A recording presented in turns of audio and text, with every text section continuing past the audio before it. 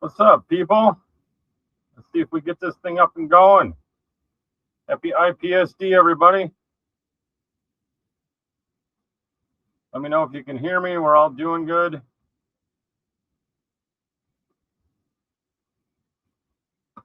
Trying to figure out all this live stuff right here.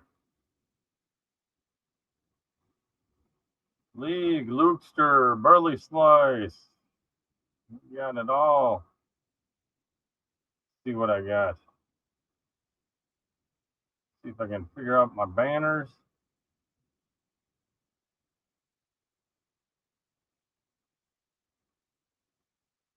Let me know if y'all can see the banner for the chat or for the live.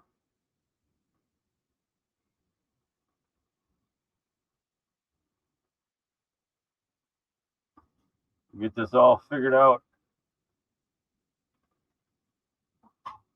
Walt should be popping in here.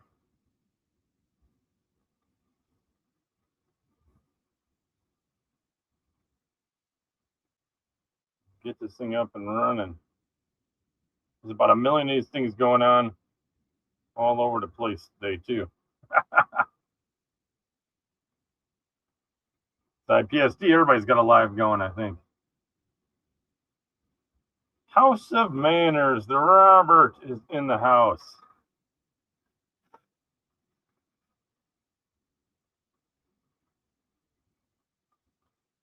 That's doing good. Let's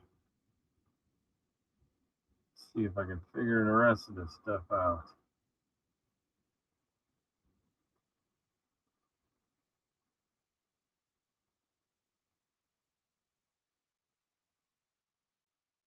That.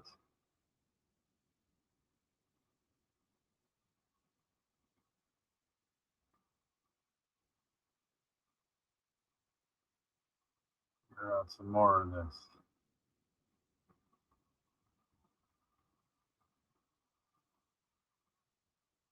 Checking my comments. I can see those. We got that going. We're coming through loud and clear. Dakota, can you see the banner? Is the banner up for the chat? Or anybody? I don't know if the banner's showing on the bottom. It should be. On my end, it shows a banner. But I don't know if it's coming across because what I see looks different than the YouTube that you guys are seeing.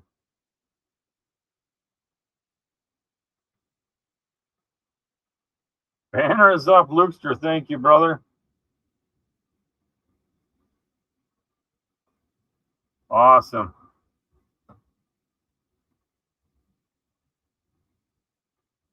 That should work.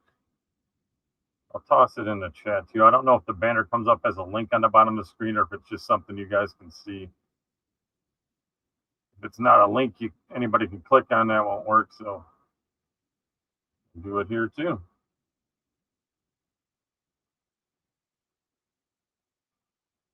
There we go. See?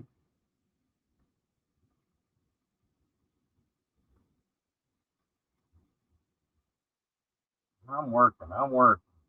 We'll figure that out.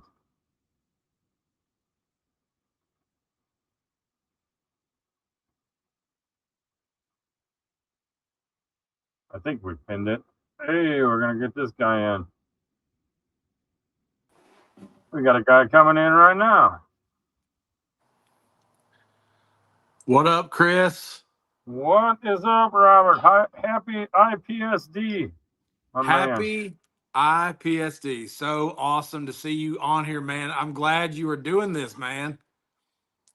We're going to get it up and running. I got some mega competition going right now on the Instagram. There's a pretty big live chat going on right now with all the players. There's no other place I want to be, brother. Right here with you. Thanks, man.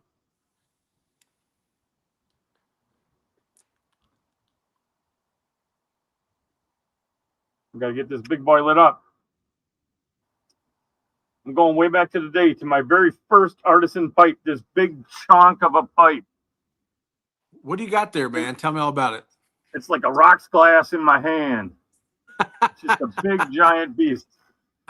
It's actually, I found it in my buddy My buddy runs Stem and Briar, so he does pipe repairs and restoration, and he's part of the Milwaukee Pipe Club that I was in. And when I went over there, I found this in his basement, and it's actually a Polinsky. It's a Polish pipe maker, but this is my very first artisan pipe that I ever purchased, and it started my Polinsky collection. Oh, wow. I also, in honor of your live stream, I'm also smoking my very first artisan pipe as well. This is Malcolm's Pipe Shop, the Forest Floor.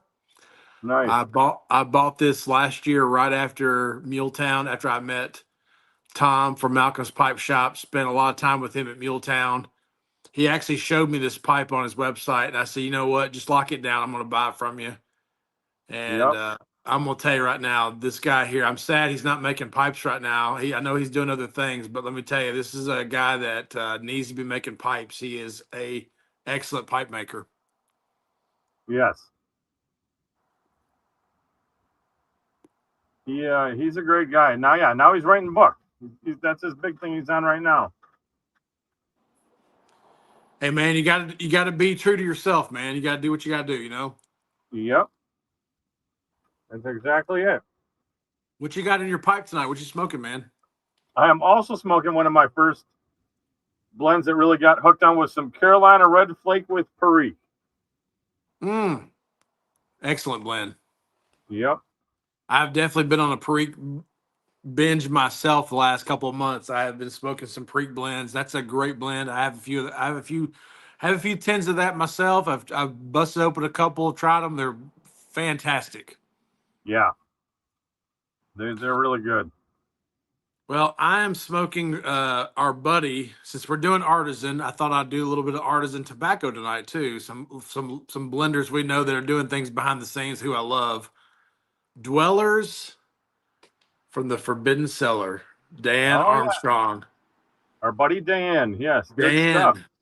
Dan, you know, I got to say, you know, I enjoy our big time blenders. Don't get me wrong. I think that we've got some great things coming out. I agree. I really enjoyed from Beyond from Cornell and Dill this past year. It was really, really good. But I got to give some shout outs, man. Listen, our small blenders that are doing stuff out of their garages, out of their homes, out of their offices, these guys are putting together some really impressive stuff. Like, I mean, Yeah. for people that are just coming together and blending things out of their home. I mean, you got Dan Armstrong, you got Null of Nine, you got Big John, Mm-hmm. you got Ravenwood Blends, who is I mean I can just keep going. I mean I can Yeah. just keep going. I mean, are Yep. we not in the golden age of small blenders or what? Well, and that's what it is, right? There was when the Sutliff McBaron thing went down, it was huge because it affected a lot of things that we like and enjoy. But if you really think about it, there's a lot out there, and you can still find tons of amazing stuff. And then you got all these micro blenders popping up more and more, which adds more excitement to it. It's it's a good time. We're as crazy as it is, when you really think about it, we have more options available to us than the glory days of pipe smoking did for the I most part. agree. I agree. And but so Scott Rollins and I we have talked about this many times. We've talked about how it's not that you're just sitting in your house blending. It's I mean, you and I can go buy a bunch of leaf right now and just start throwing stuff together. Mm-hmm. But it's not just about it's to not only throw stuff together but also be really good. Like, I mean, you Mm-hmm. know, to have the ability to put stuff together and blend it and also know like, okay, this is a blend that I think the masses will like, and then put it out there. Like Mm-hmm. that it's an art. And It's that. with the combination of, you got people like this, you got people making stuff like this. You got these amazing gentlemen out there making pipes. You got people out there making tobaccos that are just art. And I mean, like this right here, this is something like, I mean, Dan, where if Dan is watching tonight, let me tell you something, Dan. I've actually smoked 3 of your blends today. Like, holy cow, man. Keep them coming. Let's just go. Come on. Yeah. Just don't stop. That's exactly it. You know, you got a lot of the craft blenders coming out there doing awesome work. The artisan pipe making world is just insane. You know, it is. It's really, really cool. Chris, What's up?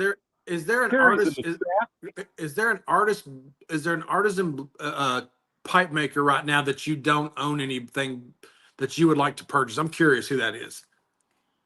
Oh man, the list is long because because I'm not independently wealthy, so I have to kind of like.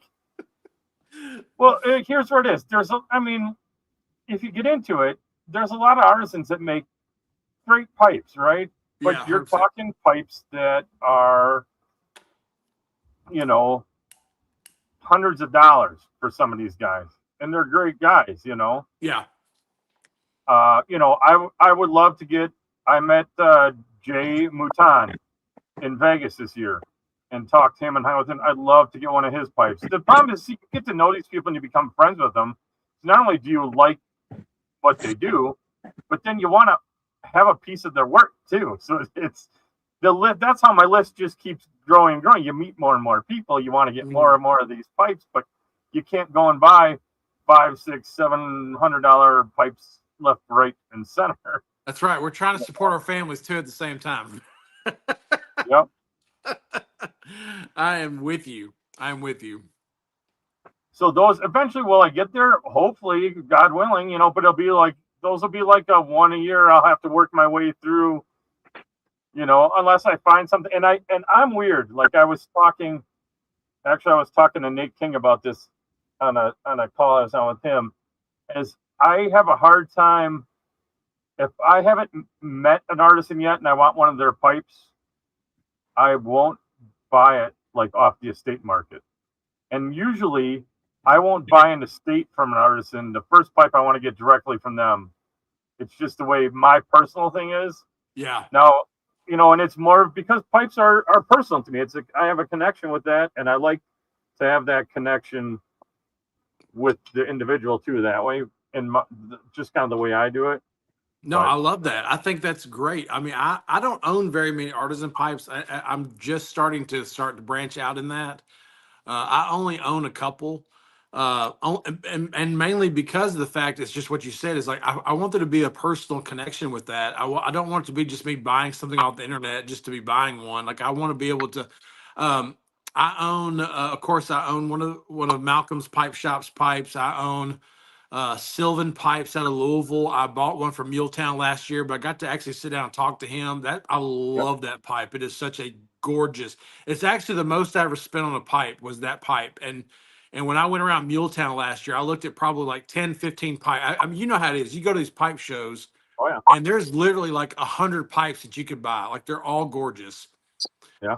But I had this one that I kept going back to. I kept going back to, and finally went back and said, you know what? I'm going to pull the trigger on this. I know it's more than I want to spend on a pipe, but that pipe is so gorgeous and so ornate and so beautiful and so fun to smoke. And but I met him. I got to talk to him. I got to have an experience with him, and there's just something about that that's special. And so anybody who's watching, let me tell you, if you've not been to a pipe show, you need to do that. Like that needs to be on your list of things to do. Whether it's Robert, you're telling what I've Milton. been telling these guys since they first met me. I've been telling these guys because nobody's been to a show, and it's like you've got it. It's amazing. Like as much as this community, and you love the community, it's like the YTPC, but in person. The people are just as nice, just as giving, just as open.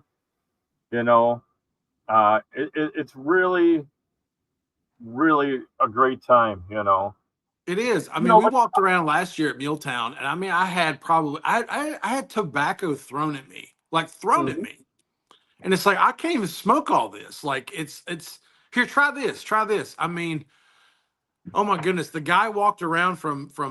It's so sad about Sutliff. Like I'm just like as a new pipe smoker in the last couple of years, like I missed out on McClellan, I missed out on Frogmorton, I missed out on so many things, and so as a new pipe smoker, and then Sutliff closes, and the Sutliff guy's walking. I mean, he's just walking around with a big old bag of Sweated, which I don't know if y'all have had Sweated, but it is phenomenal. Like it is Yeah. so good. Like holy cow.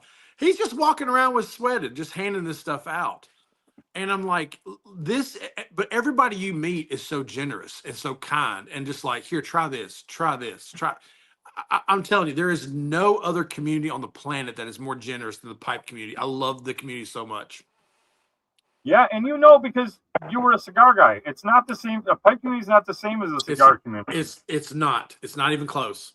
Nope. And I always tell the cigar guys the same thing. I was like, yeah, I was in that cigar world, and then you get in the pipe world. It is so much more welcoming and open. It is 100%.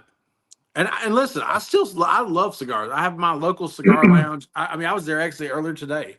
Like, I love my cigar community. They're a great group. It's just different. It just hits different, guys. I'm telling you. The pipe Yeah, community. It's pipe community is amazing. like salt of the earth is what the pipe community is. It's what it is. I totally agree with Can that. y'all hear me? Yep, I can hear you, Walt. What's up, Walt? What's going on, y'all? I could barely hear y'all. I don't know. I'm going in through my browser, so it's a little bit different this time than what I'm used to doing.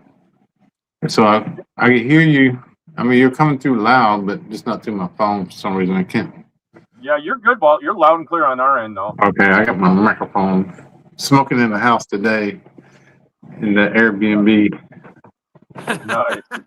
I got me another scotch, y'all. Another Jura. Jura. Oh, you go, my friend. With $40. Come in this little container. You should like that. It's good. Fancy. The 15-year is beautiful. That's the 10 years good, but the 15-year. Go get the 15 next time. You'll knock your socks off. It's the only decent price I found that wasn't a blend. I had a blend last week, so I was gonna try something different.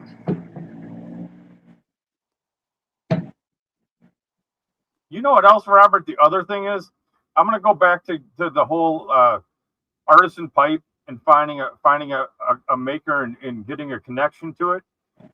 Some of the craziest things, and Carrie mentioned earlier, some of these artisan pipes are very expensive, but there's also plenty of guys out there that are making pipes and just getting started. I mean, that was Dottle and Briar for me. I wanted to find a pipe from somebody in Montana that made pipes. And I was looking for that because that's where my dad went to college and my dad loved Montana. So I wanted a pipe from a maker in Montana. And I knew about, obviously Tinsky's been out there, but Tinsky pipes aren't the cheapest pipes in the world. They're great, amazing pipes, but they weren't cheap. So I was trying to find a different maker, and I came across Dottle and Briar. And all of a sudden, I'm getting pipes for, cheaper than Savinelli's and everything. $125, under $150 for an artisan pipe. Just from a random, I wanted to find somebody like that. So the other thing that you can look at is, hey man, start looking for what state you live in or a connection you have to a state and look to see who's out there. And you can find these guys that are making pipes and give them a shot. You might get a pipe for $100. Right. You might get a pipe for $75 from some of these guys. Because sometimes they might have one sitting around and they're not out there promoting them, and you can find a great pipe. And then you've got a pipe for a connection of somebody that's new and out there, and you can go that way too. Man, I found two. Well, I got yours, Chris, that you told me about, Donald Breyer. Then I found that guy, I don't know if I have it, that Smoters on Facebook. He just made a comment, look, I make affordable pipes. I'm doing it as a hobby. This is some of the pipes, and I think I paid, none of these pipes cost me over $117 shipped. Yeah. And this is the Donald Breyer. And nowadays, for that price, you can't even get the cheapest Peterson or Savinelli for that kind of money. Yeah, I'd rather buy one of these than And I'll tell you, the Peterson quality has gone down. Now Savinelli, I think, is still a really good pipe. I think they're still making really good pipes, but I definitely think Peterson has gone down. I mean, I have an older couple Petersons that seem like they're just much better than the new ones I bought recently. For whatever reason that is. I mean, I know how companies are. They got to cut costs in here and there because times are tough and whatever. But I mean, the reality is that the factory pipe makers, you know, they really need to step up their game, man. I mean, especially you have so many people making pipes now like this. I mean, But this they is one don't of the have a best pipes game. I own. This is one of the Their best pipes their I own. their game is they got machines doing all the work for them, and their name brand is what carries them. Mm-hmm. Yeah, And you know, people, it's been around forever. some people are just comfortable with their a name brand, and that's what they buy. And there's shapes and colors and changing the stems and stuff like that. But something like this, you know, this guy literally, well, not this one, but this motor pipe actually had videos of him making it. That's pretty cool. And even that weird corn cob, I found that guy who made that Cavalier pipe. Yeah. Mm-hmm. I found a guy who made it. He used to make YouTube videos, and there's a video of him making that pipe. Yeah. So Well, it's neat like that, you know. I have a handful of people that I would like to buy a pipe from at some point in time. Some of them are pretty affordable. Some of them are not. I mean, Yep. Yeah. I can't remember the gentleman's name. I feel so bad because I've literally talked to him a bunch of times online. But Southern Roots, he's making some really cool corn cob pipes right now. Yep. I mean, he's got some really cool ones. In fact, Scott Rollins from Idiots with Class, he has one of his pipes that he says one of his favorite pipes. He said that pipe smokes so well. So I want to get a commission for one of his pipes. Have y'all tried some of his tobaccos? My goodness, he's Yep. got some really good blends. I smoked the new one that just came out, the Fantastical English. Oh my, it's really good. It's good. You Like, got to get. wow. Have you had his gunslinger? Any of his gunslingers yet? Yes. Oh, Okay. yes. It's so good. I was gonna say, man, those are right up your alley too. You know, with the whole bourbon and you know that kind of stuff. Those are ones you would have had to try. 100%. Yeah. Yeah. I mean, he's definitely someone that's really putting out some His really stuff is quality just stuff. very, very wet though when you get it. You might as well pour it in a bowl and let it sit for a day. You come back to it. Let's see. Gary, I have not seen Phil's new pipe. I'm just going to catch up on the chat here. League. And for everybody else, the Twilight Reverie from Ravenswood. He did not have that ready for this time's drop. I was looking for it too. I actually talked to him ahead of time. And he wasn't able to get that one done. So it's not in the drop that came. It'll be in the next round. Walt was looking for that one too. We were all after that one, but it just. Which one was it? I'm sorry, I could barely hear you. The Twilight Reveries from Ravenswood. That was. Oh yeah, I didn't see that. I did buy the Frontier. I pre-bought it. Yeah, I got that stuff coming. Yeah, I had to do the Frontier, and I actually got. I've never had the Smog's Breath either, but I pre-ordered the second release of that since I missed it. I missed the whole release this past week. So yeah, the Frontiersman and the Smog's are both new blends from, so nobody's had those ones yet. They'll be interesting to try. Well, now the Smog's Breath, isn't that it's the same blend as he has before, but he added some Perique to it, I believe. Is that correct? Mm-hmm. It's like his Frogmorton match. Yes. Yeah. Well, now, the Frogmorton is good. He picked up a lot of Kia in it, I think. That's why. I don't know if you said it already, but Quentin's in the chat. Oh, what's up, Quentin Shower. I'm gonna help this guy out because I can't. Dakota, those three little buttons won't be there for me to. They're not letting me like pin that, so for whatever reason, I couldn't pin it. But I'll just keep throwing it in the chat so they can click the link. Otherwise, the banner's up and you can copy and paste it into your browser, and it'll pull you in that way too. Well, now I'm watching this on StreamYard, so I can't see comments or anything. So if there's any questions, let me know. You can see if you're on StreamYard and you go over, change it from private chat to the other chat. There's two links in the upper right hand corner. If you're on are you on your phone or are you on a little computer tablet? Yeah, I'm on my phone. Oh, I'm not sure how the phone one works with StreamYard because I haven't done that. But if you're on like a tablet or on a computer, you can see two different chats. There's like private chat and group chat. And if you click on the group chat, then you can see You can see everybody's chats. Hey, Chris, ask me what I'm smoking. Hey, Walt, what are you smoking? Sutliff pumpkin spice. Oh, Very pleasant. Wrong season, brother. Wrong season. Where's your latte? My what? Your latte, your pumpkin spice latte. To go with it. That's for October. Yeah, so is that tobacco. I found it in a vape shop down here in Virginia, and they grabbed me a little bit of it just to give it a little try, and it's quite pleasant. I was testing my system out because I'm smoking in the Airbnb, so I got fans going, windows open, and trying to pull a draft through here. So I used it to kind of test everything going out the window. Something that doesn't smell too much, huh? All right. And I want to smell pleasant. I don't want to, Presbyterian mixture floating through the house. I do have one roommate downstairs. Let me tell you something, man. Presbyterian mix just my jam. Oh man.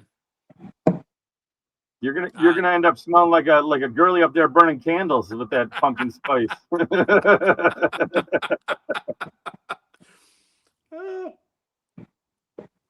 It's very good though. I give it that.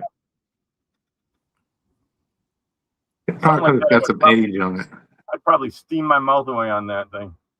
Yeah, I don't think you would, man. I think it don't taste like pumpkin though. It don't taste like pumpkin spice. It's just like a nutty kind of caramel, like aromatic. There you go. Well, I'm smoking that big boy. Big what do you got in it? Carolina Red with Perique. Going with my first artisan pipe and my first favorite blend that I used to smoke a crap on when I first started. Y'all, Chris is gonna go around the world today, so he's starting out with what pipe you start out with? What country? This one's from Poland. So before the night's over, he's gonna circle the globe with pipes. Pipe makers from only with artisan pipes that I have though. So yeah, this artisan pipe. Nelly's or Peterson's. I did not get any factory pipes. So if I didn't have something from a country, it's out. But I did grab all my artisan handmade pipes from different countries and put them in my bag. Look, somebody's reporting for duty. There he is. Hey man, I was going to ask you what beer you had in the green can there. That's the only reason I jumped on. Oh please! This is a sparkling water. I ain't gonna lie. I got off work at noon. I had a little scotch from noon. I had to slow down a little bit. So what scotch did you have? I had I drank some Goose Island IPA, and I go. For a second, that's what you had. I was like, no, this is a sparkling ice water because I drank I drank a quarter bottle of the Compass Box Artisan Blend earlier today. Oh, and I better slow down a little bit before I get on this live stream, or I might be getting shut off. So I do it all the time. Don't worry about it. Guys, look here. I got some Highwood Flake from Sour Tobacco. Here's the thing, guys. I don't know if he intends on making any more of this. We need to put the pressure on Quentin to continue this. This is probably the most professionally produced flake I've ever seen from a home blender in my life. Hunter was just shocked. He wrote a real nice review up. I don't know if he's going to publish that anywhere yet. I'm sure he will at some point. The thing right now with written reviews is tobaccoreviews.com, to publish them, they have to accept them. You can put all the time and effort in the world into a review, and they will choose if they publish it or not. So that's a really weird space at the moment. Really? Yeah. Tobacco reviews, they do that? Yeah, not everything is published. Everything goes through a if it's for a blend that's already out there, it might auto publish, but I don't know what that is. Like to get a new blend to be spoken about, there's a process, and it's really weird what they accept and what they don't, and I'm not sure why. That's weird, for as much as they get the descriptions wrong in most of them. Really, I'm surprised by that. Yeah, there's a couple things with that website, although it's a great resource. Don't get me wrong. I'm just saying, like, the more I get into it and the older stuff, I realize stuff about it. It's a little odd, and Hunter puts a lot of effort into these written reviews, and he should do a Facebook page just with his reviews on it. That's what a lot of people are starting to do now. You've seen that Reaver Pipes and Tobacco. Dan's got a friend that posts reviews on his Facebook page. Yeah. That gentleman does a phenomenal job. Now, I don't always agree with his taste. There you go.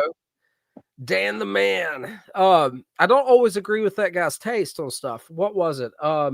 Like the HU Dark Sea that I really enjoyed. Yeah. He thought it was a little bit like just overcomplicated and it just muddied the waters. So it's not like I agree with that guy on everything, but his reviews are very well written. Well, they got different palettes. Yeah, Chris, exactly. Chris, who's that guy we know, Chris, that does the reviews and stuff on the, especially smaller blenders and stuff? Oh yeah, that's Greg Stenig. Yeah. Where does he publish them at? Tobacco Chronicles. Yeah, Tobacco on Chronicles. Facebook and the website, I think.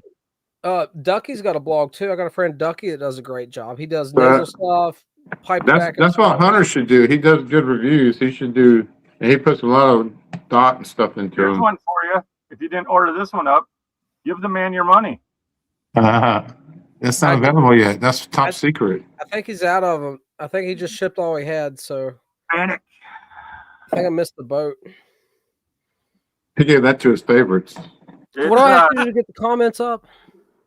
I see now. It's like private chat and then group chat. Click on the group chat and you can see everybody else. Comments. Yeah. Or comments, yeah. That's what it says for me. Thanks, Chris. Yep.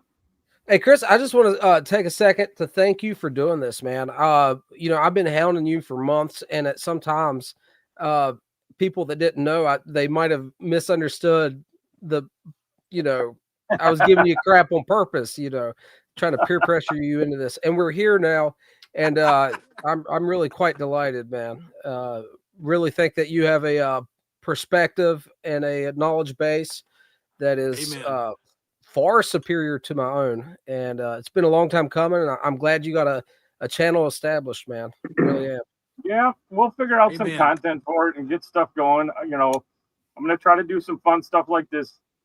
I let some of my my people know that I'll be doing kind of these lives and stuff like that. And they're gonna drop in from time to time. Probably surprise me. Some might give me a heads up, some might not. And is it too early to put in requests? You can put in requests. I can't make guarantees on it. Hey, I need some content on the goat shed, man. Okay. Since I've heard about it in a podcast, and it's been a few years back, and I can't remember whose podcast it was, so forgive me. It's been a few years, but since I heard about it, I just thought that was the coolest thing, man. Yeah, the so goat shed. we need some content on that. I sent you the pictures of the goat shed, so you saw what it was like inside there. One time. I'll have to. It looked like an ice fishing shack, is what it looked like. Yeah, he says he'll do that. It's an old early 1900s. Was from an old farm property. It's just like an outbuilding tool shed type thing that rehabbed. I think it's cool, man. I think it's cool as all get out. It's like organic cool, you know what I mean? Because there ain't no one that's going to cram in there for the wrong reasons. The people I'm going to have to figure out my stuff, and I'm going to do a little video, I think, of my winter hutch setup here too for the cold weather people too, so they can get some ideas of what they can do to find a way to smoke 100% in the colder temperatures. I need that video ASAP, because there was times this past winter. So Tennessee got some of the coldest weather it's had in years, and I'm literally in my garage going, trying to smoke my pipe. My wife is not the biggest fan of my pipe smoking and cigar smoking, but she doesn't bother me. But she lets me do it. But she's not the biggest fan. But she's always like, she's like, why are you in the garage freezing? I'm like, because it's just something I got to do. I got to do it. Like, back off. And then I'm looking at Chris and his fishing dome, and I'm like, dude, I didn't know what you do, what you're doing, man. And you probably wouldn't, and for being down by you, where it doesn't get as cold as it does up here in Wisconsin, you probably wouldn't need to make it look like all freaking UFO with the extra insulation, like I got here to bounce some of the heat back.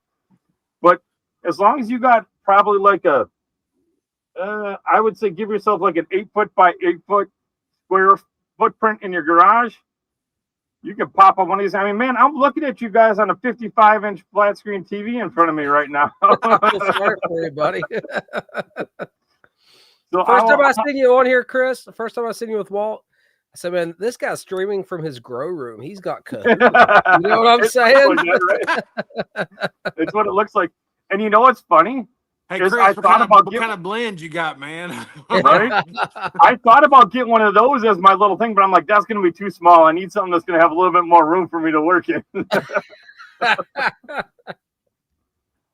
Well, because I didn't want to run. I mean, you can run a big propane torpedo heater and heat up your whole garage, but then you're listening to that thing on blast all the time. Yeah.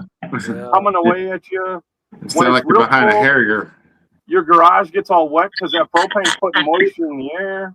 You know, Well, that scotch looks incredible, buddy. Hey, it's a pretty good $40 scotch. I haven't had that one, man. I haven't had that one. So hey, listen, well, they went from $9.99 to $90, and this was in the middle. If you get, hey, listen, you find the 15-year, you're gonna smack yourself. It's so good. I'm about to smack myself. Hey, what we were talking about them flakes earlier with Quentin. Quentin, if you could come out with a good, just a burly flake like you did with that that last blend, Highlander, you'd probably make some good change on that because you seen the way the Masso thing went. Well, did you see LJ Peretti's burley they announced today? Enigma? Yeah. I'm not going to get it's going to taste they like copied soap. Quentin. That's the plug. It's just like Quentin's plug. I got a half a pound of that ordered, so I think Quentin did too. I seen his comment on the Facebook, I believe. We got the Enigma. Mm-hmm. Quentin, you in here? Quentin, get in here. He was if he's not. I saw him in the chat, but I don't know if he's. He told me earlier his son is sick, so he may be in and out. Oh, he was going to join us tonight. Been there and done that, man. Yeah. It all just went around. Did y'all watch Quentin on Idiots with Class this past week? Yep. Yeah. I had a lot of other stuff going on. I need to rewatch it. Yeah. Let me tell you something. He was a great guest. He did a great job. Great. Yeah, he was really good. I think Scott is, Scott's part of a couple of different live streams. And if you don't know, we're doing a live stream. So Scott and I are starting a live stream next Monday. Idiots with Manners. And we're going to try to probably do a lot more, establish with comments and stuff. But I will tell you, the Blenders table is probably not going to be about like people watching and commenting, and it's going to be more about the person he's interviewing because he really wants people to see them and try to establish like what they're doing and stuff. So that's kind of what it was, anyways. So yeah, I mean, we were there live, but he didn't have to. You know what you could do, Robert? I made a dumb comment on. You can let him know that he doesn't have to go to live. Then, if he doesn't want to have to interact with comments, they could just record it and post it up that way. Well, I did one with Parsimonious Piper, and he just did it on and then posted it later. Yeah, I think it's better. I think it's better to go that route if you don't want to. Because if you do it live, these guys want to interact. That's why they're here. They're here watching us because they want to be able to interact. 100%. I totally agree. Yeah. Well, Quentin, I got to answer Quentin's question. I did smoke a very small bowl because it is Falcon Friday, so I tried one earlier today in my little Falcon Meerschaum, and first round it did not suck, so we're doing good. We're doing good. I did rush it. I should have let it just, I didn't even dry it out. I just kind of shoved it in there, so like we had talked before, it needs minimal dry time. Probably if I would have put it in a tray for 5 minutes, it would have been perfect. But yeah, I got a question for Falcon Friday, guys. Chris, you got one of those mirror bowls for Falcons too, right? Yeah. What are you guys paying for just the mirror bowl for those Falcons? Well, they make them like a regular size, so it'd be a regular Falcon size, which is a small bowl, and then they make them in a large or the big size.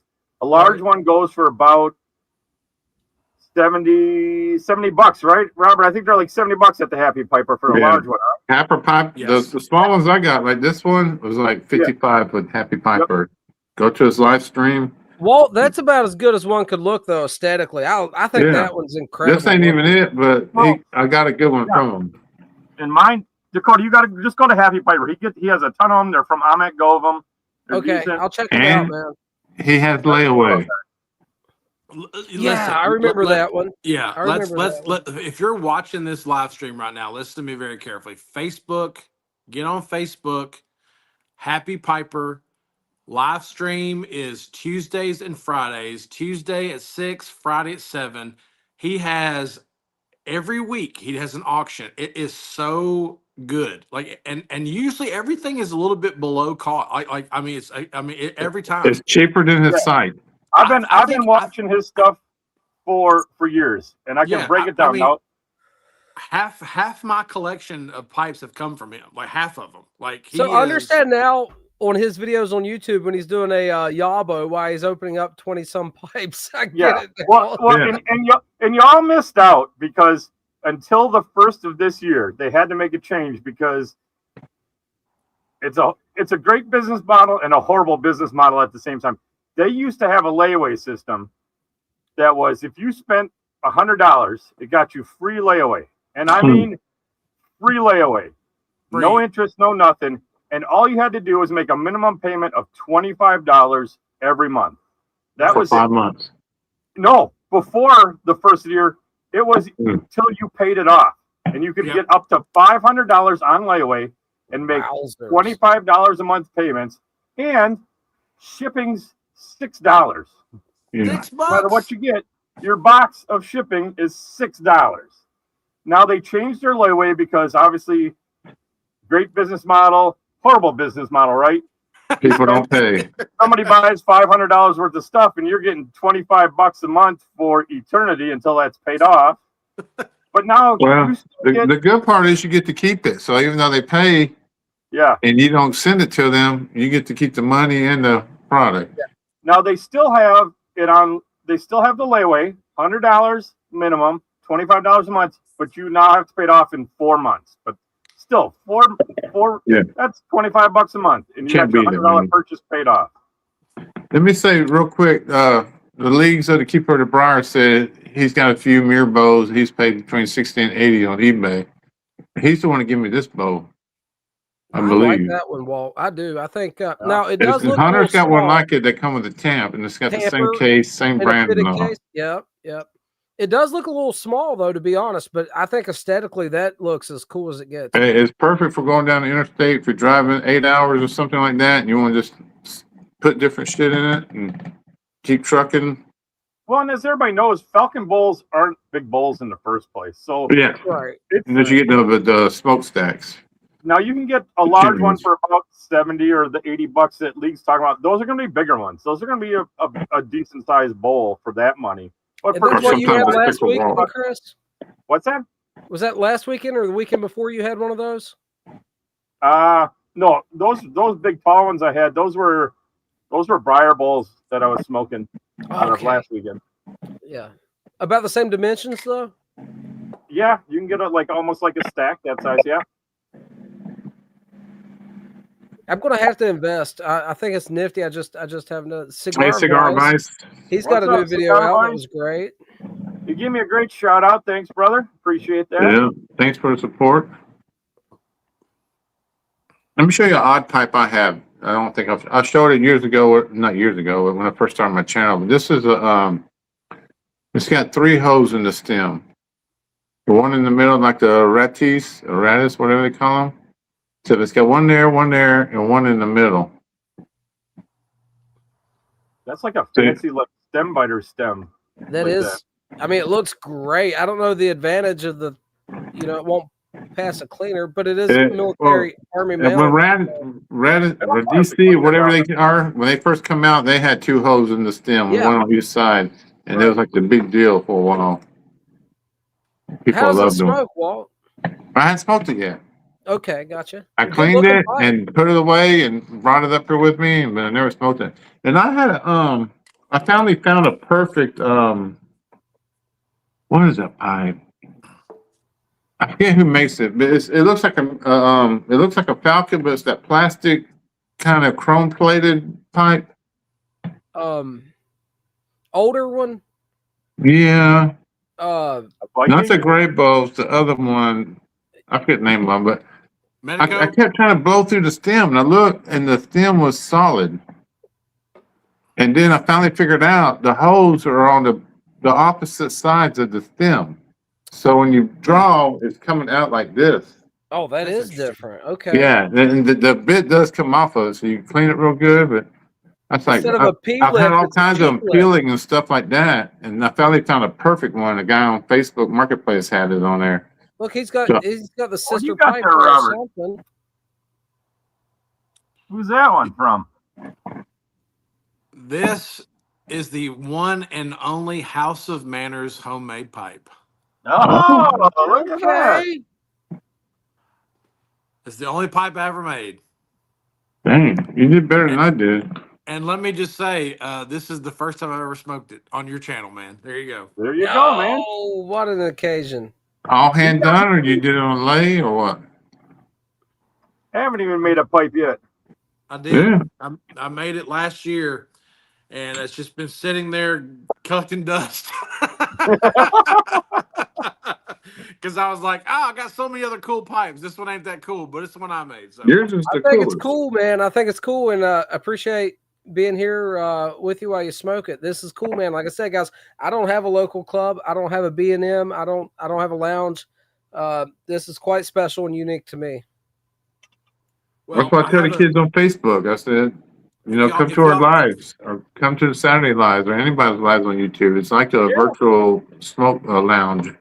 You guys might get sick of me, but I'm just going to start. I'll start throwing up lives, and if people show up, they show up. They don't. It's just a place to smoke and hang out. That for some of you guys, like you, don't have an option to go someplace, and they want to smoke a pipe with somebody. If you're in the tent smoking already, you might as well just turn the camera on and see who joins you. Like pipe philosophy.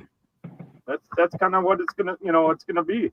I'll fill in with that stuff, Chris, you did promise to show some pipes off though, so I might have to hold your feet to the fire again. I will. Well, I'm working through this big boy here. I think, after this one, I'll let you guys pick a country, and I'll see what I got in my bag, and we'll go that route. Oh, kinky. That big pipe you got there, man. I don't think I've seen it before personally, and obviously you have history with it. Your first artisan pipe. How does it smoke? I didn't ask. Oh, it smokes amazing.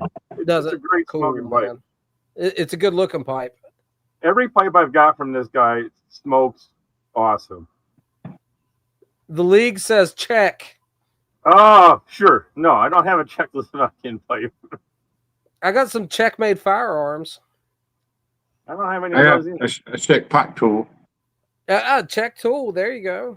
I got one of those, yeah. All right. We're doing it. We're doing How's it smoking? Yeah, how's it going? How's the draw? Hey, we're doing it, guys. I feel like Nate Bargatze. We're doing it. Hey, man, did you drill it out and everything, or did you get a block and carve it out?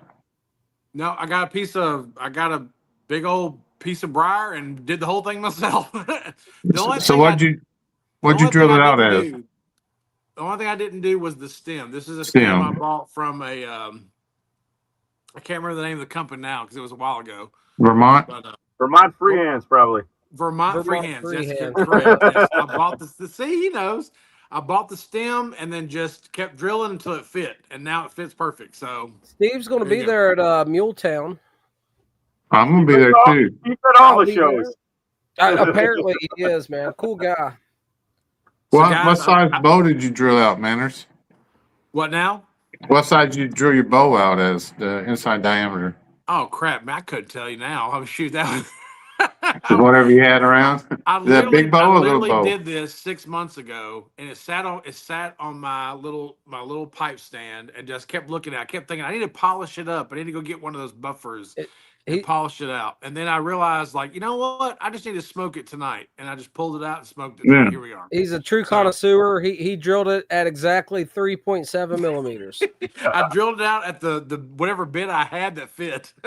So you do it a hand drill, or did you have a drill press and set it up to line everything up? Or I did it on my lathe. I just put the drill bit on the lathe and then viced it down. Everything, man. You got to see his garage. He's got all the. He's got a bandsaw. I seen it in the video. No, I seen it over his shoulder. He's got a bandsaw. It's all around. Look, there's. You got to watch more of his videos. You'll see it all back there. Now I know who's watching and who's not. Hey, I noticed the calendar the other day. Okay. He's got a Benchmade calendar back there. I have a great story to tell you guys. So the video is coming. The video is coming soon that you'll be able to see it. I actually posted on my Instagram, but listen, last week my wife walks in the house late. She's kind of running around the house. She's kind of being sneaky, and my boys are kind of going with her off to the. They're being very sneaky. I'm like, what the heck's going on? It was right before Valentine's Day. So I thought, maybe she's doing some kind of Valentine's Day gift. She hands me a bag and she says, "Happy Valentine's Day and happy birthday." Now, mind you, my 50th birthday is not coming up till November this year. Oh, wowzers! Big gift. So no wonder you took her out somewhere nice to eat. It all makes sense now. We're the party babies. We're party babies, bicentennial babies, bro. That's right. 1976, baby. Here we go. So I reach in. I'm like, so what is this? So I pull it out. Now you gotta understand, this woman who I've been with for 30, like we've been together as a couple for 30 years. She has never bought me anything tobacco related in my life. I reach in, I pull out this little bag, and I start opening it up, and I see it's a pipe. And I start looking at this, and I'm like, oh, what could this possibly be? 1976 Dunhill. Wow. All right. Dunhill. Sterling silver band, 313 Root Briar. How did she know? She heard you talking about it? Yes, she heard me talking about it and then went and bought it. And I'll tell you right now, that a girl. I've not smoked it yet. But I said, why are you giving this to me now? She said, because I want you to enjoy it this year. Yeah. Wowzers, bro. There you go. So I am going to inaugurate that pipe at Muletown with some Pelican. Nice. Oh, you got Pelican? I have a small You're hoping to find some. I have about that much Pelican that somebody gifted me. So that's. I just want to see it. That is the most incredible story, man. That's awesome. Kudos to your wife. Wow. Well, hey, did she ever nail it? If anybody's wives need help, I've been known to help. Come and take it. You ever know Come and Take? You seen Come and Take It, right, Mason? The Come and Take It Pipe Works. Mm-hmm. Yeah, his wife was trying to find him a little something special for his birthday. How? How can you? Oh, God, he does. Guess what? He stores a lot of pipes, man. I found him one, and he loves it. He told me, he's like, I heard you had a hand in this. He's like, you found a good one. He had a package today. He said, I got this through customs. I got it to the States. I dotted all my I's and crossed all my T's, and I got it with no extra money. And it's like some old tins of tobacco, some old the McBaron Navy Flakes, and old Dunhill stuff and stuff he got from Europe.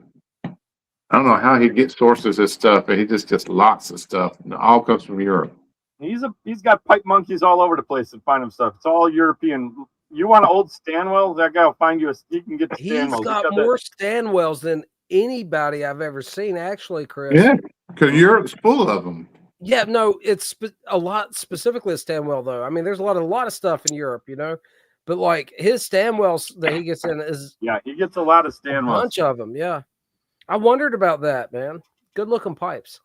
So I'm going to be going to Ireland here in a few months for a couple of weeks. I've got on my plan to stop at some antique stores to see if I can find some old pipes. I'm kind of curious if.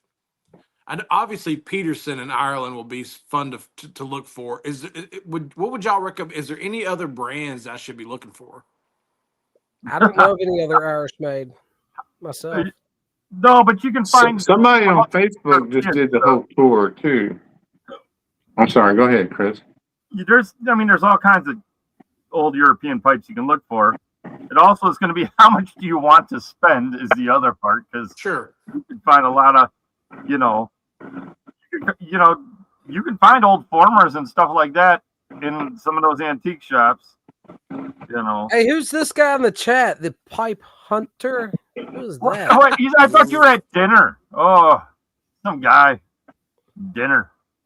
On IPSD. Get that wife straightened out. This is man night, not dinner night with the wife. Get her a pipe. We have two approaches here.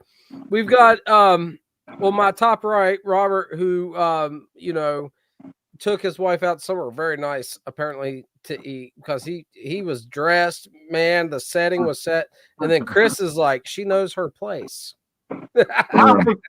My wife's in Arizona right now. Hey, one got a Dunhill out of it. At some Captain, let me tell you, Captain. When I say this, pimping ain't easy, man.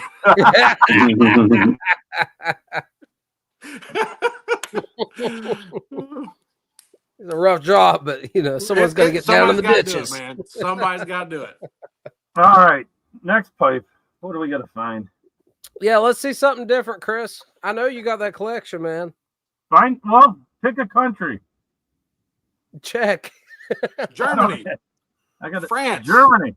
Actually, I like Germany. I know just a couple brands, and there's actually, like, historically speaking, a bunch of stuff out of Germany. Yeah. There is. Snappy dresses. Except for most of the German stuff is going to be like, well, you go back, that'd be like Vaughn and that stuff. To find artisan stuff out of Germany, well, there is. I do have that. I guess I would. Lukester says Kazakhstan. Let me see that Borat. Let me see that Borat pipe. There are some artisan pipes from over there I would like to get, but I'm not paying the tariffs on them right now. Well, if you're going to go to Germany, that's going to be this one, my Dirk. I like it. The macaroni noodle. I like it. Tubing from Dirk. There's Germany. That actually is pretty badass, man. I'm not gonna lie. We'll put some dead men in it. There you go. From our buddy Niall. Oh. I haven't tried any of that yet, but his interview on the Pipes magazine radio the other day was really nice. It was a really nice interview, man. I really enjoyed it. You got to get his stuff, man. It's worth the money. All three of y'all coming to Muletown? I'm trying, man. Chris, I wish I could help you make it somehow, man. What do you need? Emotional? Pick him up at the airport. That's his main struggle, get from the airport. Crowdfund the plane ticket, man. I'm telling you, we'll set up a GoFundMe tonight. It might be as it's looking now, if I'm getting there, I'm going to end up having to fly because I'm not driving 9.5 hours by myself. I don't know. I'm not doing it. Drive, I'm sure.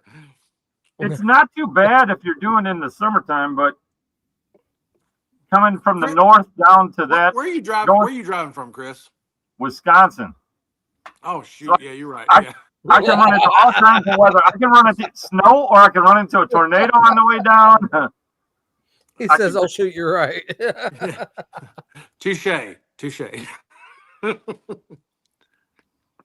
We'll get you an Uber from the airport, Chris. It's an hour drive. That's a hell of an Uber, I'll tell you. Sometimes it's pretty decent. If they're desperate, they'll take $50 or $100 to get you there. Dude, you know how much they're not desperate coming out of Nashville. Do you know how busy them Uber drivers are in Nashville driving people around? They don't want to drive all that ways. There's always that bottom ring that's struggling. Quentin, you need to get to Chicago. No, come to Muletown first. Oh, man. If you're going to come from Montana, get to Chicago. He just said he wish he could come to Muletown. He feels like he's a world away in Montana. Listen, either way, if you go to Muletown, if you go to Chicago, the only thing I have to say is make some more of this Highland flake. It needs to be a regular. This is phenomenal. Guys, I don't do topped blends. Y'all know me. As bad as I would like to, usually toppings scare me away. And this is one that not only can I tolerate, I thoroughly enjoy. So which blend is that? This is the Howard's Flake. Oh yeah, I missed that one. Man, yeah, I'm telling you guys, this is the most uniform, professionally produced flake from a micro blender, par none, that I've ever seen in my life. He needs to put out a burley flake. I'd love to see a burley. Yep, a burley would be great. Even play some Virginias. If you can press flake that well. And I mean, it's almost like it's heat pressed. I don't know how he's doing it. I got to get some of his secrets, but it's almost like it was a heat pressed. But yeah, really well done. There you go, League. Now, see, you said the same thing. I saw this from the airport to Muletown. I decided, no, I want to do Chicago instead. I hear you. Chicago, I'm telling you, if you can make Chicago, I mean, I get it, right? It's none of the places are cheap. If you got to fly, that adds, for me to get to Nashville, I checked as of now, which I don't understand why it's so expensive to get to Nashville at that time, but it's like that's because all the bachelorette parties are here. That's why. $400. I flew to Nashville before. I don't know why it's $400 now for me to get there. Because this is where everybody wants to be. They want to be in my backyard. That's why they're moving here, dadgummit. It sucks.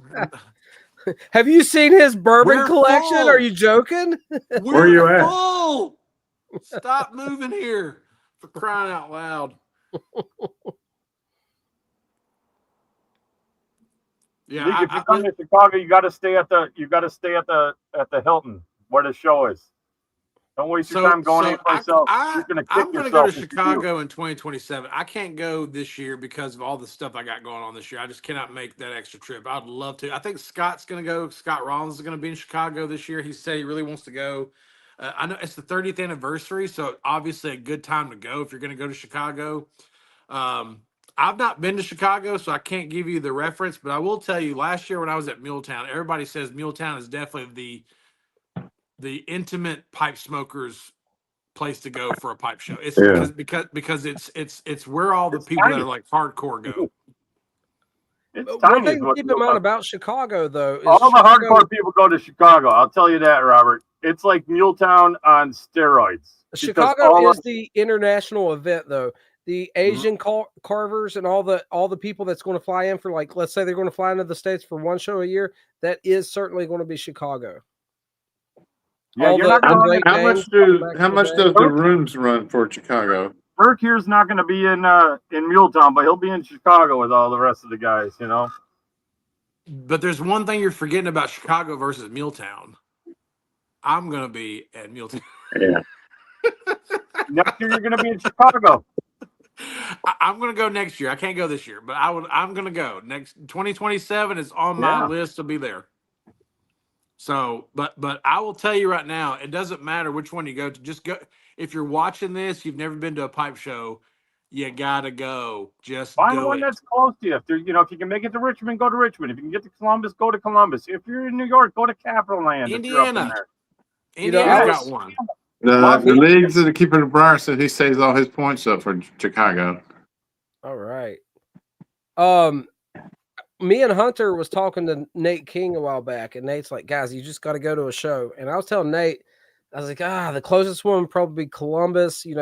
I'll see. And Muletown's not close to us. It's an 8-hour drive, guys. This is a big thing. I don't ever take off work. So for me, this is like pretty much a once in a lifetime. I never do anything like this, right? And everybody's going to be there. Yeah, no, I couldn't be happier, guys. I am just beside myself. Like for instance, Porch Piper Tom's going to be there, and incredible privilege. There's been a little get together in California, a little get together in northern North Carolina one time, and I think Indiana, Illinois had a good get together one time. But this is probably the biggest one of all of us. Man, I can't believe how many people's going to be there. I know Lukester's going to be there. Several people here in the chat. It's impressive. It is impressive. You talking Muletown? Yeah. Oh yeah. I'm biased. Briarworks is literally 20 minutes from my house, so I'm definitely biased. But I mean, so you're not driving 8 hours? No, I'm driving about 20 minutes. Yeah. Hey, can you pick Chris up at the airport? Yeah, that's right. That's right. You got the hookup on local moonshine, right? Man, come on, man. You got the hookup on the local moonshine. Dude, I don't have to bring it. Hey, you got to hook up on Eagle Rare? I got more whiskey than you could ever imagine. Forget moonshine, please. I got good stuff. Okay. Yeah. We don't need gasoline. That's right. I don't mix a lot of kerosene in my moonshine, but sometimes I'm feeling like it. I was at Briarworks. I go to Briarworks every Wednesday night. I drop my kid off at his student ministry thing, go to Briarworks, hang out for an hour and a half, and then go pick him up and come home. So I'm there every week. So how hard is Eagle Rare to find up there, Manners? Good question, Walt. It's actually a lot more available now. The bourbon boom is over. You're starting to see a lot more bottles on the shelf than you used to not be able to find. Yeah, Yeah, it hasn't trickled down here yet. Yeah, I could probably. Either. I mean, I'm not saying I can find it everywhere, but I know a couple of places here locally. My brother-in-law in Jacksonville, Florida, finds it all the time, but I can never find it. I used to be in able North to. About Carolina. 6 years ago here, I could get it $50 a bottle, and I loved it. I thought it was a diamond in the rough. And it seems like as soon as I told a couple of my buddies about it, instantly I'd never seen another bottle. I'll never tell anyone about a good deal in bourbon again that lives locally. Oh, Guys, look check at this out, man. Look at that. Beyond is in the chat. What's up, brother? What is that? That's a great picture. My That's wife, Olga. man. My wife's like art by Olga. Talented. Art by Olga. Oh, Cigar Voice is gonna be at Muletown too, guys. So yeah, I forgot he was still in the chat. Just can't wait to meet him. His wife's coming with him. That's gonna be quite a pleasure. Yeah, it's gonna be great. Beyond the Burl. You said Beyond, and it didn't click for a second. I didn't know they had a YouTube. My brother just jumped in. That's a link, brother, if you want to jump in and chat with us too. I got room for 2 more. Guys, that is Beyond the Burl podcast. It's a wonderful pipe smoking podcast. 2 awesome gentlemen based up in Canada. Highly recommend and suggest everyone. If you're not subscribed, they're easy to find. They have a great podcast. Go check them out. Definitely put it on your list, man. They are far more easily discoverable than us, but thanks to the advice from Chris here and the links he sent me, we are slightly more discoverable now. Be found on all the major platforms now. We have the bases covered. Well, can I just say I'm so excited about the boom that's going on right now with all these new pipe guys getting on YouTube and creating brands. This is what we need for our YTPC, and I'm loving it. I'm loving it. Look, guys, we have so many great people that are coming on right now. And Chris, man, welcome to the party, man. You should have done this a while ago, man. I've been watching your live streams now for a few weeks, and I'm like I'm serious, man. Gotta work on the content, man. It's funny when it comes to Chris because, I know Chris from doing these lives. I met him originally on one of Walt's lives, I believe, and that has been months ago now, right? And so, Chris is my homie now. I feel like I know him, personally, like a neighbor. You know what I mean? And this feels no different, right? We're on a live with Chris. That being said, it is different. It's been a long time coming. And I'm extremely excited about things to come. So hats off to Chris. Man, live long and prosper. It was nice to be able to jump to that 50 in that quick short of time from everybody. So that's greatly appreciated that way too. I mean, man. Porch Piper Tom is in the chat. Got any pappies? I used to buy 12-year pappies for $30. Yeah, it's so allocated now. Yeah. In South Carolina, you got to get it in an auction. Let's say you get a good deal on pappies. I would not even be tempted to drink it, man. I would just resell it on the gray market. It's ridiculous. Pappy Van Winkle? Oh, yeah, just resell it. Oh, yeah, just resell it and buy something else. That's so overrated, man. That's so overrated whiskey, man. I mean, Pappy is overrated. It's good, but it's not worth it. What about E.H. Taylor and stuff? Readily available? I can get E.H. Taylor right now at a couple stores, yeah. Okay, nice. Yeah. Fine. Yeah, but let me tell you right now. If you go shopping with me for whiskey, I'm gonna find you some stuff that's not that, even better, stuff that you're not even talking about. It's hard for me to find the good baseline staples of good bourbon here in West Virginia. And two factors that everyone's heard me say. One, population density is so sparse that the stores are not stocking anything good, right? Second thing is the laws here. I cannot legally purchase anything online or whatever and have it shipped here. So yeah, I'm in a weird spot when it comes to bourbon in West Virginia. I can't, so you tell me. Blue Cord Custom Woodworks, welcome to the live. Hey! Everybody, go check him out. He's a veteran and a pipe carver. Just found his channel here recently, and I'm really enjoying it. Excellent channel. Keep an eye, Blue Cord, every Friday probably. We'll be here. just like the after party happens on Saturday. And Saturdays, the Hughes brothers are on. Yep. Well, you and Chris will probably be on too. We can bring Robert along, and it'll be the same old gang. We'll just migrate. I'm down. I'm trying some GLP's Piccadilly tonight. How do you like it, Walt? I like it. I read reviews on it. People talk about how weak it was and stuff like that, but I kind of like the burly and the light Kia in the background. I definitely switched up my tobacco, guys. I'm having some Granger in the St. Nick Edition 311 KS. Have you fallen on hard times? Do we need to send you some tobaccos? You can send me some tobacco. Always. I still got a box set aside for you of some micro blender stuff there, Dakota. You haven't gotten around to. So there's a couple I know you have that I haven't. At Milltown, I'm gonna bring one of them tins. I got a Frog Morton 1998 Frog on the Town. Oh, for all of us to smoke. I would show this off, Hunter, but it has a confirmation number. Guys, me and Hunter are booked. We have a hotel. And I believe this is the one he was wanting to stay at. So, with Tom? Yep. Me and Tom's going to jail. Are you in Columbia or Spring Hill? Baymont? Is that in Spring Hill or Columbia? I'm looking. Oh, yeah, Lukester. That good luck. Ask Hunter in the chat. Which of the two options did he give? I'm not seeing. So Robert, Lukester wants to know. I'm glad you're sitting down for this one, Robert. Okay. He wants to know what bourbon you want to try, and if he has it, he'll bring it. He doesn't. He don't know you. Bourbon country. Listen, that's such a loaded question, man. Yeah. You're good. Robert's got a lot of bourbon. He's tried a lot. So if you can get Eagle Rare at price, you need to email me and we'll, Robert, you got to find something like Eagle Rare or better than Eagle Rare for Hunter, because that's his bourbon of choice. So you got to find him something.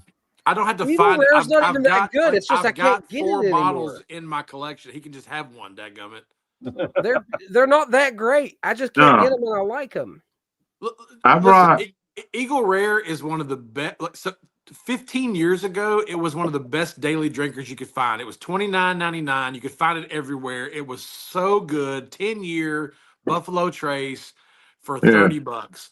And then the bourbon boom happened, and everybody started buying it off the shelves. You couldn't find it anywhere. And now it's $75. And let me tell you something. It's not worth $75. It's worth $35. And it's good. Don't get me wrong. I'm not mad. It's good. I had a reunion with my Marine buddies. We get together once a year on Labor Day and have a reunion. And I brought almost a gallon of Buffalo Trace and brought like a fifth of Eagle Rare. And nobody touched the Eagle Rare. And then another guy showed up that the guy who hosted the party knew. He brought Eagle Rare too. 2 full bottles of Eagle Rare sat there while everybody just drank Buffalo Trace the whole time. It is good. It's a good point. And I agree. After I drank the Buffalo Trace first and then went to Eagle Rare, I did like the Buffalo Trace a lot more. Oh, the standard? Buffalo Trace is delicious. Yeah. So it's the same juice. Guys, real quick, Lukester said he grabbed it. Lukester, you said you got me something. You didn't say that's what it was. Brother, I don't deserve you, man. You are far too kind. Another one that's been too good to be brutal enough in the chat. It is 4:15 a.m. in Austria right now. And for International Pipe Smoking Day, Brutal, I was going to do a video on the FIFA.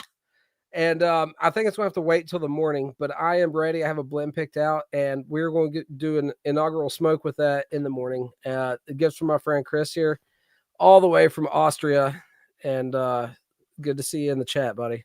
I know. I'm going to have to get with Brutal and get one of Brutal's pipes. I know Wallstrom, he got from him. I got one that he refinished, like he his cool rustication that he does. Yeah, exactly. He didn't just, and that's my my stepdaughter's favorite pipe I own. Ain't that what she said, babe? I'm sorry. the reddish pipe with the heavy rustications that Brutal did. She said that was her favorite pipe. Yeah, that's my stepdaughter said that's the favorite pipe that I own. Was the one that he rusticated. So Yeah. My favorite pipes are Brutal's too. Man, I'm telling you, what a guy. And even if he says I pronounce that like Hitler would, we still love him. Yeah. That's what he told me. Guys, listen, I spent like an hour online trying to pronounce how this pipe is pronounced. It's a traditional, what I used to know as a Jaeger hunter's pipe, right? German pipe, this big contraption. And Brutal sent me one. It is one of my prized possessions in life. And I looked up this pronunciation. I was going like deep into it to try to figure out how to say it. And like I did this video showing it off, and I was like, really trying to do it. He's like, yeah. He's like, you did pretty good pronouncing it, but you kind of sound like Hitler. Yeah. You said it. He was right. You said it too angry. Yes, it's the exact translation is pipe in pieces, I believe. So it's a sectional pipe. It has a bowl, a reservoir, and then a wooden tube shank and mouthpiece, and they're all held together with like string, like twine. You can take it apart, right? But they won't be lost. And I haven't smoked it yet. I've been reading online about it, and I was going to do that today, guys. I work 10 hours at the sawmill today. I'm lucky to be on here now, but maybe tomorrow morning I'll make a video on that. And I'm super excited. Just a question: what would it take to get Brutal to come to the Chicago Pipe Show? Last time I checked, let's see, where did you fly out of? Munich? Would he come? If he comes out of Munich, it'd probably be about a $850 plane ticket. Come on, Brutal, join us. We could probably I go to Chicago if you're gonna be there. That. We could start a GoFundMe. You and Chris.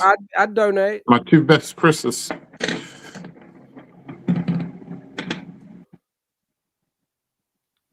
Oh, he has dusty turkeys. I do like turkey. Turkey's my favorite standard bourbon. And I'm talking about rare breed. I'm talking about 101, Long Branch, all the turkeys, high rye. All the turkeys. Come on now. It's proof Captain. Low. It goes in low. I'm a big I put turkey tail in my coffee in the morning.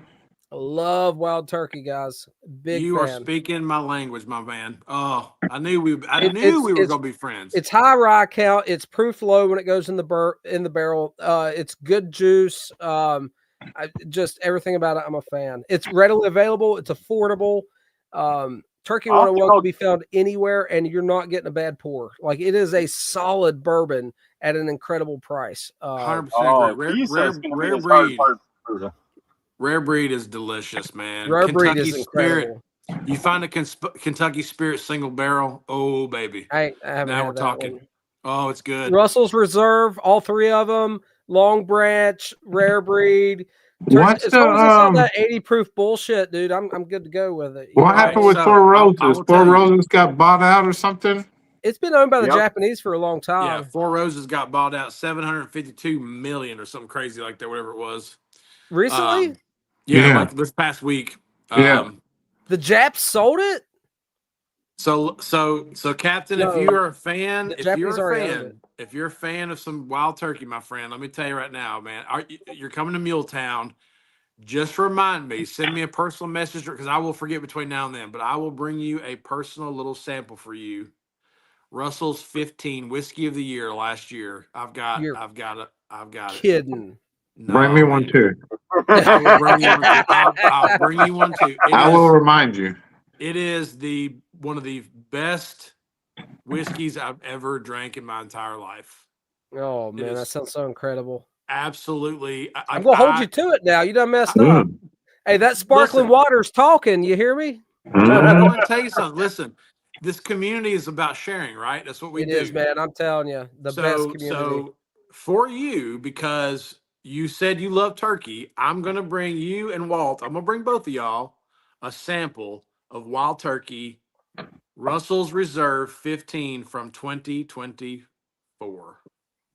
Man. Or 25. I don't remember. What's a sample? A shot or it's a 2-ounce bottle, my friend. Trust me, it's enough. It's enough. Y'all finally got Chris to join the YTPC and talking about bourbon the whole time. He don't even drink. I drink on Sundays. I don't. Yet. Yeah, I'd love to try that. I'm a big I like Elijah Craig. I like Wild Turkey, and I like I'm looking. Maybe if y'all find this in your neck of the woods, I'm a Carolina Gamecock fan, and what was it called? Ezra. They had a canter that was shaped like a gamecock, like a fighting chicken with the claws out. Yeah. In the 70s and early 80s. If you ever see that, I see them every once in a while on Marketplace for like $50 and stuff like that. If you ever see one of them, let me know and I'll buy it from you. Okay. But the prices on them was I think it was Elijah Craig, or I forgot who made the actual bourbon that went in it, but it's like a porcelain fighting gamecock that the head comes off of and you pour the liquor out of. Not for sale recently. I'm saying I think I know what you're speaking of. Yeah. It's limited release. But if you ever see one of them anywhere under $70, let me know. Buy it and I'll buy it from you with whatever you want. Chris, what are you smoking on now? What'd you put in that? That's the Deadman from Nile. Oh yeah. Show me that pipe again. I want to see that. I want to see that German pipe again.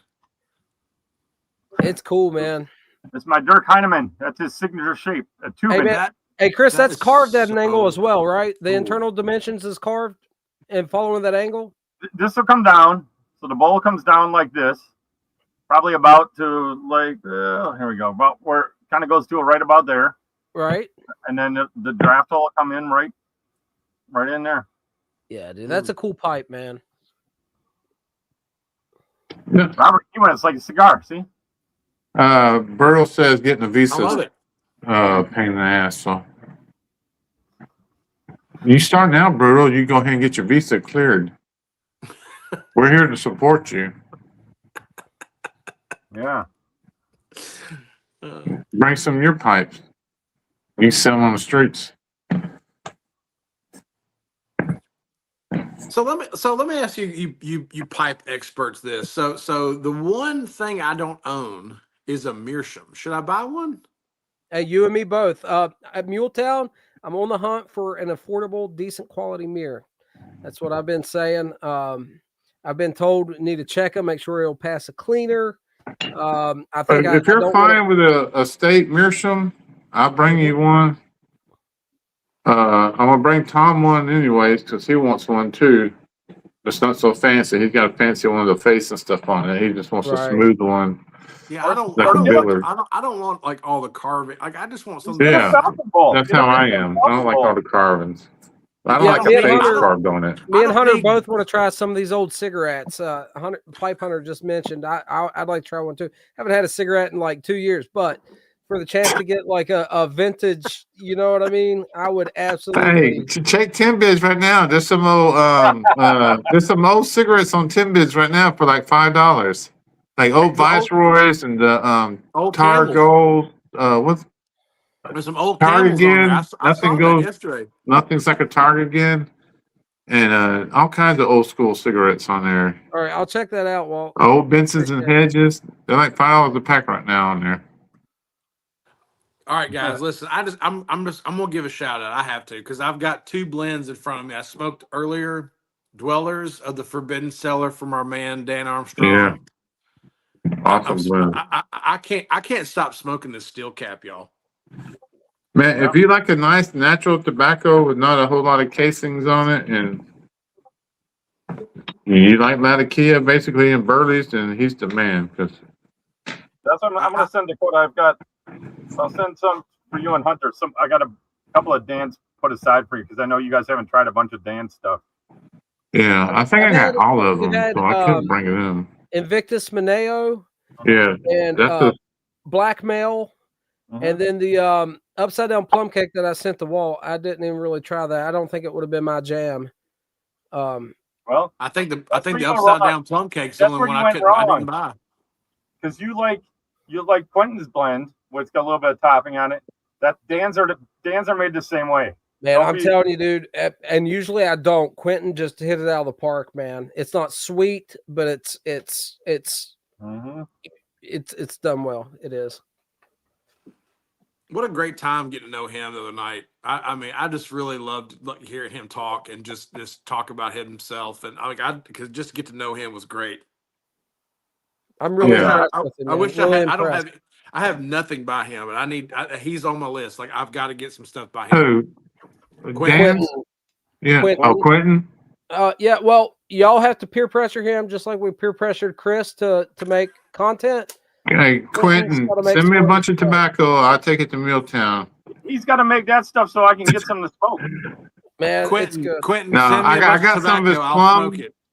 His plum tastes better than the University Flake by Peterson. The Highland Flake is a very good burley, and his new one I hadn't tried yet. But I haven't been home yet. Small says send me a bunch of tobacco. I'll give it to Milltown. I let them taste some of it. Oh gosh. Oh man, right. I need to check that out, Hunter. Tell it. Why is he? Chris, you got more spots in here, don't you? You can bring 2 more people in, can't you? Yeah. Yeah. Guys, actually, let me back out so that after you get 4 screens, guys, they all get really small and weird. So I'm going to back out of here. I want to get space. I say load them up because I want to see what it does because we're on StreamYard. You guys do Zoom. I want to know what StreamYard. Yeah, we're experimenting here. Well, someone else jump in. I want to get 2 more people in here so we can I can get up to 6 on the free StreamYard. So I want to see either the Brady Bunch or Celebrity Jeopardy. What was the show where they were vertical? Yeah, Partridge Family. Hollywood Squares. That's it. Thank you. That's before my time. No, it wasn't. You're way older than me, Walt. What are you talking about? I remember Al from there up. And I'm still tinkering with this stuff because I'm still learning and figuring out. So I'm trying to figure out if there's a better way to maximize this streamer. I know Walt doesn't tinker with this stuff as much. Yeah, I'm trying to play with it. So that link thing. Do you saw the 3 dots I was referring to? When I go over to the chat and I look at those 3 dots and I click on them, my 3 dots give me delete comment, put a user in timeout, or ban the user and delete their comments. That's all that comes up for me. Are you looking at it through StreamYard? Yeah. You got to go to browser. YouTube. You got to look at it in YouTube. That's it, Chris. Yeah. Look at your own comment for that link in YouTube. Yeah, you can do it from your phone. That's just fine. And click on the 3 dots and pin it, and it'll be permanently at the top of the chat. I'm sorry I didn't think about that question. We'll work the bugs out, buddy. That's it. We're figuring it all out. Yep, that'll work just fine from your phone, man. Chris, go ahead and buy a StreamYard, and we won't have all these problems. Yeah. Did you know how much it cost? I'm paying for Zoom, guys. If anyone needs use some Zoom, I think StreamYard is so much better. It has some advantages. You can look at these chats, which is real nice. Yeah. Boom. All right, Dakota, is it there now? It's pinned? Something changed on my screen, but I wasn't looking. Starred. Yeah, it's starred. I'm not seeing it in the live, but it's. Let me look at it on YouTube, Chris. I'll give you some actual feedback. Yeah, I did what you said, and it says it's pinned now, so hopefully that'll do it. Yeah, I think it should be correct. Any of you guys in YouTube, Carrie, Lee, can you guys see is it pinned now, the link? Is it pinned on the YouTube chat for you guys? Or for, just in general? It is. It's pinned correctly. I can show you. It's at the very top up here. All right, there we go. Now I know how to pin it. Figure it out, man. Good deal, bro. We're going to get this all figured out. I'm going to figure out how to maximize these screens better so we can load this thing up.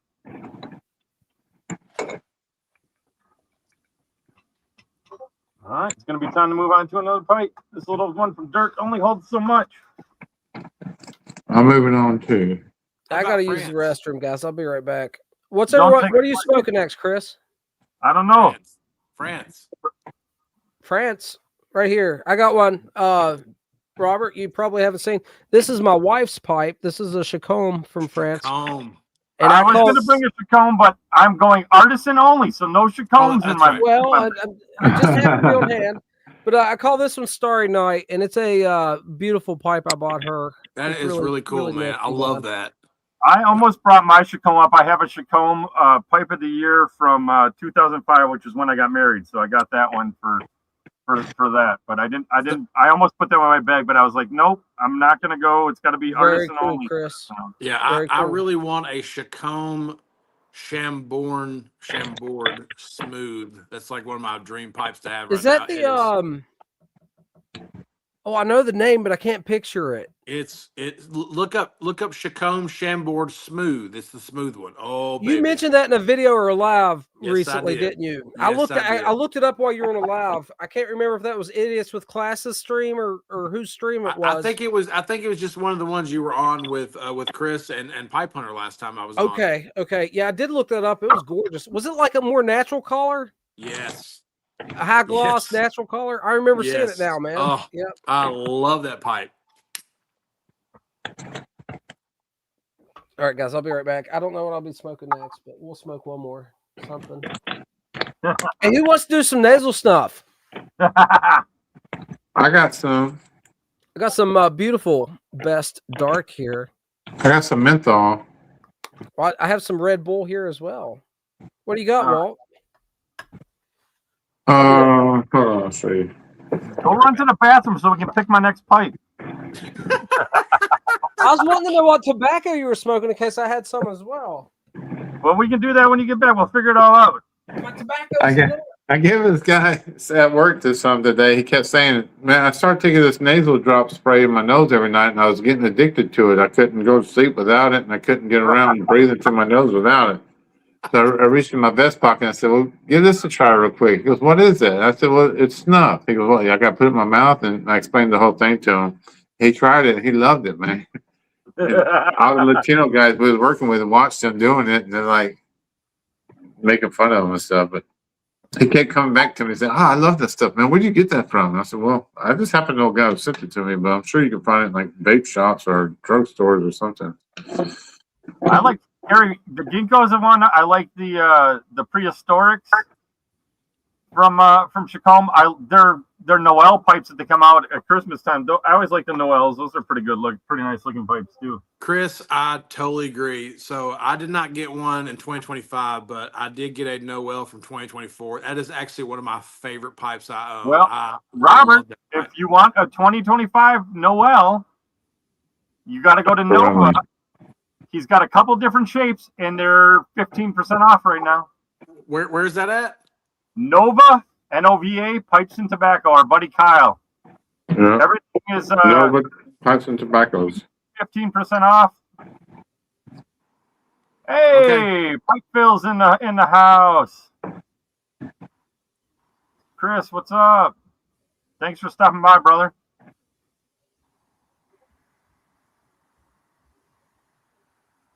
Yeah, Blue Cord, you can jump on. Yes. Yeah, Blue Cord's Custom. Join in. Click the link. It's pinned at the top there. You guys, you can jump in. I got room for 2 more right now. If it's too crowded, I drop out. Well, if we get popular enough, then maybe you talk me into buying more. We'll see how it works for 6. We'll see what these rooms start looking like. And the Dakota gets back, and we're going to pick a country. Pick a country for a pipe. We'll figure out what pipe I got. If I got one, an artisan maker from that country. That's what we're doing tonight. Let's see, I got 1, 2, 3.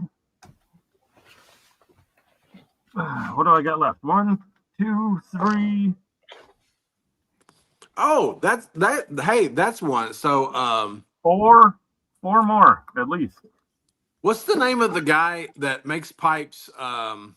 He makes it's almost like heavy metal looking pipes. I think he's in England or Scotland or somewhere. Eldritch Finland? Pipes. Eldritch? Is that the guy from Finland? I don't know where he's talking about this guy? Eldritch, oh my Chris gosh, Eldritch? that's him. Yes. All right, well then that's where we're gonna go with. Chris, you are the man. I didn't know you had one of those, Chris. What's the guy from Finland that's kind of got like my Eldritch pipe? Oh my gosh, show. Oh my gosh, Chris, that is amazing. Yes. Yes. Dude, So that's we're going to Eldritch. Chris, do you remember the guy from Finland that does something similar? Oh yes, Frost pipes. Yeah. I think that's it. I got them confused. I've done that more than once. I love it, Africa. Hey, League, I smoked a Polish pipe earlier. That's my Polish pipe is this one. And I got a Canada one, so I'll do Canada after we do the Eldritch for you.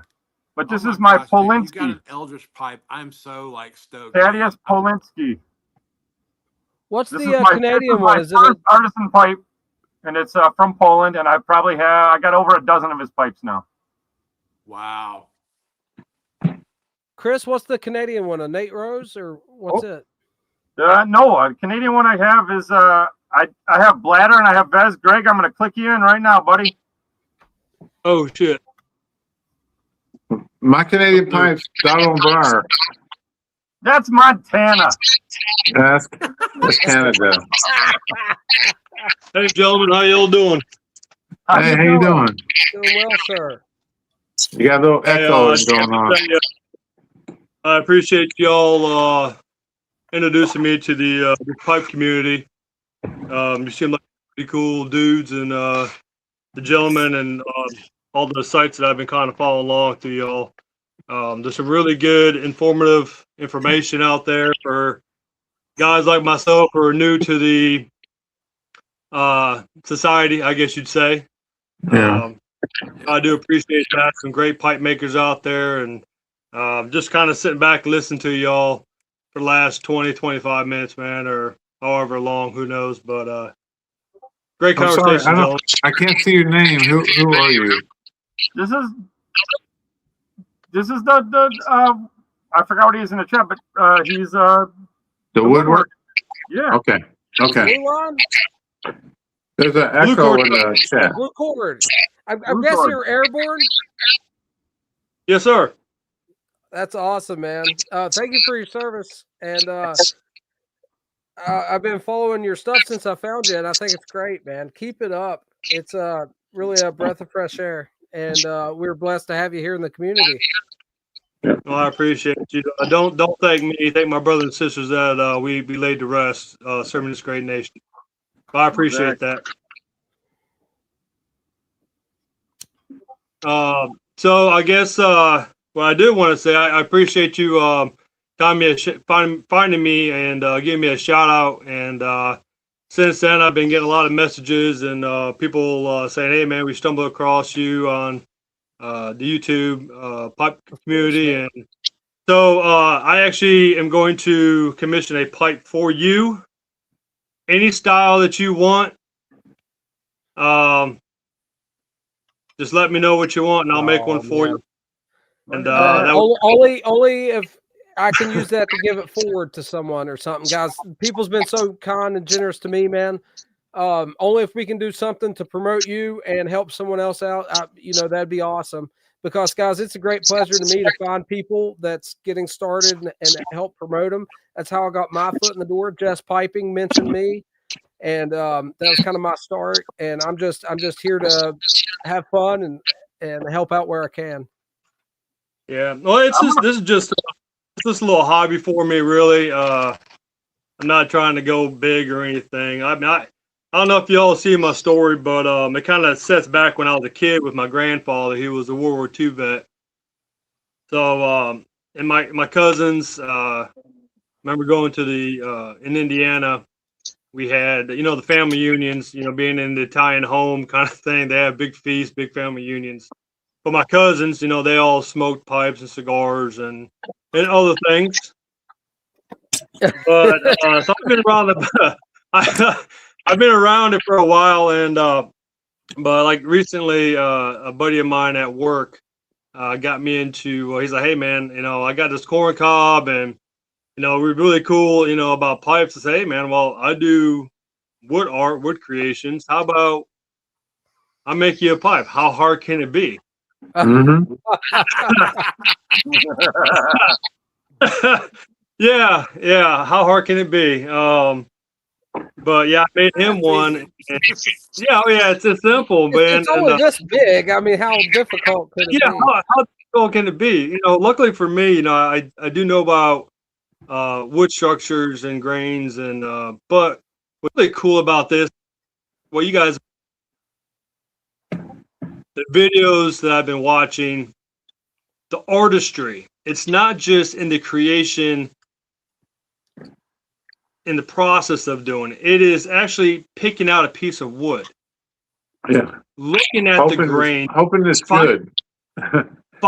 Finding you can find the history of a sample of species just by the grain structure. You know, you can Hey, Blue if you Cord, you're a woodworker. I've worked with some wood. I'm a hardwood lumber inspector by profession.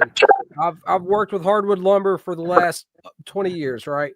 I've been the head lumber grader where I'm at for over 15.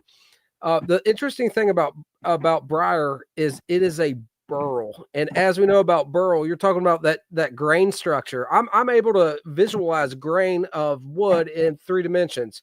I can look at the surface structure of grain, and even if I get like radial grain on the side, I can tell you what's going on in between. That being said, you get a block of briar with that burl, and it's like, yeah, you can follow the grain, absolutely. But there is something magical about that burl in briar, the way the grain structure is. It's crazy. There we go. The silver jubilee. can chase.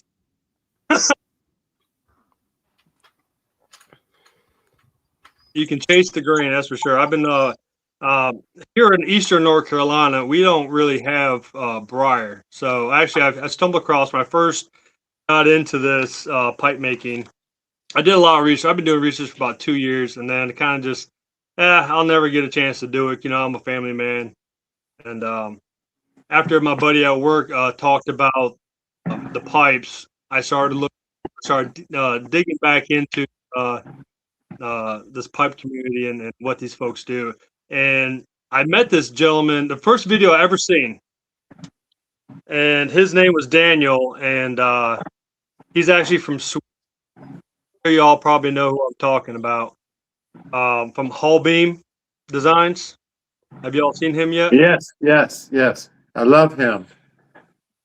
He does dude, everything he's with incredible. just with a hand drill, a Dremel, and I love hand tools. I don't know if I've seen him, but I like hand tools. Yeah, well, I'm sorry. Frost makes all his pipes that way too. The guy from Frostworks, it's like a Dremel and a regular hand drill that he's making all those pipes. That's what he does. He doesn't have a lathe. All that stuff's all by hand. He puts them in the vise. And he goes, "Look here, I hit it perfectly. I guarantee it." He'll drill through the stem and nail it every time on video. Oh, I've been talking with him since before Christmas, and him and I have had conversations back and forth. And we did a swap because he cannot get walnut in Sweden. And he's not trying to. It's extremely expensive because of tariffs, international payments, all that kind of stuff like that. We can't get briar here unless you're paying $35 for a block, and you really don't know what you're going to get, as you have mentioned about working in the mills and everything. And what I've been watching is once you start, like the freehand guys, you know, sanding down, getting into that briar, you know, you might have a nice chunk, but once you start sanding down into it, you can actually start following the grain structure, and then boom. Right. Sand pit. Incursions, sand pits. Exactly. So I said, hey, man, I'll tell you what we'll do. I will send you some black walnut and some English walnut, which I didn't have any English walnut at the time. I said, I'm going to send you a care package of black walnut. Nope. Nope. We lost him. Yeah, it's getting good. Pipe philosophy, man. Good to see you, brother. Speaking of black walnut, I'm going to get my pipe made from black walnut. I'll be right back. You have a walnut pipe. Interesting. I did some woodworking with walnut. There you are. There he is. You're back. Dropped out for a second, man. And so he sent me a bunch of briar. So that was a win-win for both of us, really, to be honest with you. Hey, you know, briar doesn't grow where he's from either, though. It's all from the Mediterranean. So he probably just purchased some. That's interesting. It's a lot easier. Actually, coming to find out, there's a hunting land that I actually lease with my daughters. And here in eastern North Carolina, I don't know if a lot of people know this. I just found this out. They tried bringing briar, the actual shrub or whatever it is. Tumor. to the coastline here in North Carolina. Years back, I didn't know that. That's interesting. I had no idea. I'm just, like I said, I'm just tripping into this culture. And I was talking to the guy that was getting this lease from, and he's like, "Hey man, I know you're a pipe maker. I got some wood out back. It's actually not wood, but it's actually some roots that are just driving me crazy. It's bush and everything." Wow. And like I remember my dad. Of course, this gentleman is probably 57, 58 years old. And his dad's passed, but he remembers his father making pipes when he was a kid, and he would go out back on the property, cut this root into a homemade kiln, a dryer, because they had tobacco and all that kind of stuff. And that's what he pipes with. He said, "Dude, this stuff, you can't burn it." He said, "Come and get it." And I said, "Well, what is it?" And he said, "I can't remember the name. It starts with a B." I said, "Nah. Is it briar?" He said, "Yeah, that's it." So I go this weekend and go verify that it's actually briar. Hey, man, good luck, dude. How cool is that? Where in North Carolina are you? Well, I'm in East North Carolina, Craven County. What city? Home of Pepsi-Cola, the birthplace of Pepsi. I'm in Kannapolis, outside of Charlotte. Okay, well, I'm in New Bern. Okay. Oh, okay. I was stationed at Camp Lejeune for 2 years. I appreciate you, Marine. Not everybody can be perfect, though.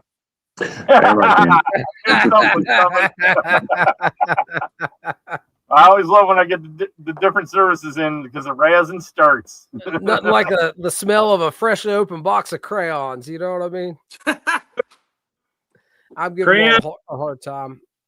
Walt gave me hell because I was giving him hell about qualifying on the M16A2. Yeah, which I'm a big fan of the A2. The 3-round burst is kind of dumb, but the sights, huge improvement over the A1. Well, it was based on history from people blowing their magazines in Vietnam and Korea.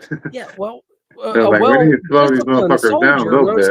How to burst fire and not just mag dump. Hey, if you got a tight group, it don't matter. Yeah, well, I mean, that's true. I was a machine gunner. We sprayed and prayed. 240 or M60 or M249 or? Well, we had the 60s when I was in the 90s, and then when I was getting out, they actually brought in the 240 Bravos. 240 Bravo is a beautiful piece of machinery, man. I shot one at a machine gun shoot one time, and it was a lot of money just shoot one belt through, but it was fun. They'll shoot. I mean, it's when they came in and we started messing around with the SF guys and everything, they were kind of showing us everything. I was like, they brought in their modifieds, so they had them for a while. So they brought in the modifieds. And, so we were picking them up and everything. And I was like, man, I felt like a stormtrooper, with the Empire. I was like, man, there ain't no way we're going to enjoy this thing. And so he said, well, I'll tell you what we'll do. We'll have a little competition because, battalion coin winner right here for the, battalion for the 60 team. And he's like, well, we're going to use your gun and we're going to use this 240. I was like, the F you are. And he brought out this bucket of mud. Says, I guarantee you this 240 will shoot every round without a hiccup. And I tell you what, that 240 with that mud in there, it shot everything. My 60, it had problems. So I mean, technology. I'm glad the warfighter out there and our servicemen and women have some good equipment. They continue to fight with stuff not breaking down. So that's pretty awesome. Real quick, I said we went to I used to go to machine gun shoots to rent full autos to play with them. Me and my ex-wife went to this one up in Morgantown, West Virginia, and we got to the parking lot and like all the firing lines like around a berm. You can't see it, but it's not that far away. And we get out of the car when we get there, we don't have ear pro on or anything at the time, and you hear boom, boom, boom, boom, boom, boom. My ex-wife was like, "What was that?" You could feel it in your feet, right? And it was a tripod mounted Ma Deuce. They had the belt fed Browning M2, you know what I mean? 50 cal full auto. And that thing, just to be within proximity of it, you could feel it in your teeth. It was quite cool. So Robert, how did that pipe you make smoke for you? I'm pleased. I'm There you surprised. go. I'm surprised how good it was. But since you were talking about black walnut and we're talking about artisan pipes, this was the most expensive pipe I've ever bought. I bought it at Muletown last year from Sylvan Pipe Shop out of Louisville. He was there with a booth. Black walnut. I've never seen that done. Polished up nice too. It's a really cool pipe. And listen, hey, you said dead man, so there you go. Yeah, I saw that, man. Oh man. And I kind of got to a place where I sobered up a little bit, so I got whiskey again. What do you got? What do you got, man? Pumpkin spice. Knob Creek 18. Okay. Oh, Knob Creek. As Nate Bargatze says, we're doing it. We're doing it. We're doing it. I make this screen bigger. I'm pulling my half retard mode right here because I don't know how to do all this technology stuff. Are you on a phone or on something else? What kind of device are you on? On a phone. Me too. It's a learning process for all of us. Might be able to turn it horizontal. I don't know if that'll help you or not, man. I'm really not sure. So I just want to give a shout out to all the guys that are part of this community that are veterans. My dad was not only a Navy veteran, but also an Army veteran. My father was kind of in a rare situation where he was in the Navy for 4 years, got drafted into Korea. He was a sniper in the Korean War. And I just want to big shout out to anybody that's ever served. So I just want to say that because my father was an amazing man, taught me a lot, taught me how to shoot since I was a little kid. We never went hunting because he didn't like to hunt since he was a sniper. Going to shooting animals wasn't his thing after being in Korea and having to shoot, I guess, real people. So I'm assuming that wasn't just a thing for him to want to go do. But all the country boys were snipers. Yeah, that's true. But I will say that I have a lot of shout out for our veterans and anybody that's ever served. I got a lot of respect for that. So, you know, we have a lot of veterans in the pipe community. Obviously Walt here, but not just Walt. Dan Armstrong, Navy vet. Blue Cord here is airborne. Doc was a squid. Doc was a squid. Lots of veterans. And first responders, several law enforcement officers, Saw Dog, you know, Sow Dog, Blue Line, several. There's a fireman here in the state who's a piper. So we have all kinds of service-oriented individuals in this community. It's a wonderful place. I don't know if y'all know this or not. I don't know if I've ever really shared this, but so I don't do it now, but my background is I'm actually an RN. I did that for a very long time. I'm not doing that, of course, anymore. I'm actually in more clinic management now and managing. That's why Dan was the same thing. He's a Navy doc for the Marines. I was about to say, didn't he just tell me this story the other day? It was Dan's story. It sounds oddly familiar. No, Dan was on Marine One. Yeah, well, he moved up to that. He became But no, I'll go with Robert. That's what my wife does. My wife's been an RN forever. She's a cancer nurse navigator now, so she's not, doing all the RN stuff. She's more into the, but yeah. I did cardiac step down for a long time, and I saw a lot. I did a lot. I actually went into the OR for a while. I got to see a lot of crazy stuff and placing and pulling those catheters up there on that floor. Yeah, man. I've literally the ones that when they come out and that sandbag's not in the right spot and it's shooting up on the ceiling. You smoke tobacco, drink bourbon. My wife did all that stuff. I mean, life's too short not to enjoy yourself a little bit. So I will tell you a fun fact about me. This is, and I tell this to everybody I'm around. I have gotten to a place in my life that if you pour me a glass of something and I don't enjoy it, then I just or if I pour you a glass, you don't like it, dump it. Like I didn't make it, so you're not hurting my feelings. Like, if I buy a cigar and it's not good, after I get a third through it, I put it down and go buy something I want to smoke. Life's too short to waste your time on things you don't enjoy. I'm never going to try to fight through a cigar I'm not enjoying again, guys. I'll give it a little bit of time to open up if it's tight or something like that. But there's been so many cigars I have fought through, and I don't care how much I paid for it. It's not worth it, man, to struggle to even smoke the thing, let alone enjoy it. I'm kind of over that. In the chat, real quick, Burrow said for quite a while he's been wanting to make a video about war stories told by the elderly, and that's a good idea.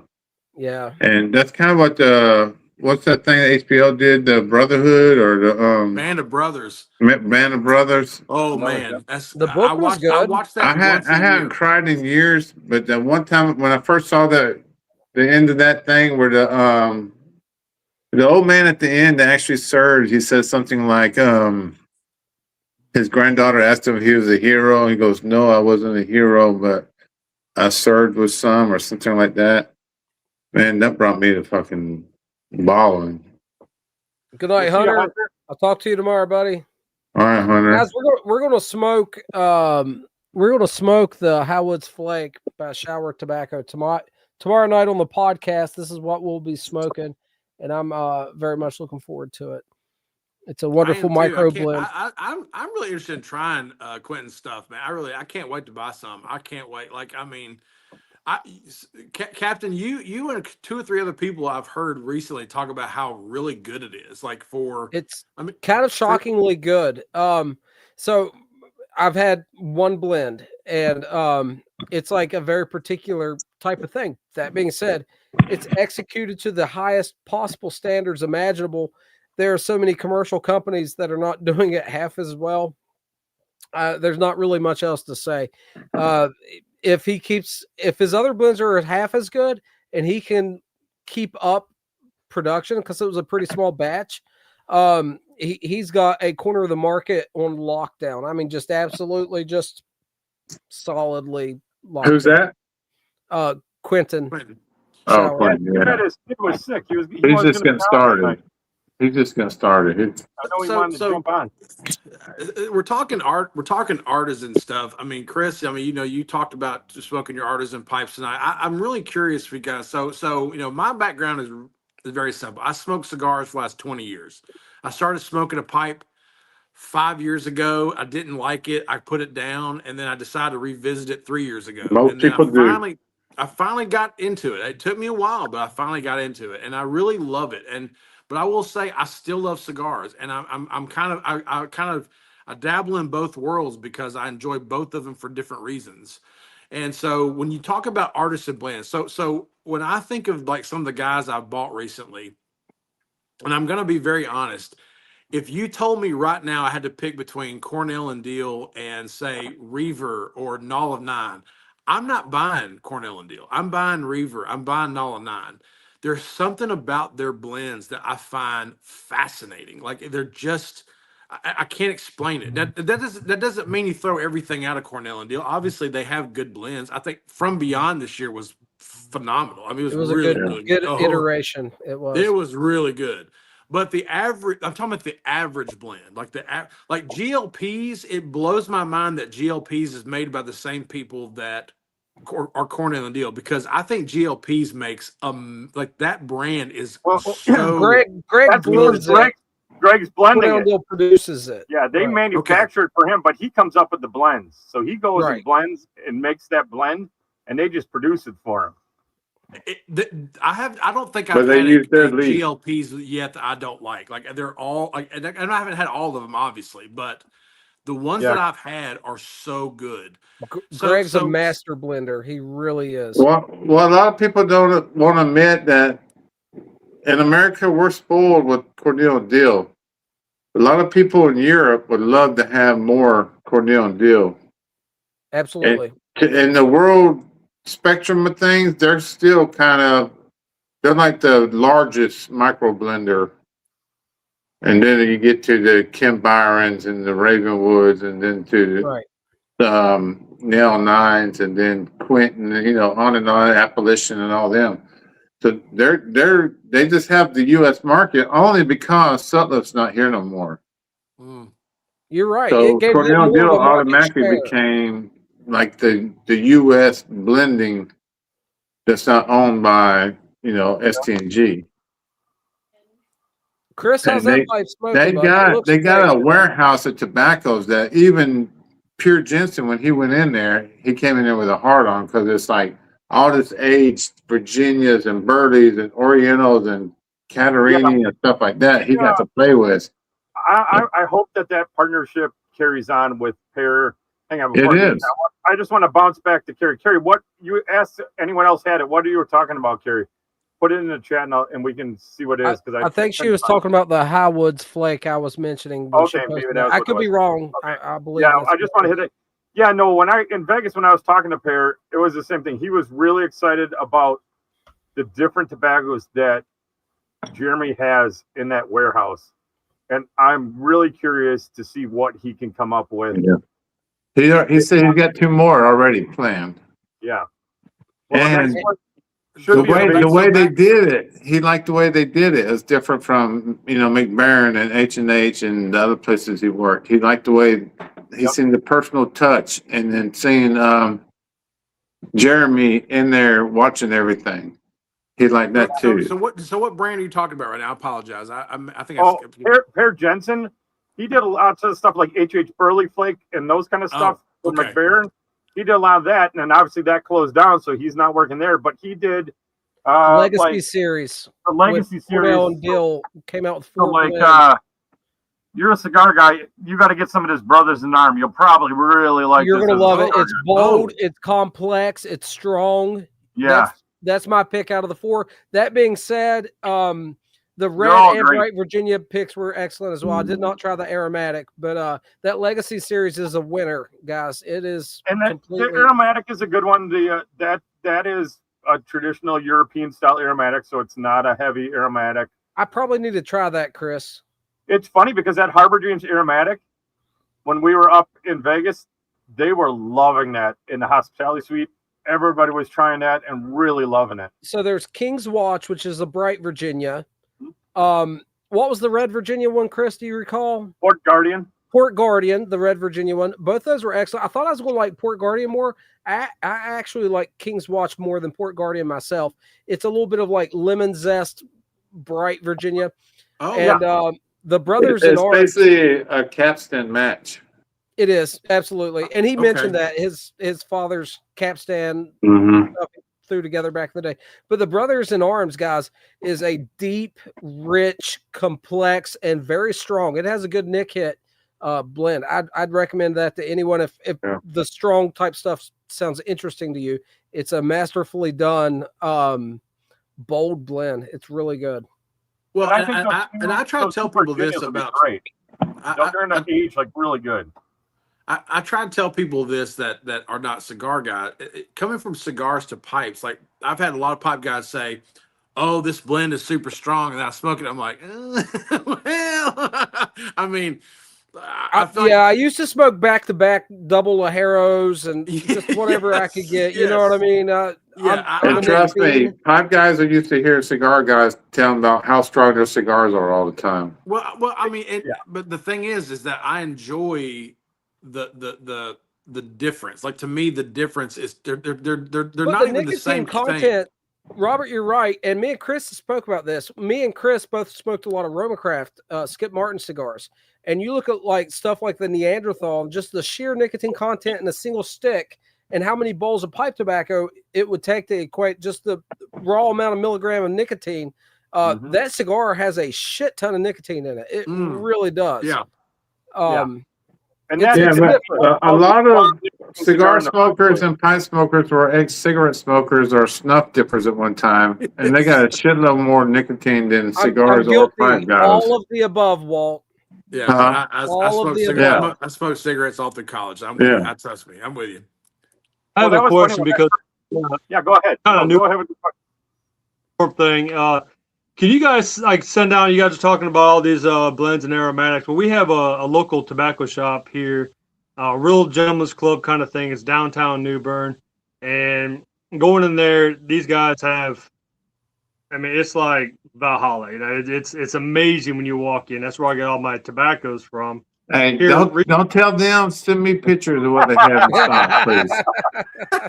And hey, try Wilmington. You're not far from Wilmington. Try Davidson Sons. They got a good selection of we have the burn shop, and I just did some different aromatics that I'm touching into. Mhm. Actually, a buddy of mine just gave me the blood red. Shit, the blood red moon. Yeah. Yep.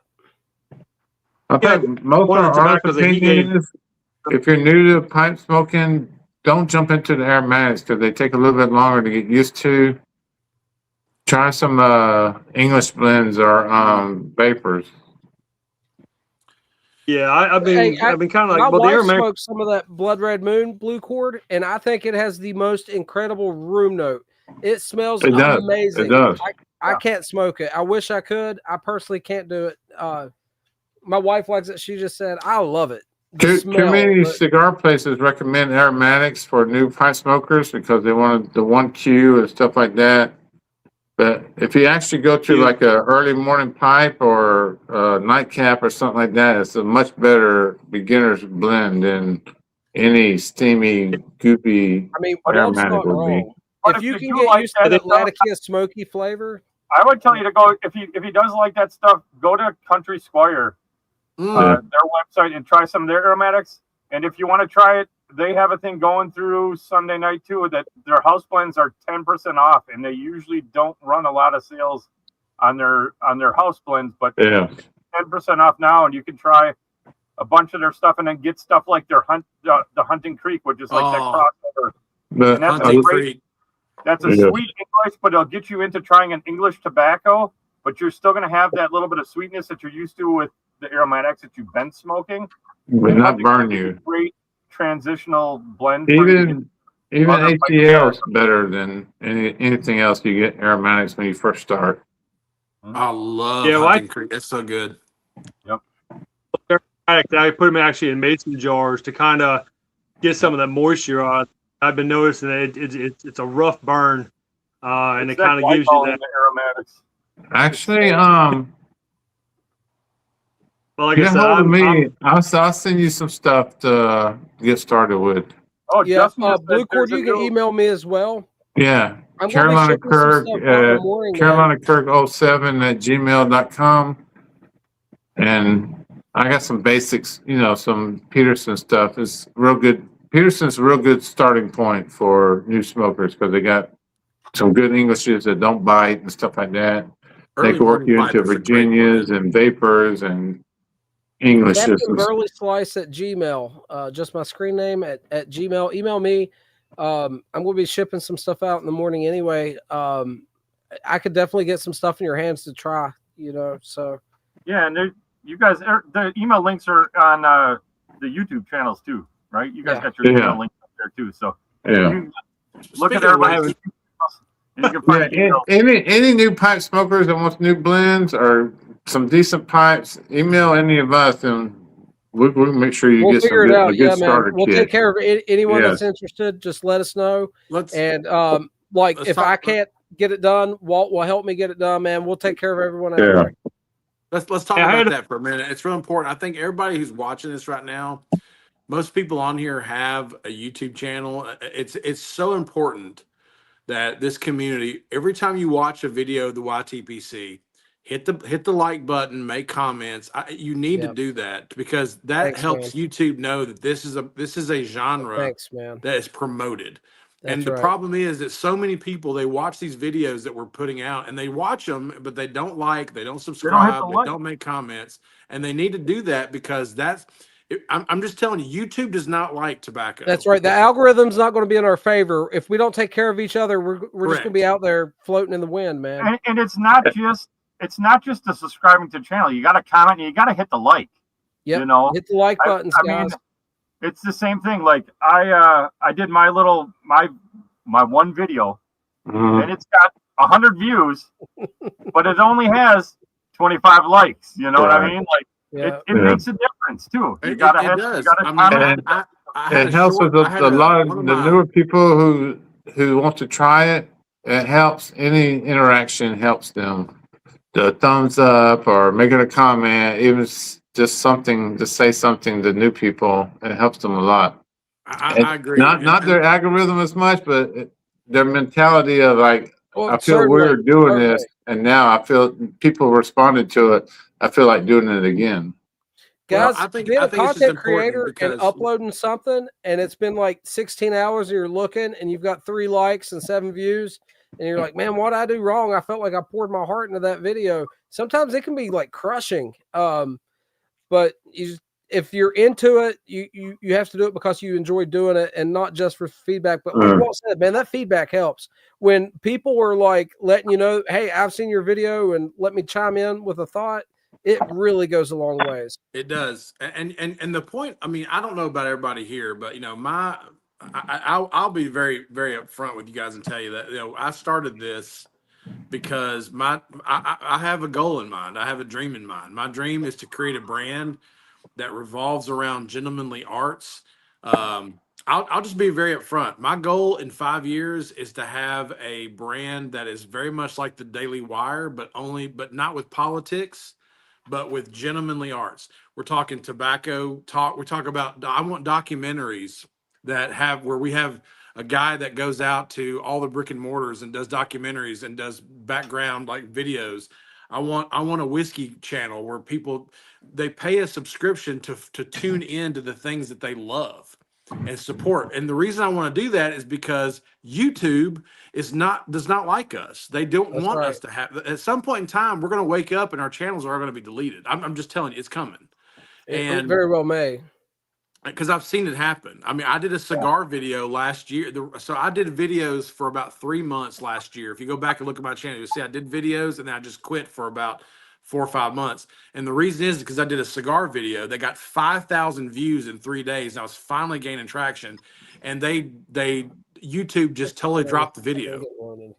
And I was like, why are you dropping the video? And they were like, well, because you mentioned Happy Piper, basically, because that was your sponsor.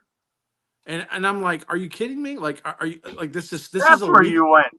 That's where you went. Correct. I remember that. Because it's a legal product. This is a legal product. It's not an illegal product. And my channel's not geared to children. So you shouldn't care if it's catering to a product that's legal or not, whether it's tobacco. Just because you don't like it doesn't mean it's you know what? How about Diet Coke? Would you be mad at me because I got Diet Coke on my channel? Because I mean, Diet Coke's killing people just as much as anything else. So there you go, man. Yep. I'm just saying. 311. So my goal is to build a following, to build a brand that's big enough that I can launch a media company that will have people like us that's producing content on a private server that no one can touch. That is my dream. That is my dream.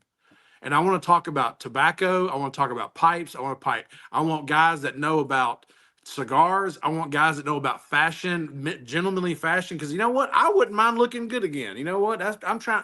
Listen, getting on an airplane wearing pajamas ain't my idea of style. I'm just being honest with you. I'd like to improve that on myself. There's another YouTuber out there. It's like he's a pipe YouTuber, new to me, and he's into like vintage men's fashion. And I'm just like, man, I don't want to like that to be my persona, but I could incorporate some of that. You know what I mean? 100%. Like, I mean, I'm not all decked out right now, but you know what? I mean, but then again, I don't want to go buy a bunch of clothes right now to look nice because I'm trying to lose weight. I'm 300. I'm with you on that. You know what I'm saying? Chris knows. I mean, he's talking about. I mean, but you know what? I want to be able to, if I get on, hey, Chris, next time you get on an airplane and come to Nashville, are you going to wear pajamas? I hope not. the way he leaves us gentlemen nowadays, as men, you know, they're kind of taking away our masculinity. And you can see that with the generations now. And I'll tell you right now, you know, me and my wife going on a date night once in a while. You know, I'm a blue jeans, plaid, t-shirt kind of guy, but I will say, it does make you feel kind of sharp. I mean, you put on a nice shirt, a tie, or that you have your lady on your arm. You know what I mean? You kind of feel like one of them gentlemen slickers. I mean, back in 1920s. You know what I'm saying? I need a little bit of that in my life. I'll just be honest, man. Guys, I work at a sawmill and I feel run down. All my clothes end up being work clothes. And you know what I mean? I never have an event to dress up for, but sometimes on the weekend, man, I will dress up. And I tell you what, my posture gets better and I feel better about myself. Yes. And I need more of that in my life. I'll be honest. The Marine.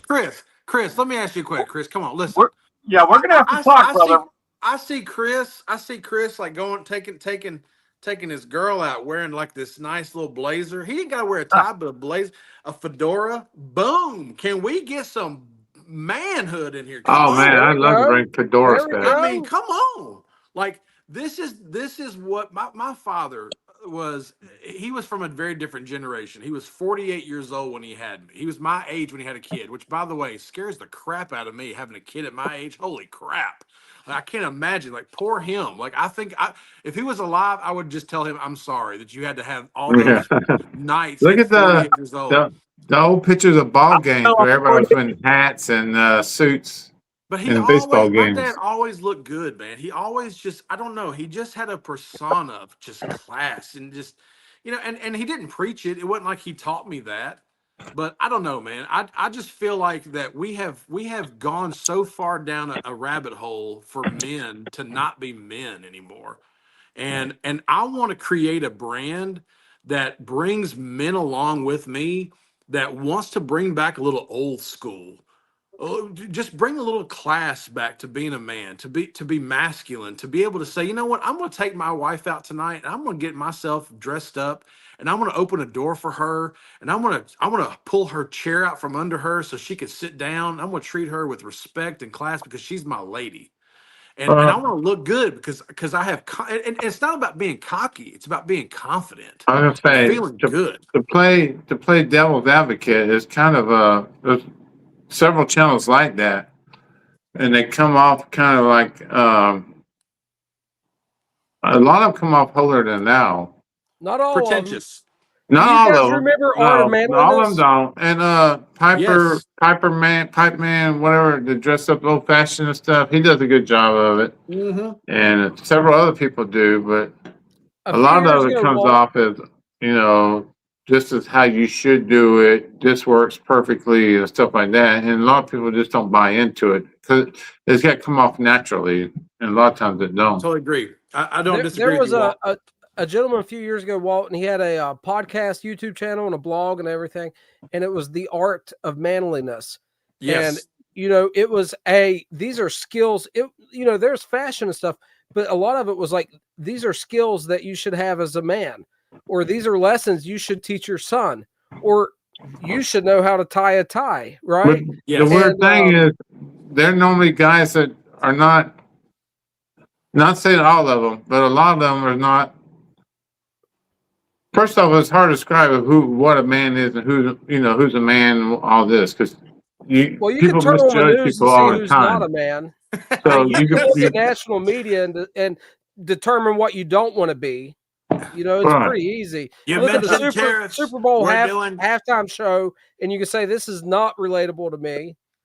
I'm sorry, guys. I'm getting full of myself. I better stop. No. Listen. Yeah, and that could be true. But the guy who does like it could have cauliflower ears and find MMA and be more manlier than the average person standing next to him. So I've got four gentlemen here. We're all different background. Let me ask you a question. So if there was a media brand, I'm modeling my idea off the Daily Wire, and I'm just saying the reason I'm modeling after that is not because of politics, but because their model it's a pay site that you pay $7 a month for, but when you log into their site, you've got different brands that you can watch.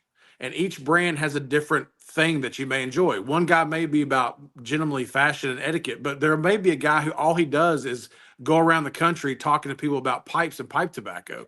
He's interviewing blenders. He's interviewing brick and mortars. He's going to France and talking to the guy that makes Chacon pipes. Like, this guy is a pipe guy, and all he does, that's his whole brand. And you can watch all of his video and content on this pay site. You got another guy, maybe he's a cigar guy. Maybe he's going down to Nicaragua, going to the plants, and he's seeing how they roll the tobacco and do different things because you're interested in my father, or maybe you're interested in that. Then you got me. I'm the whiskey guy because that's what I want to do is whiskey, by the way, because I love some whiskey. And you've got all these different guys that are bringing a different genre to the brand. And you can watch whatever you want. You find your people that you love to enjoy. Like me, I mean, if I were to log into Daily Wire, there's Michael Knowles, there's Ben Shapiro, there's this guy, there's that guy, there's all these guys. I don't watch all of them, but there are certain guys I relate to, and I love their brand. And guess what? YouTube doesn't have control over them. That's what I'm talking about, is a place for people like us that is supported by people like us that has their own thing. And guess what? You can't get deleted if it's on the internet, because it's just you just pay your site you pay the little fee a month because you enjoy it and it's something you love. Hey, yeah, but once again, to play devil advocate again, pipe content. It's hard, especially nowadays. You're already fighting a losing battle. You're not going to get paid content. Not a whole lot of paid content for pipes and cigars content. Because there's so much free stuff that's out there is already fighting a losing battle. But as things are now, using this medium, you're correct. But big cigar brands such as Cohiba and Punch have advertising budgets that are going somewhere. You can position yourself the same way. It just will not be on this medium, right? Right. Hey, real quick, guys. Justin, I think he's having a hard time getting tobacco and stuff. I don't know his situation where he's from. But Justin, if you want to reach out to me or any of these guys, all of us, Justin. Justin's reached out to me before. He wants to join the live one day, but I think it's a little crowded right now. There you go, League. There you go. There's the Canadian, my Julius Vez. What is that? It's a Vez pipe, Julius Vez. Dude, that's gorgeous. That's forever. Pipe. Or rusticated Rhodesian style with the smooth top. Oh, that's so like Brutal Enough said, that's what Pipe Cutters try to do. He tried to do that manly stuff, and this is how you be a gentleman, and he just got too crazy with his. But he was so like specialized in gentleman. It was like Southern gentleman with a specific religious bent with a certain accent. He painted himself in the corner so damn quick.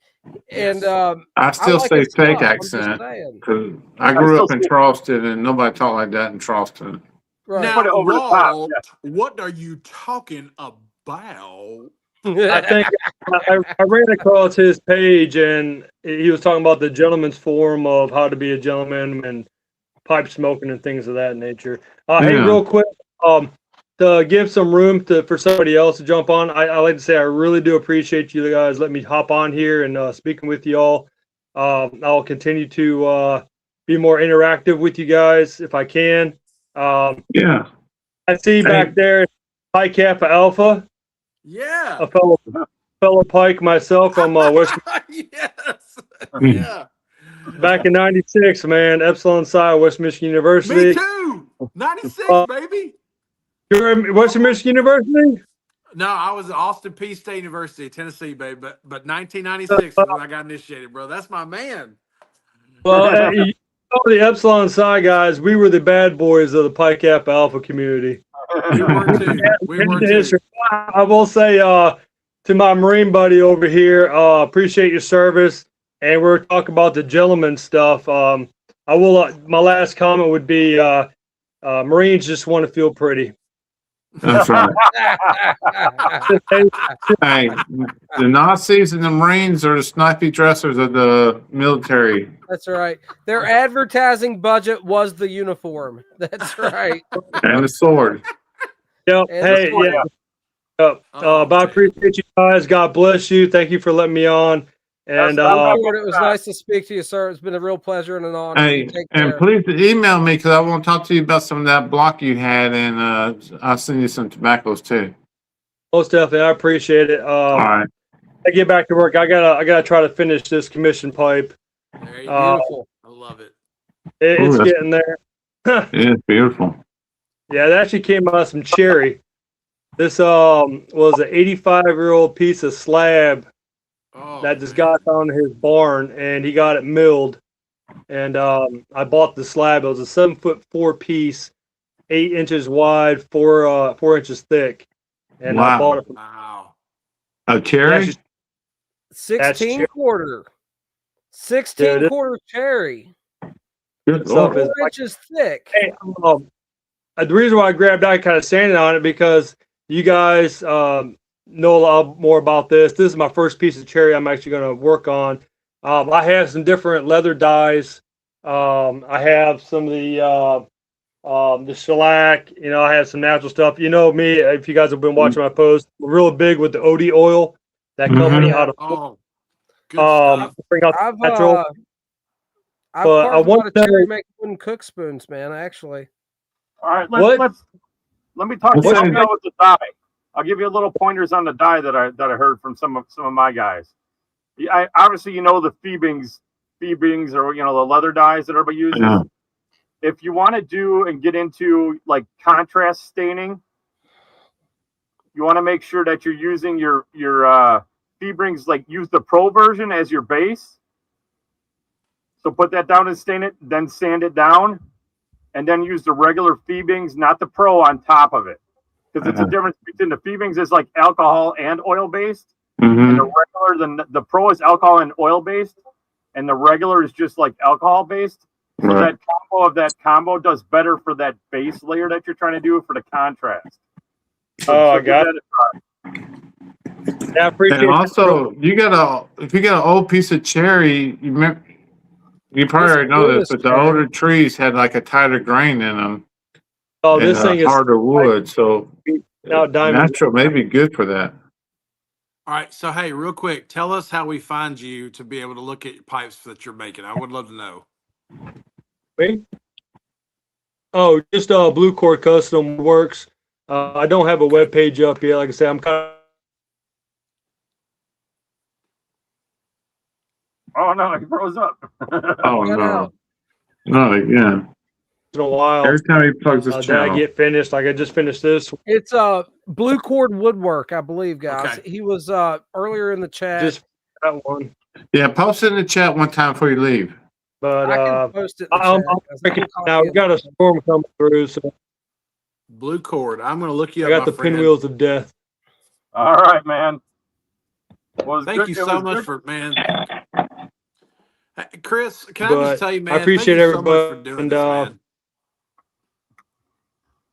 Just, there you are. Okay. Let me go ahead and off and get some room. And bid you a good evening. Stay in the chat, and we'll keep talking with you in the chat. Yeah. Post all your links in the chat. The pinwheel of death. There you go. All right. All right. Thank you, gentlemen. Yeah, we'll catch you in the chat. Coffee and Leaf is in the chat. Coffee and Leaf, what's going on, brother? Coffee and Leaf, you can jump in the chat if you want to, man. Yeah. Just down the road from me in Illinois there. Hey, Chris, I'm so glad you're doing this, man. It's so fun. This is gosh, I love this community, man. This is such a fun group of people. So much. I'm just enjoying it. I'm just enjoying it so much. It's just so fun to me. I can't lie. Robert, you and I, we're gonna have to talk too. We'll talk. Listen, we're gonna talk a little bit more about some. These guys know me. I'm an idea. I'm an idea man. I'm an idea man, a promoter man. So hey, Chris has been nothing but an absolute, not just a pleasure to be around and stuff, but a resource since I've met him. That's one thing I can say about Chris is he's not just there saying, "Hey guys, you're doing good" or something. Chris is like, "Here's this guy I know. If you're looking for this, here's a guy." Listen, guys, let me just straight up. Me and my brother's got a podcast. It's been going on for almost a year now. I had it available on Spotify and Apple Podcasts, and I just kind of assumed most of the other feeders got their RSS from Spotify. Chris let me know. He's like, "Hey, some of these other places people get podcasts, your podcast isn't available." He personally found the links of where I submit my podcast to these different places. Not just a link to what they were called, but the place where I submit my own podcast to. Did that research, sent it to me, streamlined it for me because I'm a dumbass. And so like Chris has been a help to me, and I mean that in like a literal sense. He's not just a cool friend, which he is with a cool pipe collection. He is a cool friend. He's been a big benefit, man. I mean that. Well, listen, I'm enjoying so much of y'all's just passion. This is something that people need to know about.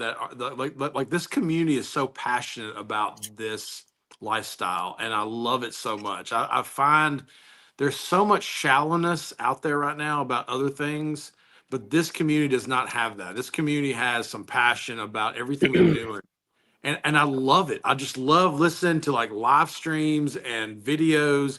I mean, there's a guy right now. I know he's been doing videos for a while, but I literally just discovered Life with the Pipe recently.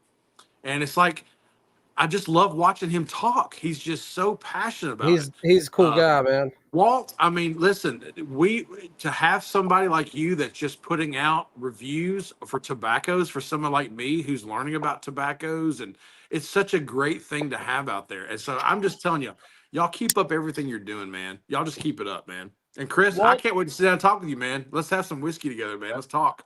Walt's has smoked more tobacco than any other man I know. And anytime I say this, he like rolls his eyes. He's like, whatever. There's 20 people smoke more. Roll my eyes right now.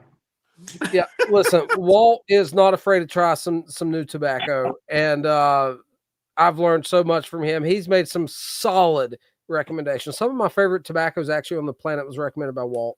So not just recommendations, but like curated, recommendations. That Savinelli Jupiter that he recommended, phenomenal. I was like, I like a strong barley blend. He's like, hey, check this out. It's on sale right now. He's like, use the Walt coupon code, right?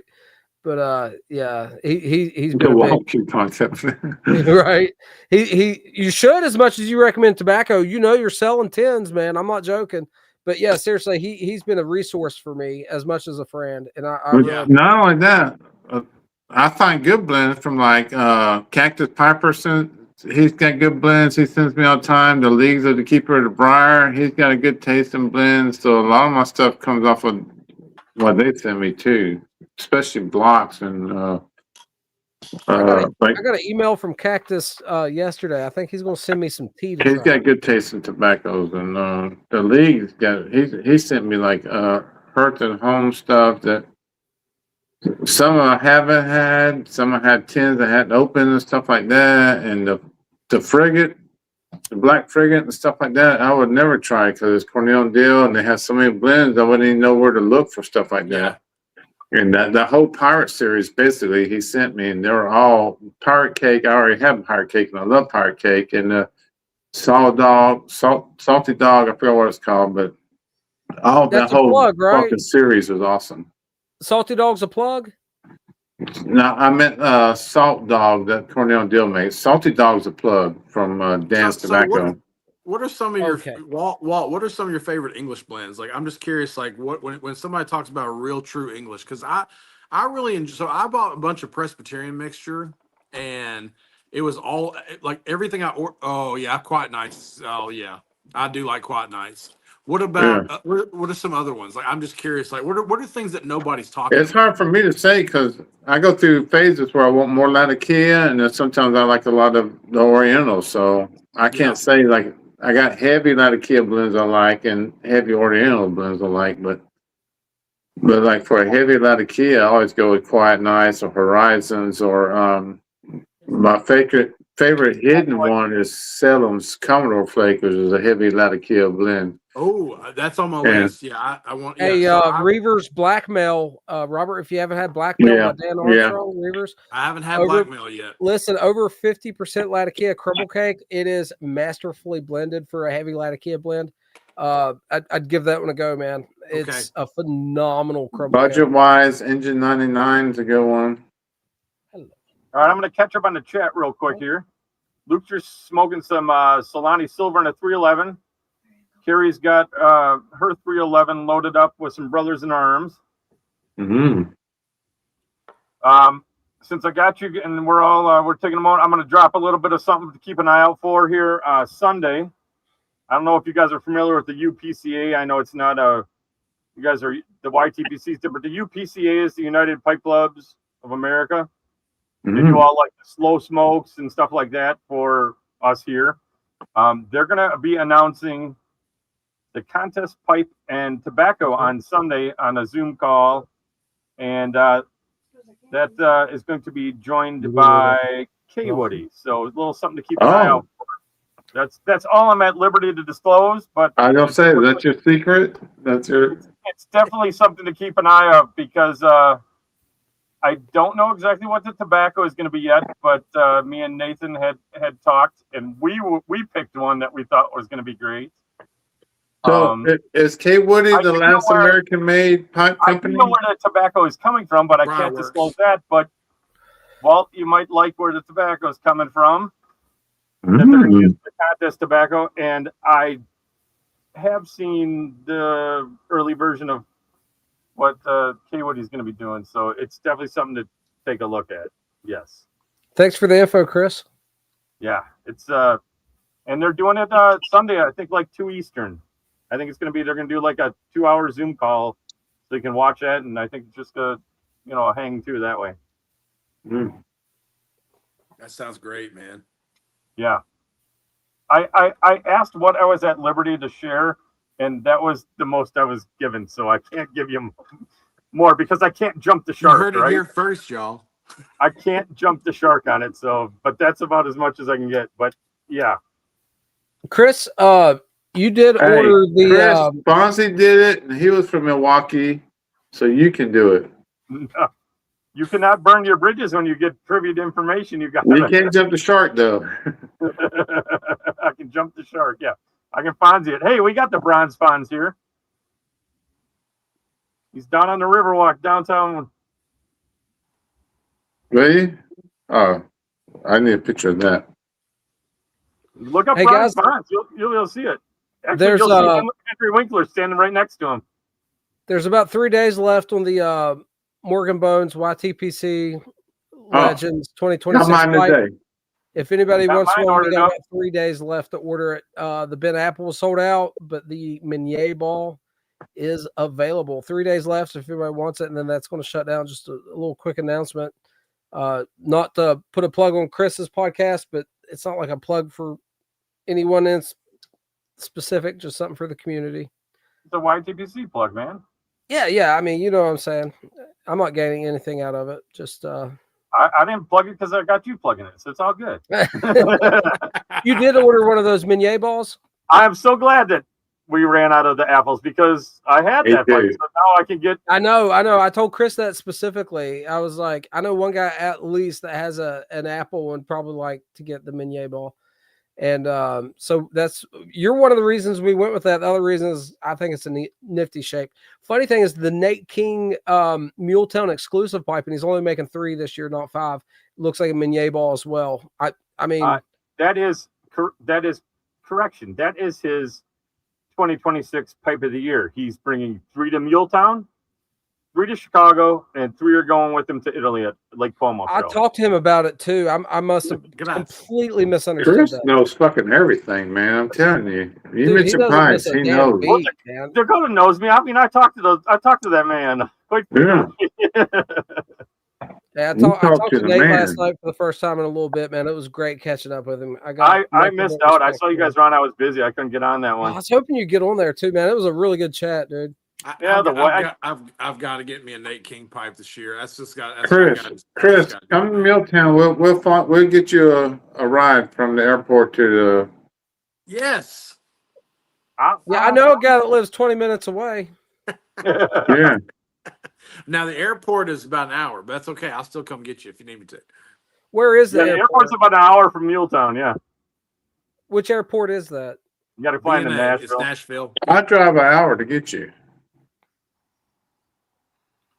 Walt said he'd walk it. a mile across broken glass. I'll walk to give you a 10,000 piggyback miles, and then I'll walk 10,000 more. 10,000 miles. Yeah, the problem is I was looking at flights, and I think I'll be coming in early Friday morning, so everybody will be working. Well, wait till I get there. I get off at noon, so come on. Yeah. There you go. But Talk to us behind the scenes, Chris. We'll get you there. Get your plane ticket. We'll get you from there. I mean, if you come in Friday, I can come get you. I have to bring you to my house though, because we're having a small gathering Friday night at my house. And then oh no, not the place with all the bourbon. Whoa. So you're having a gathering at your house Friday.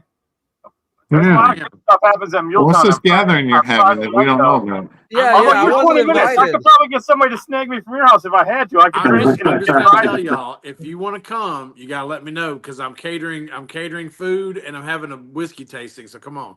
Oh dang! Damn. Where? You can't go to Muletown. You can't go to Muletown for Friday night. You got to come to my house. Apparently, real quick, guys. Coffee and Loose asked, "Do we know when the shipping the YTPC pipes?" I'll tell you what I know. Monday, when the sales are over, he's going to get started on the engraving. Once the batches are engraved, he's shipping them. I don't know how long that takes. It could be a day's worth of work. It could be a week's worth. I personally, I was told mine was being shipped. Brutal's taking out. No, you got the shipping label. Watch the full video that I released, because it's going to say that, and I told everyone it's going to say that once you ordered it. Everybody say goodbye to Brutal. Brutal's taking off. Brutal, Chris, great seeing you, brother. I'm going to be missing you in a video tomorrow, my friend. I'll tell you what, though. I've ordered a ton of pipes from Chris, and his stuff ships quick. I don't know. They usually come. They make it to me in Wisconsin in like 2-3 days max. And Hunter got the most hateful comments about the Bones pipes on his. And you know, Hunter, he's a real nice guy, like completely unlike me. Like, yeah, all right. He doesn't deserve any shit talking, though. You know what I mean? Like he's a genuinely nice guy. What did they say?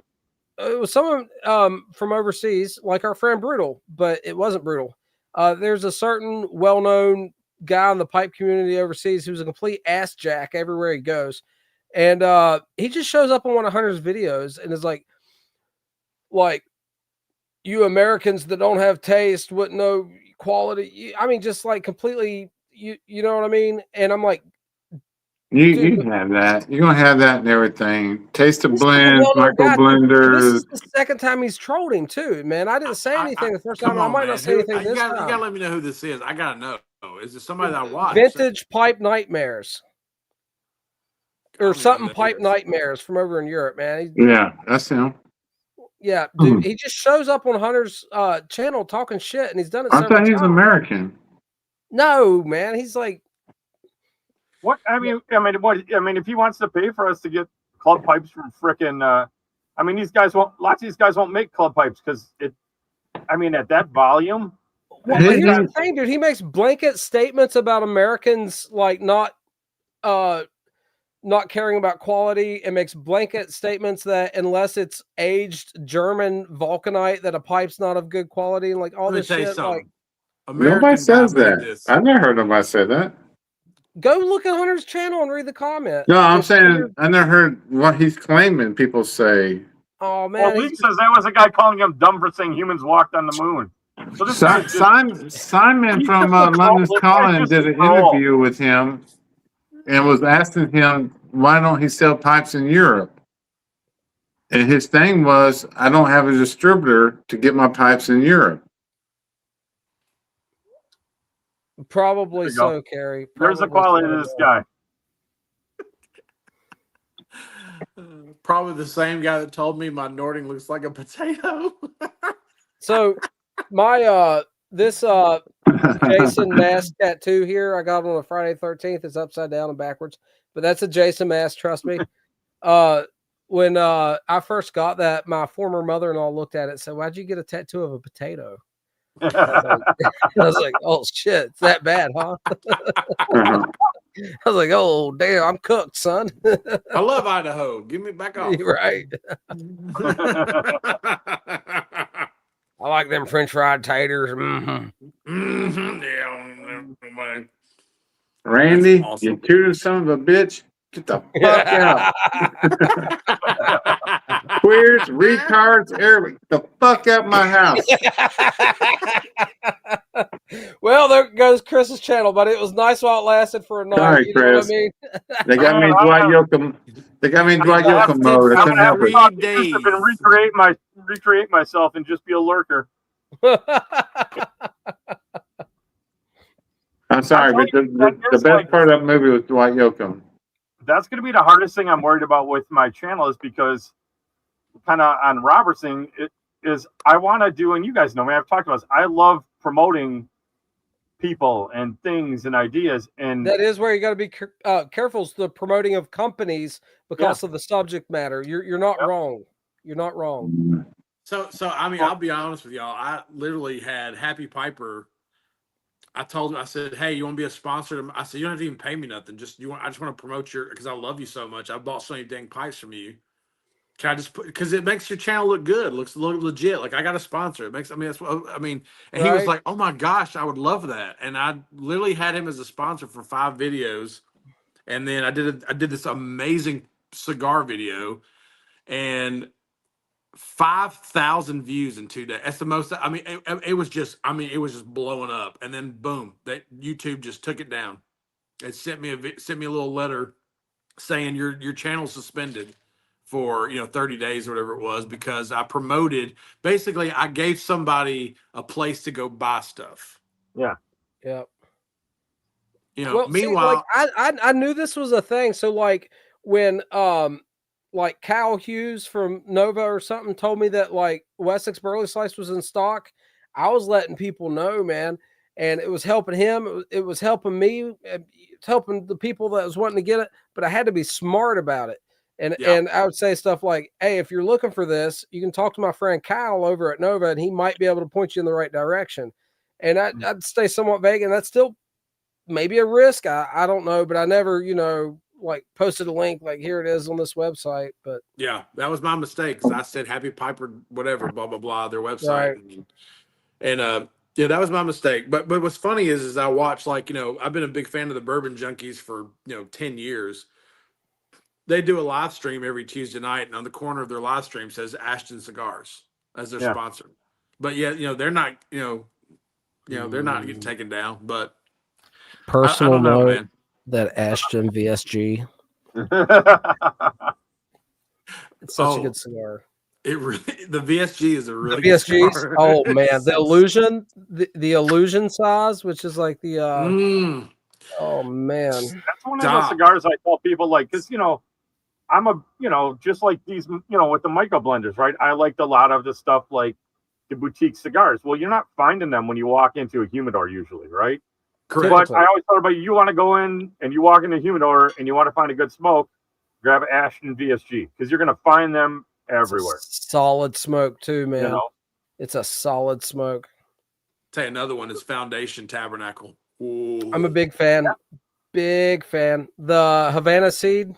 Oh, listen, Havana Seed Lancero is gorgeous. I haven't had the Lancero yet. But I love the Havana Seed, man. A lot of talk from a guy in Tennessee that has a nice little tobacco shop just down the road from him too that makes some very fine cigars.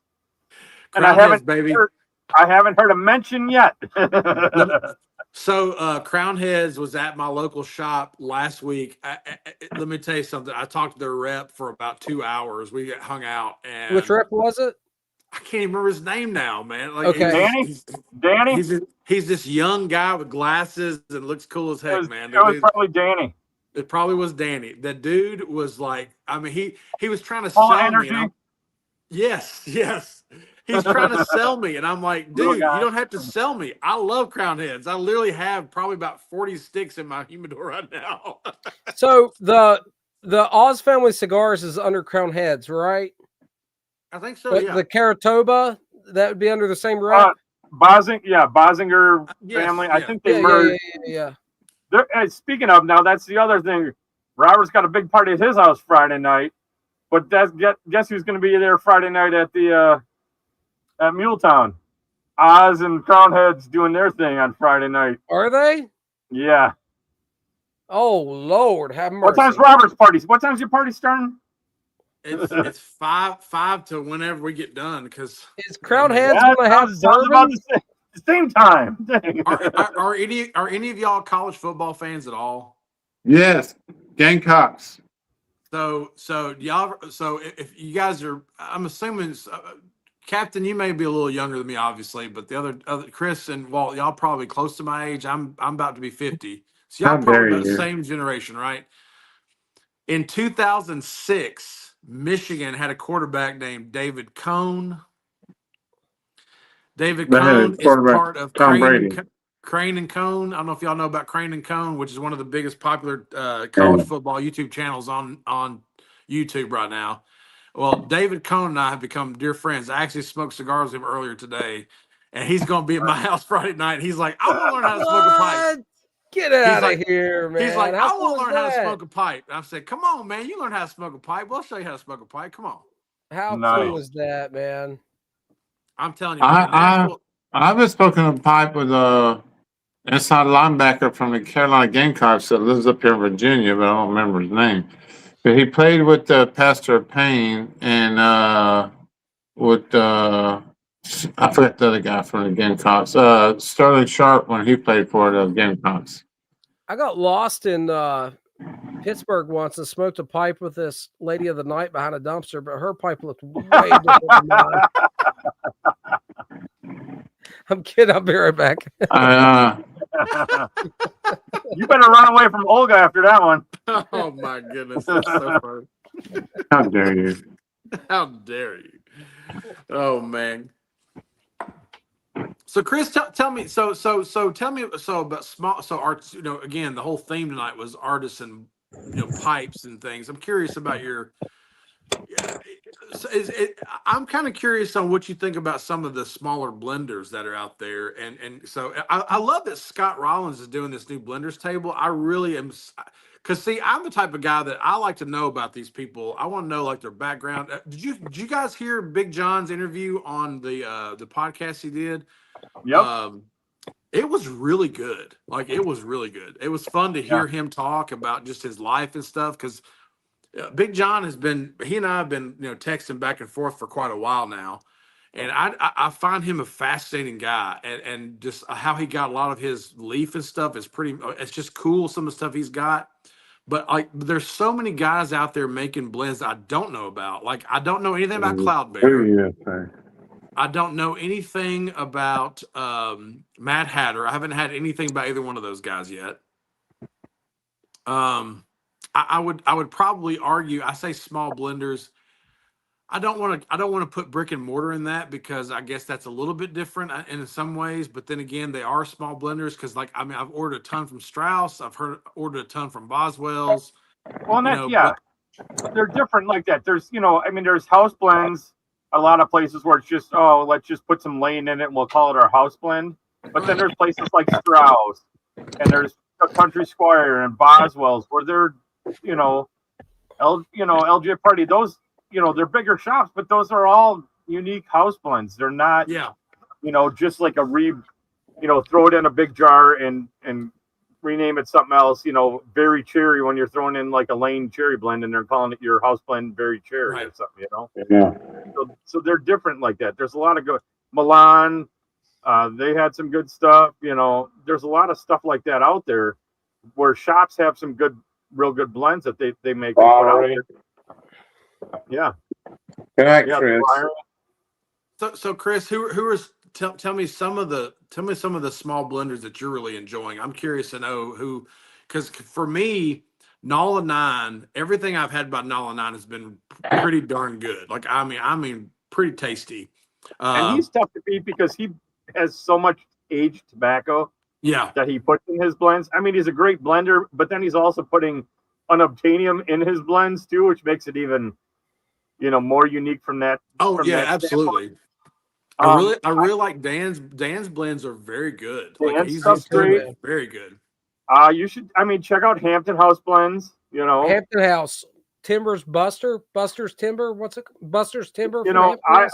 I tell everybody, and I've talked to Joe and Walt's known this, and I've said it to Joe a million times, and you can't change it because Joe's just an old codger. He can put a good blend together. The problem is when you read his blends, and if it says it's a match, it's not a match. Agreed. But if you like that blend, and like he says, it's a match for Orla Golden Slices. It's not a match for Orla Golden Slices, but if you like Orla Golden Slices, you're gonna like that blend from him. Gotcha. That's exactly how Walt turned me on to that Buster's Timber, man. He's like, he's got a Wessex Burley Slice match. He's like, now it's nothing like it, but it's like a semi-sweet. It's in the neighborhood. It's in the neighborhood. Yeah, exactly, man. And I enjoy it a lot. And in my review, and Chris, you agreed, I believe, in a comment. I think if I was him, I wouldn't position it the way he has. I would just let it stand on its own 2 feet because they're great blends. Yeah, he's just a different fella. You can't tell. You can't talk to him like that. And I've told him. I mean, I'm just some young kid that got into pipes. What do I know, right? But here's the other thing, Chris and Walt. When you got something like a Wessex Burley Slice and you have a match that's a ribbon cut, dude, that's not just. It's not going to work. You know what I mean? That's our main point. You can't say it's a Wessex match. Well, first of all, he says it's a cobblestone hiking and Wessex Burley Slice match. It can't be both. It can't be both. Number two, it's not a flake. It's not pressed, so it can't be neither one of them. But it's a good blend. That. It's a nice, simple. And he probably hasn't smoked either one of them, to be honest. Here we go. Lukester nails it right here. He just it's inspired by. That's what he should say with his blends. Instead of calling them matches, it's inspired by these blends. Yes, that's the best way to do it. Yeah, or tribute to or inspired by, like Ravenwoods and Kim Byron does. But they're good. I mean, you asked for, Robert, you were asking for like a good English. I would tell you to go, you like EMP, you mentioned EMP. Order up some Sunrise from him. Okay. Great one. Do you like deep English? EMP, if you like EMP, his Sunrise will knock your socks off. Okay. I would put, that's like, his Sunrise is way better than EMP. It's like, now I'm spacing out. What's the, Chelsea Morning. Oh, yeah. It's like a Chelsea Morning. Sasquatch is good. Sasquatch is another good English. Sasquatch Stout are good Englishes if you want a good English Sasquatch and Stout. My favorite Stout. Artisan's blend. Yeah, I mean he's got a lot of good stuff from that standpoint to try. So I would take a look at now. He's in Nashville area, Robert. And I forgot he drives the road, kid. I forgot what pipe shop or cigar shop they go to on Friday nights or Saturday nights or whatever. I'll find out. And sometimes let me know. A bunch of old codgers. Yep, and they'll bring stuff up there. You can usually you'll be able to get a. I'll try to get you some samples. I mean, he sent some samples off to frickin' what's his name? He's pushing it too pretty hard right now. Grigsby. He sent them a whole bunch of samples, and he didn't tell me about that. I was like, I could have told you that Grigsby doesn't smoke a lot of. He likes more of the aero type stuff. You're not going to get a lot of traction that way, but we'll get you hooked up with him. Hampton House is great to try. He's a little pricey, but everybody's getting a little pricey. It is what it is, right? It is. The Houdat stuff's pretty good. I want to try that too. I've actually ordered a lot from. So Southern Roots, Houdat, Nala 9, Reaver. If you're a big English fan or Scottish fan, Reaver's the way to go. Reaver's nailing it, man. He's got Black Trail, man. You got to try that. And then Invictus Mineo for a Scottish. I smoked this today. I've literally been smoking the crap out of this the last weeks. It's so good. I actually had not tried this one today because I've got so many blends I'm trying to try. The Dwellers of the Forbidden Cellar. Yep. This is really good. Those are two blends that if Dakota looked at them on paper, he would say they wouldn't interest him because they got a little topping or casing, and you would think they're aromatic. But Dakota, I think if you'd recommend them to me, Chris, I'd try them, man. You know what I'm saying? You know what I'm into. I think they're in the box in the basement already set aside for you. I know I got steel cap in it. I got to see what I got the dwellers.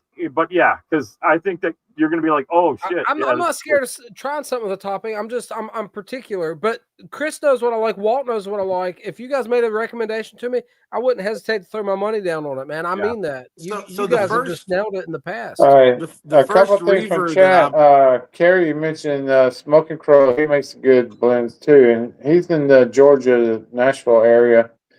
And Appalachian Customs, he's in that same area too. I've met him several. Leagues of the Keeper of the Briar He's says, a cool dude, man. Snow The Demon is a Appalachian great guy blend. from the Gatlinburger guy. You talking I about want to him? get some of his stuff, but man, his stuff disappears quick too. I can never get any of his to try. Yeah, man. I try to get some of his stuff, and we were talking about like doing some on the podcast and stuff. And I was like, "Well, let me know when you're about to do a drop." And he's like, "Oh, you'll just have to watch for it." And I'm like, "Well, I'm not fighting people to get the 3-minute window whenever you drop it." Who's that? So I will bring. So I don't know about Appalachian. So Gatlin Burler, y'all heard about him, obviously, right? I mean, Gatlin Burler. So he has a custom blend that you have to ask for when you go to his shop. That he only will blend in front of you. You talk about the old man? Yes. Yeah, he is so cool. My brother knows him well, and I can't remember his name. He's a nifty guy. I was in Gatlinburg last year with my family, and I stopped in his shop, and Scott Rollins said, when you go in there, ask for Anatolian Delight. Sure. It's Richard. Richard. Yes.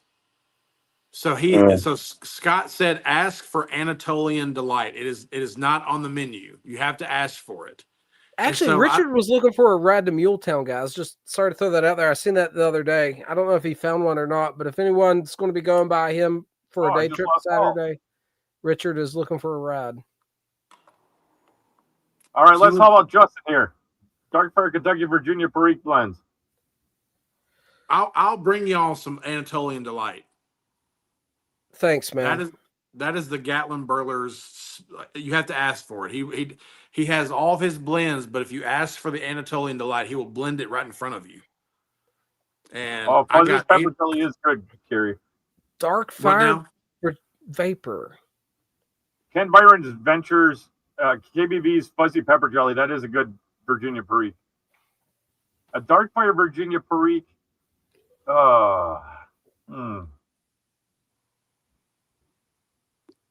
not pulling anything out of the ether here, guys. It is late. I've been up since 4:30 this morning. It's hard to find one that's heavy, Justin, with a Dark Fire in it in a Virginia Perique blend.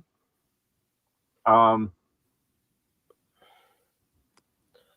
Byron has one. I just bought some Germain's Perique blend, or whatever that is. What is that? I just bought some Germain's too, and it was moldy when I popped it. Oh, that's like Justin. I think Ken Byron. I think his Lasso Fleck is a dark fired Virginia Perique, if I'm not mistaken. That might be a good one. Dude, I want to try a dark fired Virginia Perique. I'm not sure if I've had one. Well, we're looking for dark fire Virginia Perique blends for Justin. Dark Fire Virginia Perique. Dude, I feel like I have had nothing one. offhand. I think that Lasso Fleck is a good one. Fires on the Levee, if you get one, is a great one. Oh, Fires the Levee, man. That was a fantastic. Yeah, that's a good one right there. I missed out. I didn't order it, man. I was telling myself I was going to cut back on these limited release blends, and I don't know why people say that. People get in this mindset like, I don't want no more small blends. Why? You don't know what they're going to be. Well, I just cut them out because you don't know what they're going to be. 2020, buddy. Everybody gets so upset about those, and you gotta. If the blend sounds good, just buy it. Don't worry about if it's a small batch release or whatever. If that sounds it's in your wheelhouse, then get it, man. Well, here's the thing, man. You know it the was components. like every couple weeks there was a new one, and I was like spending most of my money I allocated towards tobacco just on small batches when there was stuff I'd like to bulk up on and other stuff I'd like to try. And it was like I wasn't getting to choose what I'd like to try because every small batch was going to be good. Like it's a small batch for a reason. Most of them are flops. You know what I mean? Well, you got to do it like I do then. So like everybody's got the big bill. 10 of that one artisan pipe. I can't do it like you do what's it. a bad one? Here's what's a bad one? I'm going to tell you how to do it. Like the budget, right? Everybody's got a different budget. Right. You got to tell yourself, like, here, all the sales are on now, right? Everybody's got like 15% off tobacco or 10% off tobacco. And I'm going, oh man, I can save some money. But I'm going, I can get all those blends anytime I want. And Smoking Pipes is going to have another. Smoking Pipes will run 10% off GLPs. Yeah. I mean, yeah. Yeah. So just don't buy that stuff. You don't get sucked in because it's on sale doesn't mean you have get to buy HUs at that time. The HU is a great value, man. Yeah. HU, Nashville County, Get England, HUs on sale. incredible value. HU's gonna come on sale, and then buy your HU. So now's a good time to grab HU. It's a big 10. Man. If you don't have HU, get it for your 10 Yeah, or 15% off. Buy it. English HU English breakfast is good. Tyson Cigars did 20%, and all the John Cotton stuff is on. I do like all the the John double Cotton press stuff. Yeah, and it'll be gone, guys. Once it's sold out, it won't be back. So, yeah. But HU Nashville County being my favorite. Probably Dark Sea being next, and then the Hawktua. Just spit on it. Hawktua. Here's another one. Have you tried this one? I've only had those 3, Chris. No, I haven't had that one. I've heard good that things though, and it looks good. It's Chris, a good one. Have you had Untouchables? No. What's that one that's real popular? Walt had it. That one HU blend that's not available in the U.S. Which one? Dock Worker. Dock Worker. I want to try that one too. Yeah. I'll bring it to Milltown. The only HU blend I've tried is English breakfast. I like it. It's good. Well, if you like burley-based blends, like a burley flake, European-style burley flake, the HU Nashville County is a Virginia burley. Probably flavor-wise, burley dominant. Actual component-wise, who knows? Because the burley overtakes it. But it's a well-rounded. It's got some of like Wessex burley slice cocoa type burley notes. But yeah, Nashville County, I'm in love with. I could have got another one that you can't get. Haymaker. I've heard of it. I don't even know what it's comprised of, to be honest. So when I'll be right back. Hold on Captain, when I was down at the Briary, Skip, the owner of the Briary, said that his favorite blend from HU was what's the one? It's almost like Jamaica or it's got a weird name. Like I'd have to look. I know what you're talking about, but I can't. Yes. Okay. I can't think of it, but he says that's a really good blend. I've never tried it, so I don't know. Keep in mind, those are manufactured in Germany, and I'll be honest. In the last few years, and Carrie will back me up on this. I haven't had anything made in Germany I haven't liked in a while. The tobacco coming out of Germany is absolutely produced at the highest freaking possible quality. It's really good. Lukester put it in there for us. Man, Lukester's on it. Gentleman flake. Does that sound right? Yes, that's it. Yeah, Lukester, man, he's plugged in, dude. Dude's sharp cookie. You know, it's funny. So Esoterica, that's German, right? It's produced now by Germain, yeah. Oh, okay. German, yes. Yes. So, okay, I was at Briarworks on Wednesday night, and I always peruse their tobacco selection when I go there. It's not actually believe it or not, the Briarworks, even though it's a pipe manufacturer, does not always have the best pipe tobacco selection. I know it's crazy to hear that, but they mean their own brands? Because like I'm talking about just in general. Just Briarworks Smokehouse, dude. Mwah. It's lovely. Okay. They do have that always. They always have their blends, but as far as like a variety of blends, they don't really have a lot. So I walked in there Wednesday night. Every Wednesday night, my son goes. We go to church down in Columbia where Briarworks is at. So I always drop my son off on Wednesday nights for his youth group, and then I go to Briarworks and hang out there for an hour and a half, then go pick him up. And so I was there. Yes. Jonaman flake. That is it. I have not had that. I've heard really good things about it. And Lukester, if you've had that, let us know what that looks like, the flavor profile. I would love to know. But anyway, so I was there on Wednesday night, and I just perused their tobacco. They had 3 or 4 Esoterica bag blend, like in the bags. They had several Germains, and I'm the type of guy where I'm not trying to buy everything they have because I want to save. I'm trying to be courteous, let other people buy things too. When an Opus X Fuente comes out, I'm not trying to buy all of them. I want to buy a couple, but I want to let everybody else enjoy one too. I'm buying all the Añejos, so I'm just not saying. trying to be that guy.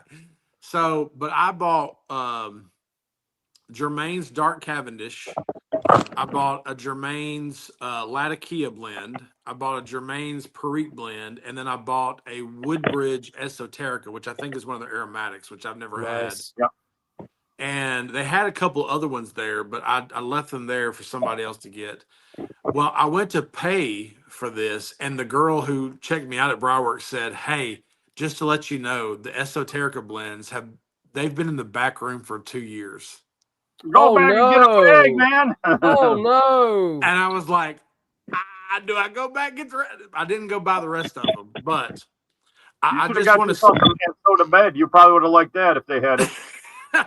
Go there tomorrow. If they have a bag of Soda Bed, that's going to be in your wheelhouse, Robert. So I actually got 5 tins of Soda Bed this year from Happy Piper. Go. Oh, by the way, I looked it up. Esoterica and Germain's is made in the British Isles. Mm-hmm. Okay, I didn't know that. My brain was hiccuping there, but I just looked that up. Unpopular opinion: HU tobacco's got better blends than Esoterica does. Who does, Walt? HU. Dude, HU is like one of my main companies right now. Everything they're putting out for me now, it all seems to be vaguely like bent towards a certain flavor profile. So obviously it's not going to be everyone's favorite. I've only had 3 of their blends. Like I said, I've had Nashville County, Dark Seas, and it's not bent to no profile. If you look at HU's line of work, they spread the spectrum. Okay. From vapors to English to aromatics. Yeah. Even if you have they got excellent aromatics, they got excellent English blends, vapors, birdies, everything. Out of the 3 I had, there was some crossover in flavor. The Nashville County, Hawktua, and but if you go to Esoterica, you're gonna find a common theme with a weird flavor added to every blend. That you're gonna like. I like this, but there's this weird flavor I just don't like in it. I've only had a couple Esoterica blends. One of them being that Tilbury, and I did like it. I thought it was really that's good. just a basic birdie Virginia. Yep. It's hard to fuck that up. Opened up Esoterica, the Margate. I really like Margate. I've heard good stuff. And the Stonehaven, is that it? Oh, I want Stonehaven so bad. I've never had it. I would like to try it. I'd love to buy an ounce or two just to see what it's about. It sounds interesting to me.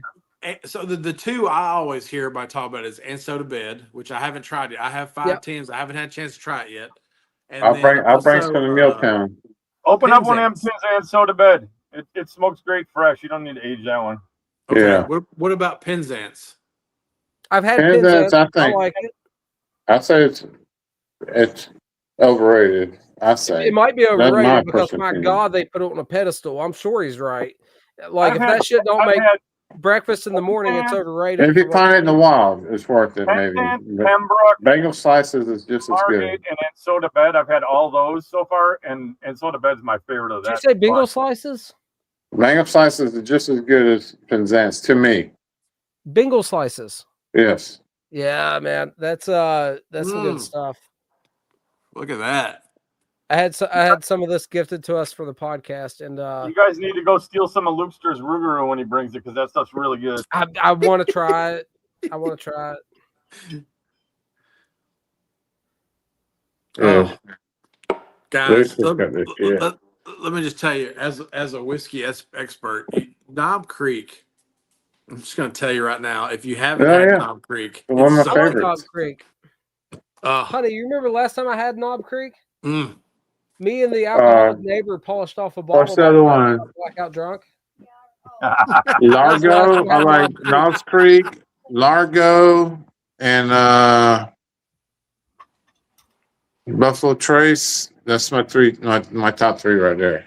Guys, I had this neighbor, and I was into bourbon, and he was like into buying a bottle of like Jack Daniels on his way home from work and drinking down the road, like type neighbor. But he was a nice kid, and he was getting ready to leave, right? And he had the wildest stories, dude. His ex old lady pulled up on us while we were outside talking one time, and she started screaming about, my God, if it was my stream, I would say it. It's Chris's. I'm not going to say it. But anyway, this kid was moving out and he wanted to drink with me. And he's like, break out some of that good stuff, some of them Cuban cigars. Well, I had some damn Cuban cigars, and I had some good bourbon too. And I had some Knob Creek. What year was it? 8, 10, 12? I don't remember what year Knob Creek it was. If it's 12, that's a good one. Man, listen, I broke out the bottle. I had the Cuban cigars. I had Cuban cigars and everything. Come on. D4s, dude. Like, dude, listen, great night. It started great anyway. Bring some Cubans to Muletown then. I'll bring you a couple. I'm getting them from Switzerland. It is such a weird way I'm getting these Cubans, guys. I always get promised Cubans, but I always get some bullshit. No, these are real deal. But I mean, Walt says I want Cubans, but they keep giving me Cubans. Last guy I showed a picture of, he sent me these little tiny cigarros. He said, I'm sending some Cubans, and he goes, "Oh, I forgot, they're not here." He sent me little tiny ones. I got some Monte Cristos right now. Some from Cuba? Cubanos, yeah. Oh, Captain. Oh, come on, man. Bring them. Love it. I'm down. A whole box. I'm totally down. The brown label was it number 4? He's gonna bring Eagle Rare. You bring Cubans. It's gonna be a great time. Yeah, dude. Guys, I was knee deep into cigars for the longest time, man. I love cigars. I just don't love cigar culture most of the time. Nobody does. I feel you. I feel you on that. Although I will say, my local cigar lounge is an amazing place. I know some great cigar guys. Yeah, man. From the enthusiast level, like me, that's spending too much money on them because we're irresponsible, up to the absolute, top level. I've had some of the best correspondence with like Steve Saka. Back when my channel had like 13 subscribers, Steve Saka engaged with me and like wrote me, so like, yeah. Manners, you're near Manners. You're near Gainesville, Georgia, near Smitty's too. That's a great place too. I've not been to Smitty's. That's definitely on my list. But Captain, I'm going to tell you right now, my dream is to go one day is to sit down with Eddie Sahakian at Davidoff London and have a cigar with that beautiful man. I got mixed feelings, and I watch all the videos. Okay. And the mixed feelings is Are you a Kirby Allison guy? Come on, you know you are. Dude, did you see the one when he was in his attic working on his freaking? I'm like, who the hell dresses like that? Go. Look, man, I'm happy for Kirby's success. I am too. But I find it hard to relate with Kirby. Okay. What's funny is that Kirby used to be a University of Texas grad who was just a regular dude like us who all of a sudden starts talking like this all of a sudden and talking about his Kudamach. He's like, come on. Here, hold my custom umbrella while my tailor fixes the sag in my armpit because I've lost 3/4 of an ounce of weight in the last quarter. But you know what? He has found his genre, if you will, and I'm happy for his success. I am too. And I do watch occasionally out of interest, I will say. He's only somewhat relatable to me, though. You know what I mean? I know.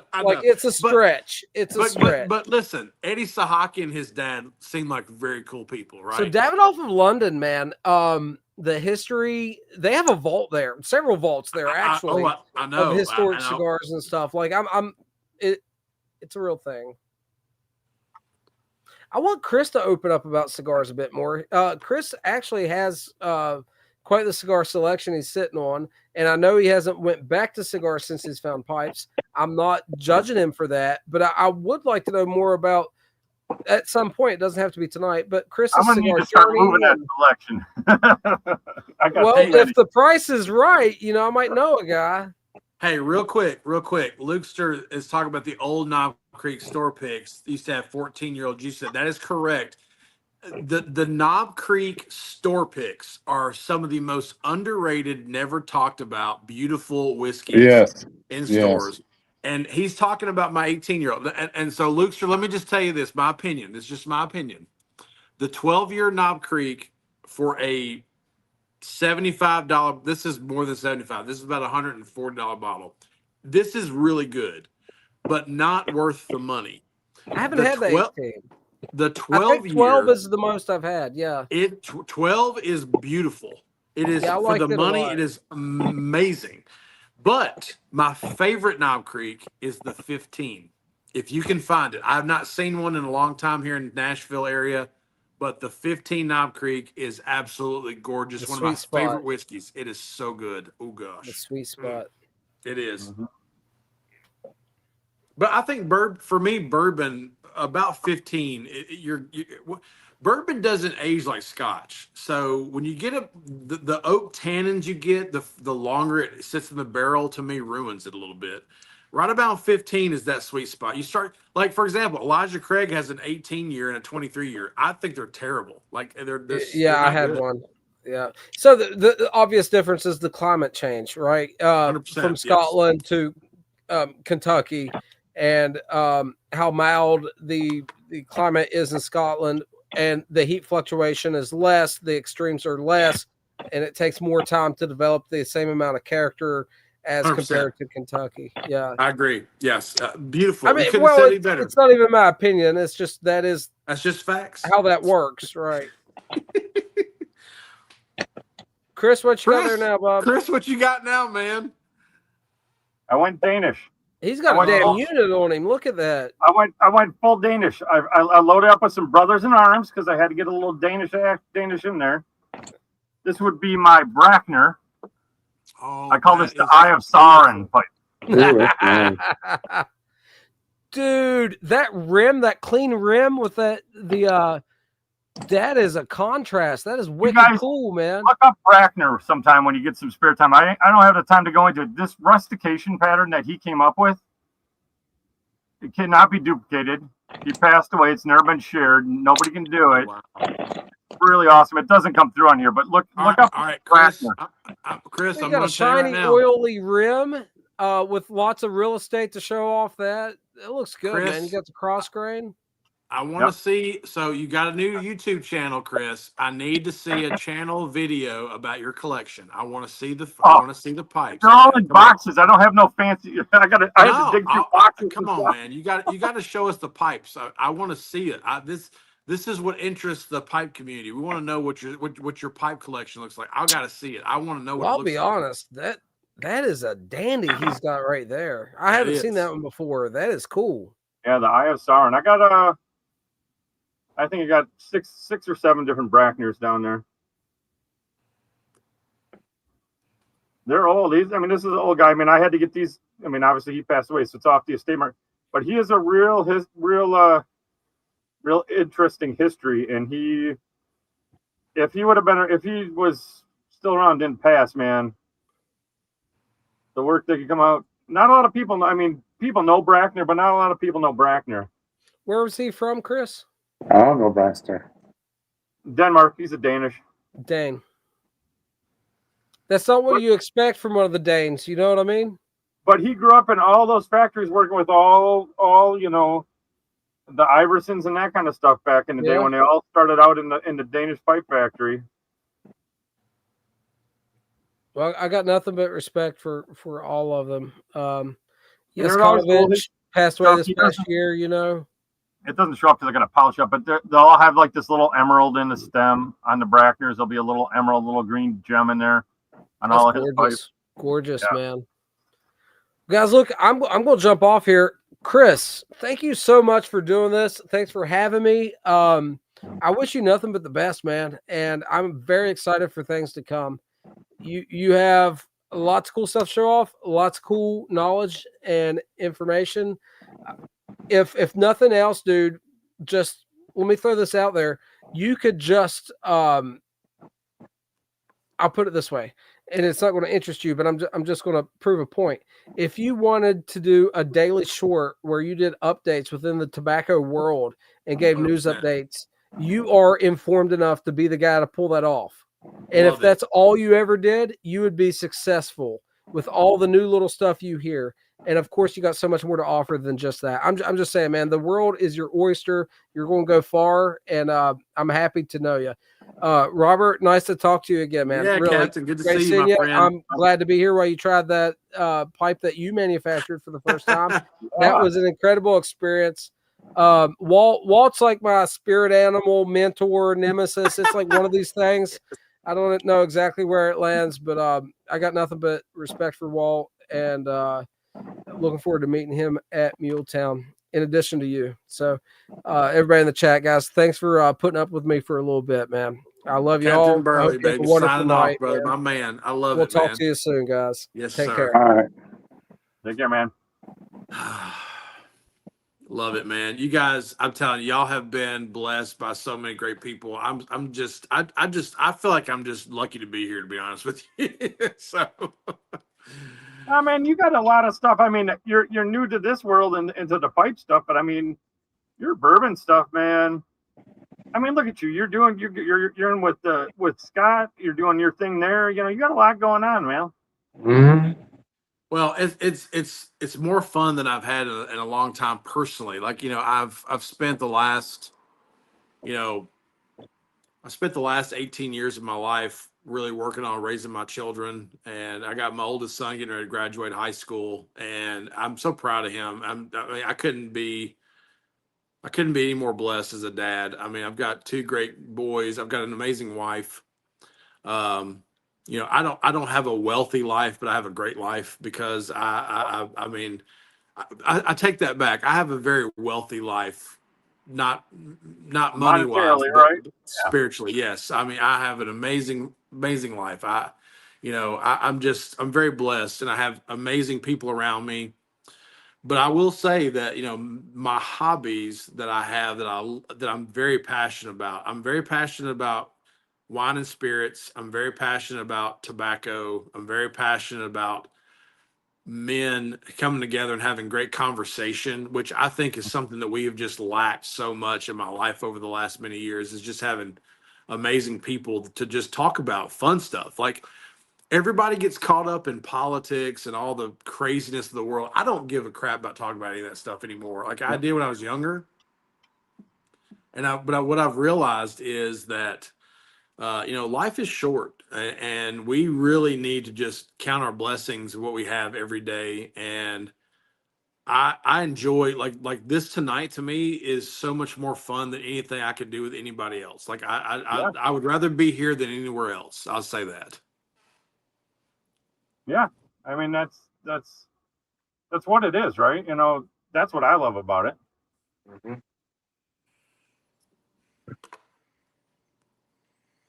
Oh, Kerry, you're switching to the light stuff now. Well, we got Eagle. Oh, okay, Lukester. Let me just say this. 2023 Eagle Rare 17. I have not had that. The only Eagle Rare 17 I ever tasted was a 2019 Eagle Rare 17. And I had about this much a sample of it that somebody gave me, and it's one of the most gorgeous whiskeys I've ever had. It's absolutely phenomenal. And so if you've got a 23 sitting there, good for you, my friend, because I'm sure that is a delicious whiskey. Oh, so good. So good.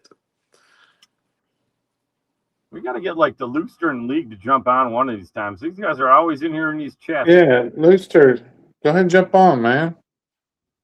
You're part of the community now. That's right, man. You got a phone? Get on there. Chris, I'm going to tell you, man, this is the second. So I've had this once before, but tonight was the second time I had this Dead Men. Yeah. It's pretty tasty. It's pretty tasty. A lot of Orientals in there. You probably know. So what else is in here? I can't remember. I've got so many of his blends, and I can't remember what all is in here. I know I have a hard time keeping them. I wish I had I might talk to him and have him send me a list and a breakdown of stuff so I can keep track and print it out. Which one is it? Deadman. Deadman. Yeah, Deadman's his favorite blend. That's the only one that will continuously come up again because he likes that blend. Yeah. So he'll always make Deadman's. Deadman, I think it's called Dead Gods or something like that. Or two he will always make. The other ones, they may come back, and then maybe the last one that ever comes out. But as long as he can, he will make Deadman's. I think it's a Scottish blend. One of my favorite blends he had last year was called Gutstone. Oh yeah. It's so delicious. Like Gutstone's a good one. Yeah. You can't talk about his blends too much because everybody don't have access to him though. That's the bad thing about him. He makes good stuff. He's got his niche. He don't exploit it. He appreciates the people that supports him. And he's always buying. He loves old shit. If you have something old and you put it on the market, he's the first one to contact you on it. Yeah. All right. Deadman. That was the one that he liked Acadian Perique, and he was going to try to make a match for that. Mm-hmm. And he said, "Fuck it, I like this one better. What I made, and I'm gonna smoke this from now on." This one he aged up for 9 months. 2017 Orientals, Izmir, Smyrna, and Macedonia. 2018 Red Virginias. 2018 Toasted Black Cavendish. 2012 St. James Perique, and 2020 Dark Fired Kentucky. But you watch what he smokes. He smokes like heavy aromatics all the time. He likes the old sweet Englishes and well, that's why you get a lot of his blends will be like the sweet English flake or orange English. You'll get a little free samples of some random and it's a sweet English he has. Oh, Chris, now I will tell you, so he sent me last year a sample of the orange English. Mm-hmm. Now that was it's good, isn't it? So good. Like it was funny because I thought he sent me a sample like, hey, this is a preview what I have coming. I didn't know that. I just thought of what it was. And I texted him and said, dude, this is one of the best tobaccos I've ever smoked. I love this. Mm-hmm. You have any more of this? He said, I literally have half a jar of that left. Sorry. It's like, sometimes he does that and he won't come out with the blend. He's like, oh, I sent the samples out. You know what? Never mind. It's like a tease, though, man. It's like, oh crap! I just smoked that 2 bowls of that like quickly because I thought I was gonna get more of that. Dadgummit! Oh, you know what we got to do on one of these lives? Yeah, we got to get Carrie and the man on. Maybe get them two together, pop in alive. Yeah, they're so fun to watch when they make their videos together. Yes. Or now. But imagine what he could do if he just used basic stuff and made blends. You know, he picked like a niche that he does, Nail 9 does. Imagine if he just used Cornell Deal stuff or used whole leaf stuff and made blends. But he put himself in this one corner, which he does very, very good at. But sometimes you think we lost out on somebody who could blend some good stuff because. Well, I mean, I've said that before. I mean, if I mean, of course, you know, I'm just a guy living in Tennessee trying to do this for fun and I enjoy this so much. But I mean, if I'm Jeremy, that's basically what he is. I mean, I'm coming to that guy and going, hey, dude, do you want a job? Like, I mean, if he can blend stuff the way he's blending, can you imagine what he could do with just regular stuff? Like you just said. I mean, yeah. I mean, he knows it. This is what he chooses to do. Is it not? I mean, I think it's an art. Like, I mean, to have somebody that knows what they're doing to be able to put. It's one thing to have the leaf. It's another thing to blend it. I mean, if you gave me like what you just said, Chris, if you gave me all those leaf blends right now and just set them on my desk and I said, now blend it, that doesn't mean I'm gonna make something good. Right. I make early morning pipe with the older tobaccos, and that's be the best you get. Well, maybe tomorrow or Monday, depending on the post office gets in, I'll get to see what Walt makes. Yeah, I make some shit.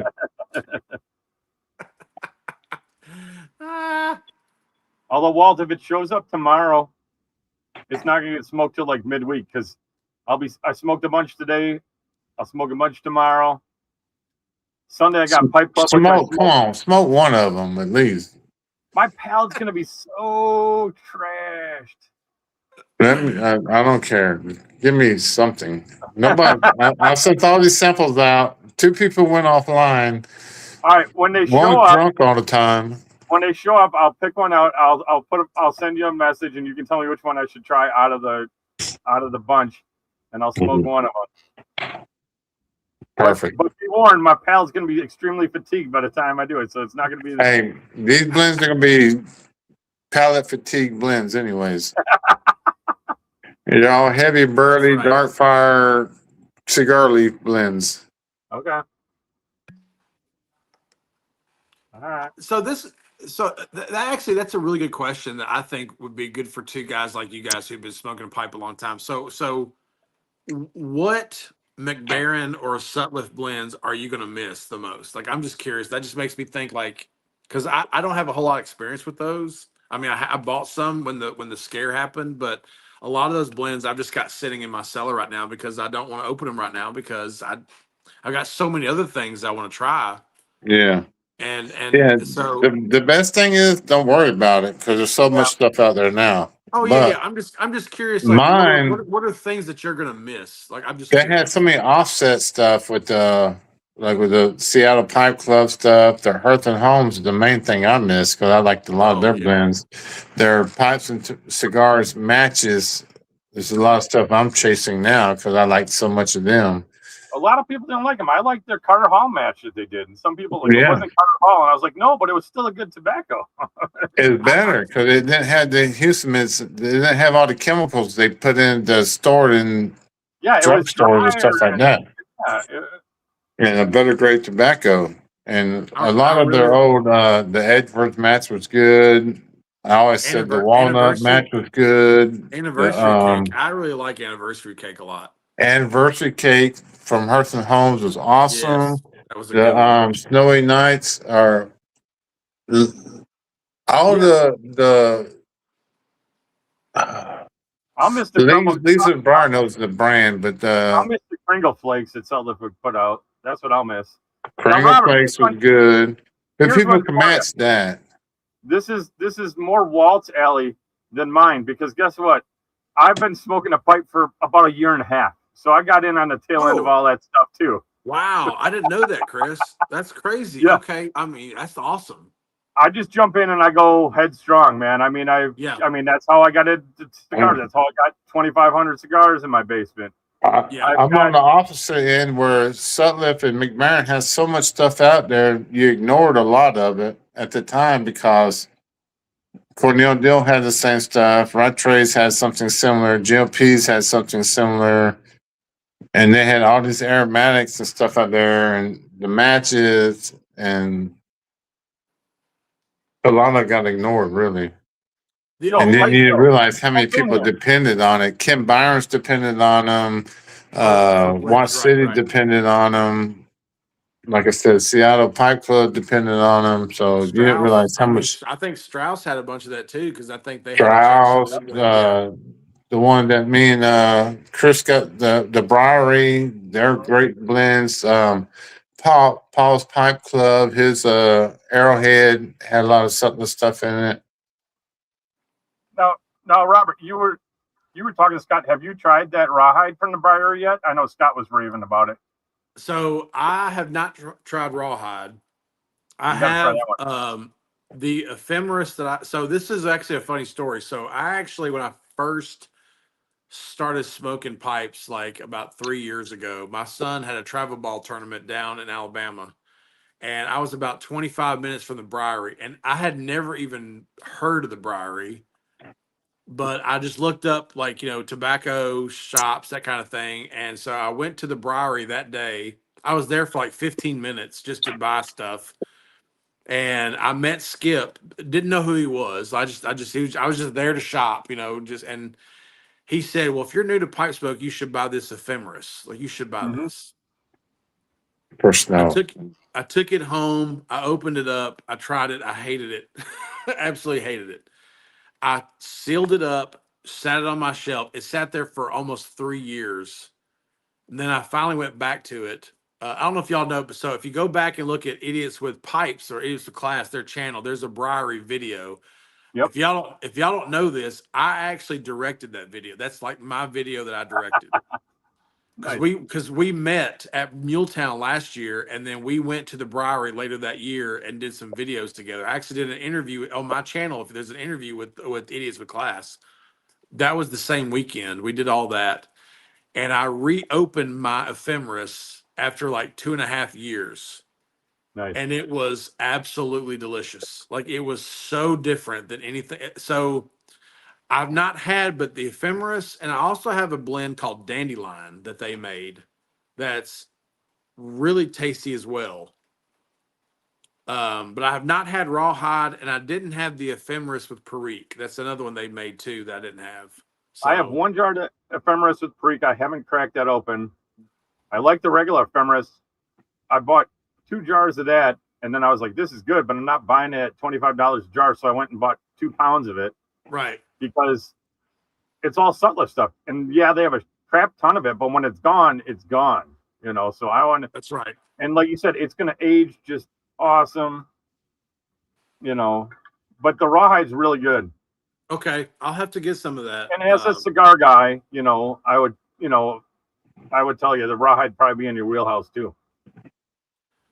So I'm probably going to go down to Birmingham this year at some point in time for a weekend, because it's not a bad drive for me because where I live, it's only about 2.5 hours down there. That could be a day trip. The only thing about the Briary that I don't like is that it's not like a place to hang out. Like they have this little. Have you been there? Have y'all ever been there before? Yeah, hang on. I'm just gonna catch up. League. Yeah, I can delete it. As soon as Brutal tells me he has it, I'll delete it. If that's what you want to do. And First Snow's the Hearth and Home I was trying to think of earlier, but that whole age series they were all excellent tobaccos. The Smoky Mountains, the Pines something, they were all awesome blends by Hearth and Home. But Hearth and Home's put out a lot of good burleys, a lot of good Latakia blends. That was all tied in with the Sutler stuff. Pipe Phil, you got to jump in here, Chris. Get in here, brother. League too. I leave so Lee can join in. I got room for. There's only 3 of us. We can get more in here. And Pipe Philosophy too. I thought he left. He came back. He's like, "Damn, you're still here." You know me by now. You should know our lives. We roll. I'm about to go to bed anyway, so a couple other people. It's time for the West Coasters to jump on. That's right. That's right. Well, Pipe Phil's still work. That's why really Chris started doing this, because him and Johnny would be up all night talking, and I'd leave my camera on and just go to bed. Well, I wanted to make sure the guys on the West Coast get some live action, people to smoke with or hang out and talk. You know, right? That's some of the reason why I wanted to get my 50, so I could do these live, so I could reach out to some guys out west, because usually it's mostly guys. League, it might not let you. It might be YouTube doing its damn thing. You can't websites and probably now emails. You can't post them. I don't know. Yeah. Well, do you have you have Brutal's contact information, right, Walt? I got his email, yes. Okay. Do you have League's email? Yes, I got both of theirs. You send League's email to Brutal. Yeah. It may not be tonight, but I will get it to him. Let's does that work for you guys? Brutal, League? There you go.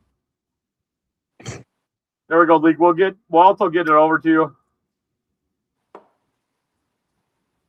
We'll get this working. That's what we're here to do. Help each other. That's right. The weakest link.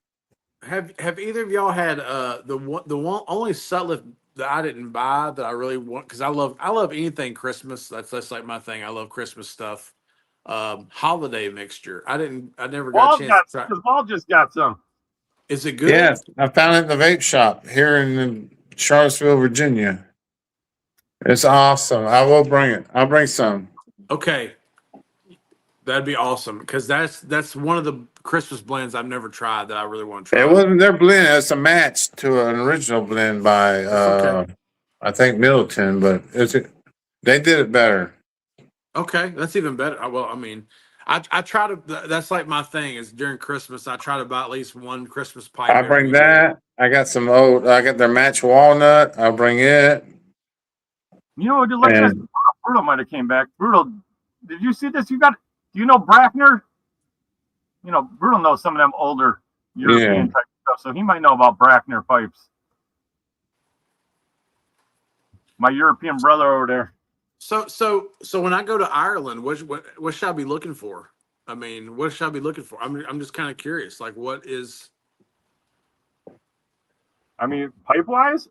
Yeah, man, pipe tobacco. Like, what am I looking for? I'm curious. Like, what should I be looking for over there? I mean, I would try to get some of that HU Haymaker and Dock Worker and smuggle that back if I could. Yeah. Can't get those over here, but those are good. You know. Haymaker, Dock Worker, the Madagascar Bazaar, Moroccan Bazaar. Okay. They don't make that one anymore, but if you can find that Moroccan, yeah. Pipe wise, I mean, it's gonna be hit. I mean, it's gonna be hard to tell on that. I mean, you're gonna go in there, you might find old stuff, you might not. I'll tell you what though, you know, you can always DM me and stuff or shoot me pics of stuff. You know, if you find stuff when you're over there, just okay. You know, reach out to me, man. Getting tobacco there is harder than it is here, actually. I will say one of the things I am excited about doing is I'm taking he'll be 18. He'll literally turn 18 2 days before we leave for Ireland. And I'm very excited about taking him. He's going to have his first Guinness in Ireland, which I mean, how cool is that? I mean, come on. Like, I mean, come on. But our journey through Ireland is going to take us, I think it's day 7 or 8, we're going to be at Peterson Pipe Factory. And I'm going to buy him and me a matching Peterson pipe that we will have. Like, and you know, he may never even smoke it. I don't know if that's something he'll enjoy doing at some point in time in his life, but you know what? It'll be an heirloom that he can have the rest of his life from his dad. So it may be one day when he's your age. You should take Lister up on this one. What now? That'd be a fun one to smoke over there. Yeah, I think it'd be cool. So I'm excited about it. I got a lot of cool things planned for that whole 2 weeks, man. We're gonna have a good time, man. Lister, I got 2 tins of that Blackthorn Sinead. Oh, I haven't heard of that one either. Irish whiskey topped. Blackthorn. It never did take off like the Maple Shadows did. That sounds as really loud cool. as Maple Shadows, but it's good. Hey Chris, I finally got that Savinelli in the mail from Happy Piper. That one I bought, remember the limited one? Oh yeah. It's you paid it off and it showed up. I got it. I bought it as a gift for a friend. I'm not giving it to him. I'm keeping it. That Eleganza one. Yeah. Yes. It's sharp. Yeah. it's really sharp. And when I bought it, I was like, I'm gonna keep that. That's really nice. That might be selfish, but I can't help it. I mean, come on. It's okay. I got a nice Chacombe to give him, so he's still gonna get a nice pipe for his birthday. So hey, don't forget, don't sleep on those Noels. Go take at least take a look and go check that site. Yeah, who did you say had those? NOVA. Nova. Yep. Okay. I'll check them out. Kyle can point you in the right direction. That Captain sounds awesome. Say. Yeah, my 2024 Noel is, oh my gosh, I love that pipe so much. It's so gorgeous. It's got this beautiful like red cherry color with that like little bamboo looking thing on it, and then it's so nice. It's such a great pipe. Love this year's have the same color, but it's with like a white creamish type stem. And I think he has at least last time I checked, he had at least 3 different shapes available still. Okay. I'll definitely check that out.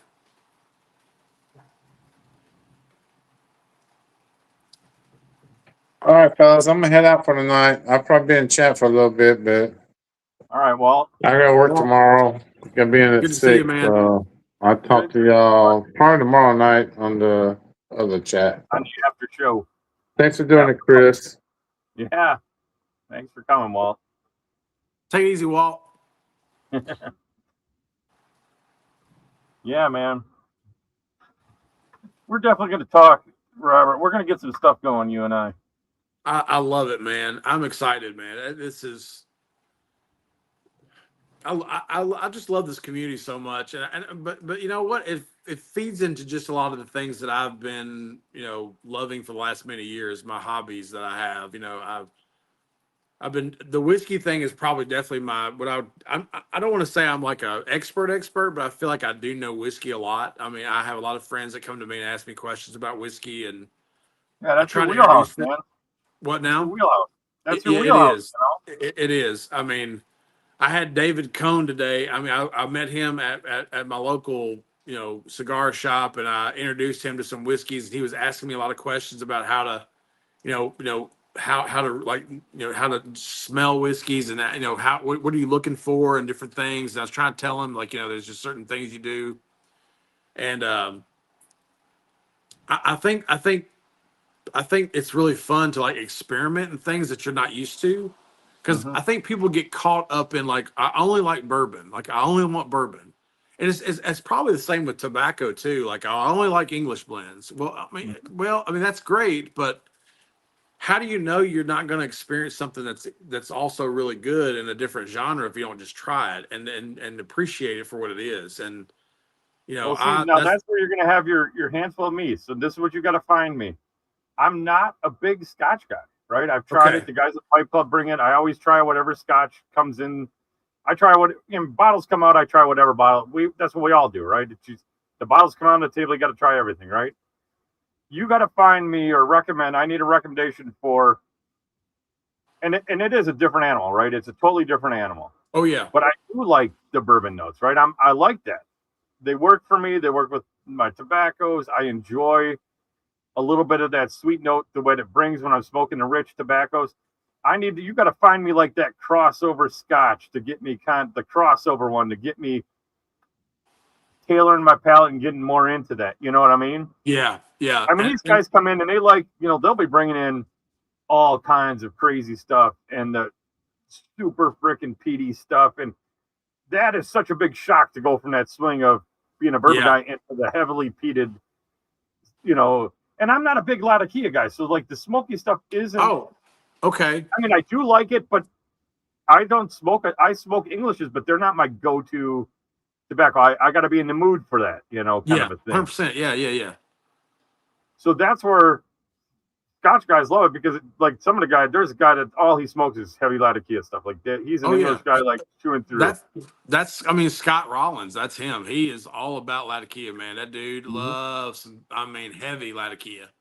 I like Latakia. I love English blends. They're actually, I mean, of everything I smoke, I like English blends are my favorite, but I do appreciate other things too, though. Like I can smoke other things and appreciate what they offer and what they are.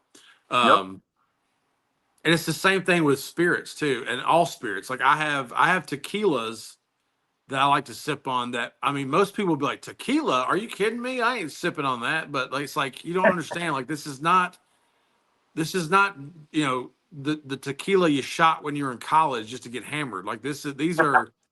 These are cold. Right. We're not drinking the worm. Like we're not down in the worm. Like that's not what this is about. 1800. Yes. No, we're not doing that. No. I had a tequila last week that I tried that I'm probably going to go back and buy a bottle of because I can't get it out of my mind ever since I tried it. It's a tequila that was aged in Pappy Van Winkle barrels. Okay.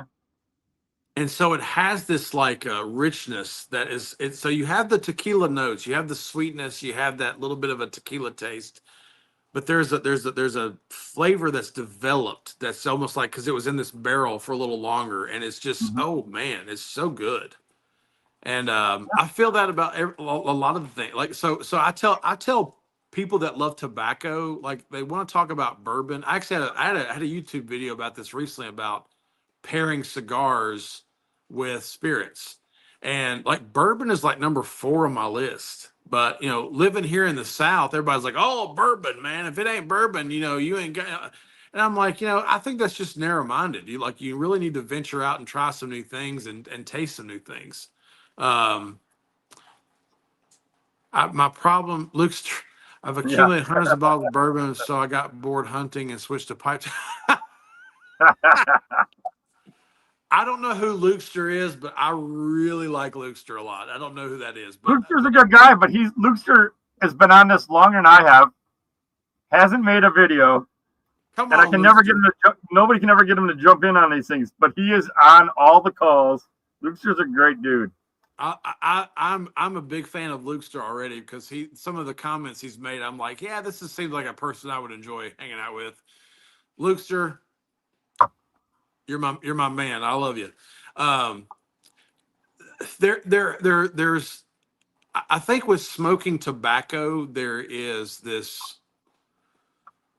flavor of that you kind of develop over time that the more you smoke, the more you can really taste certain elements of tobacco.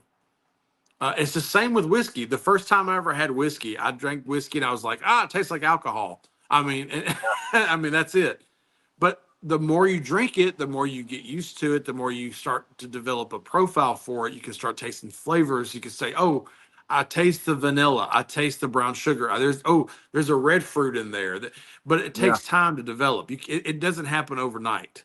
And it's the same thing with tobacco. It's the same thing with whiskey.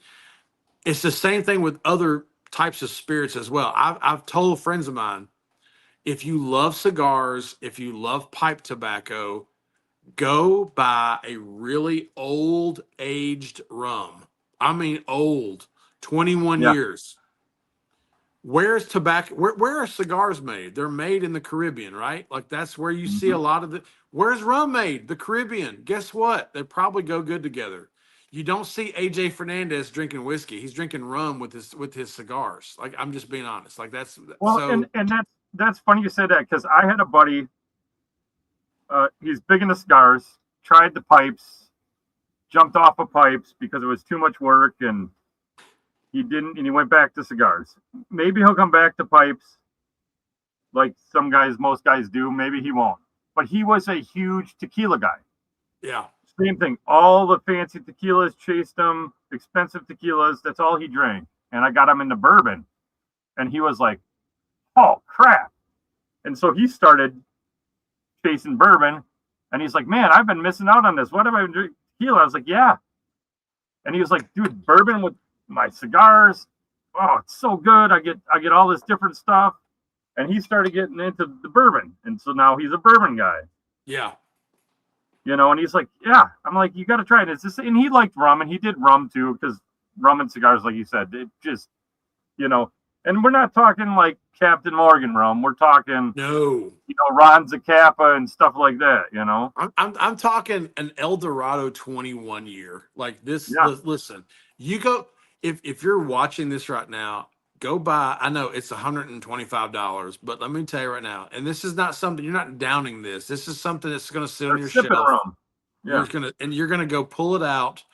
And when you have a fine tobacco, like it's one of those special nights, maybe like tonight, and you're going to crack that bad boy open. You're going to pour yourself a little dram of that, about this much, and you're going to sip on that with your tobacco. And I'm going to tell you right now, you're going to wake up in the morning happy. You're going to be a happy camper because you're going to say that was an amazing experience because they go together so well. Like they just pair so well. My wine and spirits guy that I go visit all the time and buy stuff from him locally here in Spring Hill where I live. This is a guy who's an expert in all things spirits and wine. Like this guy knows about everything. And he has converted me from a bourbon guy to a Scotch guy. He has helped me buy tequilas. He's helped me buy rums. This guy has literally transformed my whole experience of spirits into all of it. And the new thing he's got me into is cognac, which I never in a million years thought I'd ever drink cognac. But we're talking, he's got cognacs in his shop right now that are from 1907. Like we're talking like aged cognac. And the cognac, unlike other spirits, does age in the bottle. Like whereas, you know, when you take whiskey out of a barrel, it usually, once you take it out of a barrel, it doesn't age much. Lukester, I cannot wait to meet you at Muletown. Yes, I will be there. Cannot wait. I'll be there Saturday. Gonna have a great time. Please come find me. It's gonna be so fun. But if you sit down and just really just try to appreciate the craftsmanship of all these things, tobacco, pipe tobacco, cigars, whiskey, you know, rum, even fine wines. Like I have some wines in my collection right now that I love pulling out occasionally with if it's one of those nights and I feel different, I don't want to drink a whiskey, I crack open a beautiful, you know, Bordeaux and pour it with some tobacco. It goes amazing with tobacco, like amazing. See, this is all stuff that I haven't gotten into. I mean, I like finding a nice port every once in a while to sip on, you know. And a lot of people don't like a good port. Don't like ports, but a good port, come on. Oh, especially. So I've actually argued this with some friends of mine about if you have like I'm talking like a big boy meal, you know what I'm talking about, right? You know, you've had a big boy meal. Like I'm talking like you go to that place and you eat that meal, when you walk out, you're like, ugh. You know what I mean? Coming home after one of those meals and cracking open a port wine with a cigar or a pipe tobacco is one of the best things you can do for yourself. Yeah. Or in the same thing, you ate that big boy meal, right? And you're like, man, I got no room. I don't want dessert. Get yourself a little glass of port before you leave. Yes. You know? 100. A little glass of port. I would rather You know? have the glass of port than the, you know, cheesecake or whatever they have. Like I'm not a dessert. Dessert's not my jam. Like it's just not my thing. You know, I mean, I don't dislike dessert. I've had many desserts I like, but if I have to choose between a dessert and a port, a really good port, yeah, I can't eat like something super sweet. Like if I go someplace and they maybe have like maybe a tiramisu because then I get a little of that coffee in it, you know, and the liqueur that's in that. That's what I do. But like a big old sweet cheesecake with all kinds of stuff on it, or some, you know, whatever ice cream, whatever the crazy ice cream brownie things, whatever. Nah, tiramisu, maybe a creme brulee or something like that. But that's about as sweet as I want to get, you know. But that kind of where that port wine comes in. You're only getting this little taste of it. Yep. And it's just enough to kind of satisfy that sweetness that you want at the end of a big meal. We have a place here where I live. We have a little area in Tennessee called Franklin. You got that bubble gut. That's what it is. After that big meal, you're all full. You got that bubble gut. That's where that port comes in real nice. It is. It is. We have a little area a little bit north of me. So where I live, there's Nashville, and then I live about 35 minutes south of Nashville, and then where Briarworks is about another 20 minutes south of me in Columbia. Yep. But there's a little area right south of Nashville that's really considered all over the nation as kind of one of the most bougie areas in the country. It's called Franklin, Tennessee. It's really known to be like high society. And there's a restaurant in that area called the Cork and Cow. And my wife and I go there once a year for this absolutely amazing meal. Like when I say it is so delicious and amazing, I mean, so good. And the last time I was there with a really good friend of mine named Greg, who's one of my best friends, who I actually got him smoking a pipe. He's now a pipe smoker now. And he actually texted me the other day at like 9 o'clock in the morning. He's sitting on his back porch smoking his pipe, and I said, "He's one of us. He's there, you know."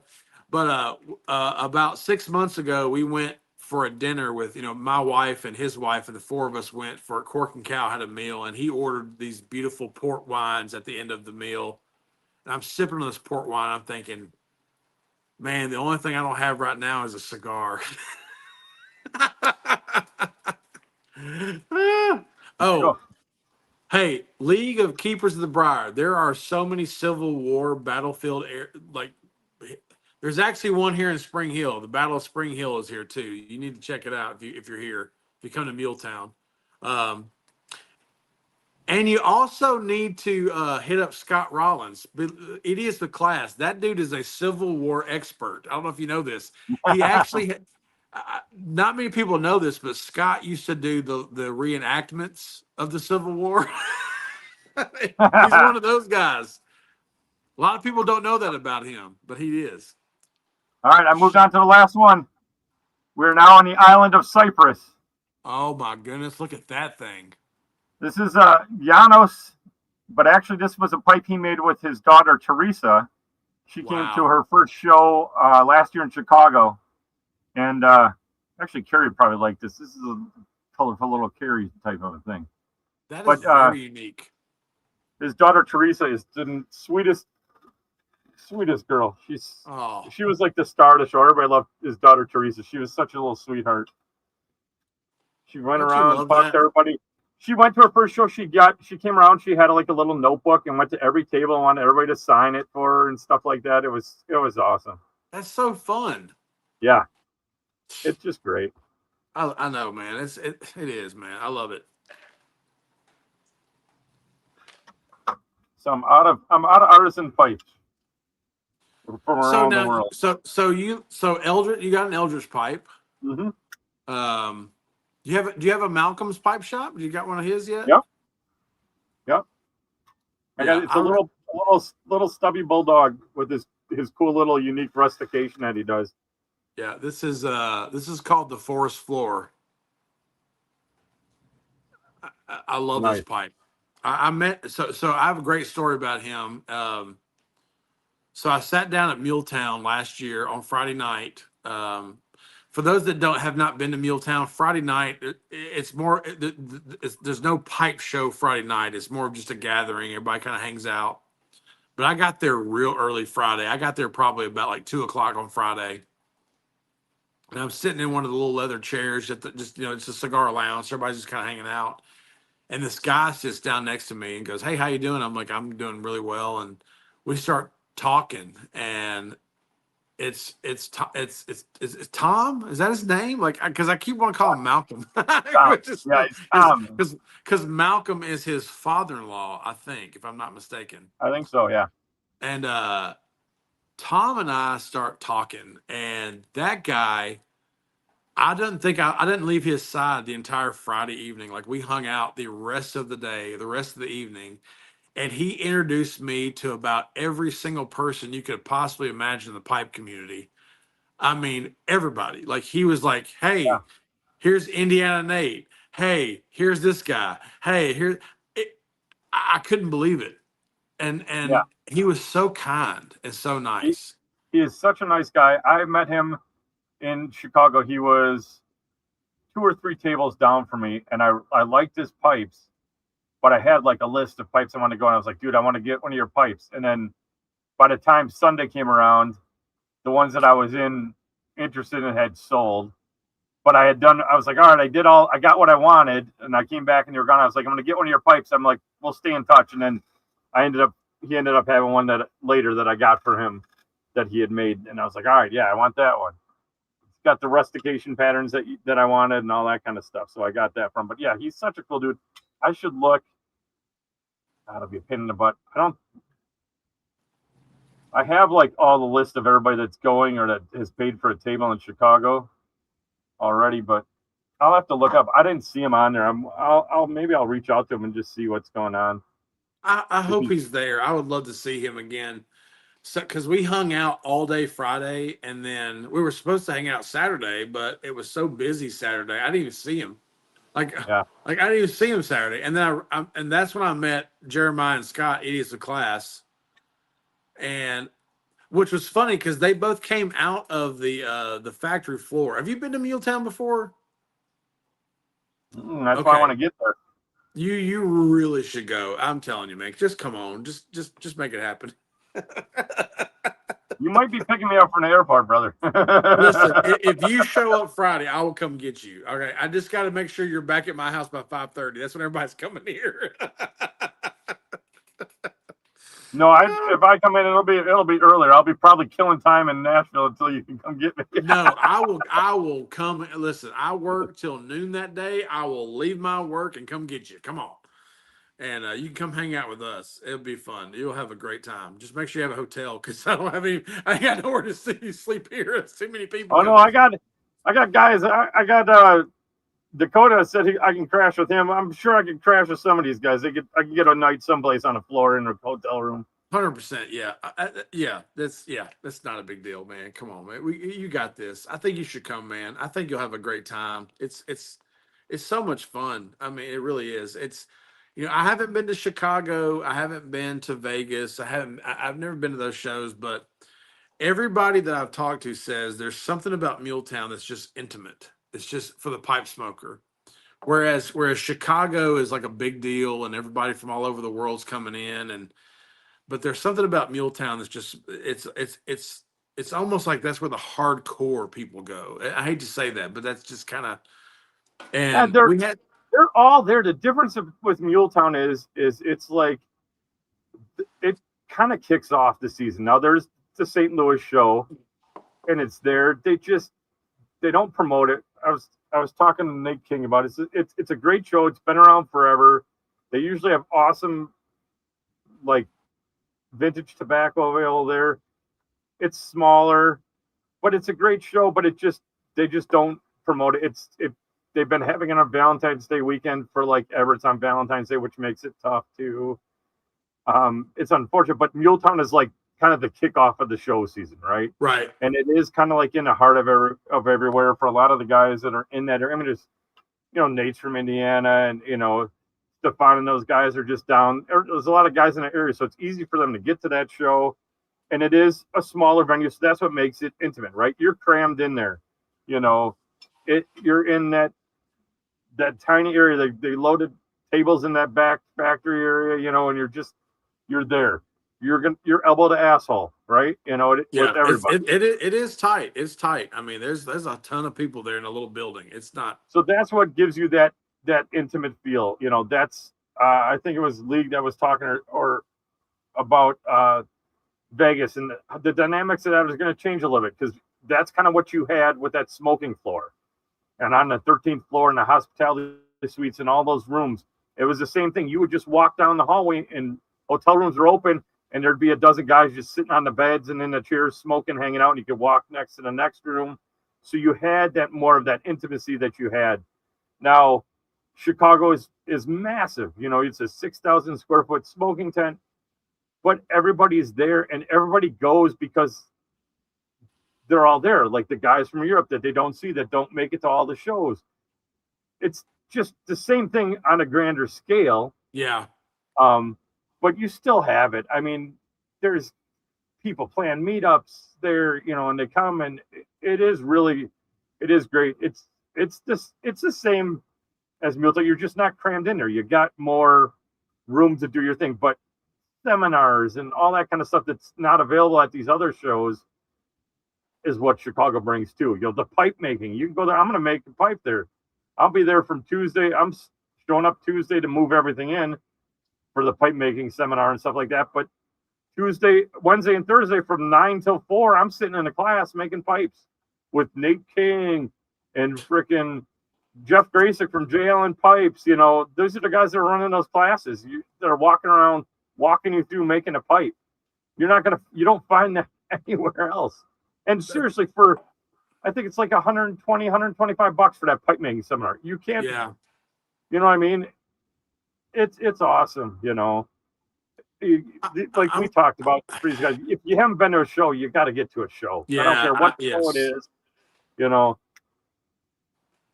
I really want to go. I want to go to Chicago really bad. I wish I could go this year. This year is just terrible. This is like the busiest year of my life, man. Like I've never You know, I've got, you know, my son graduates high school. I'm going to Ireland. My wife and I are celebrating 25 years of marriage.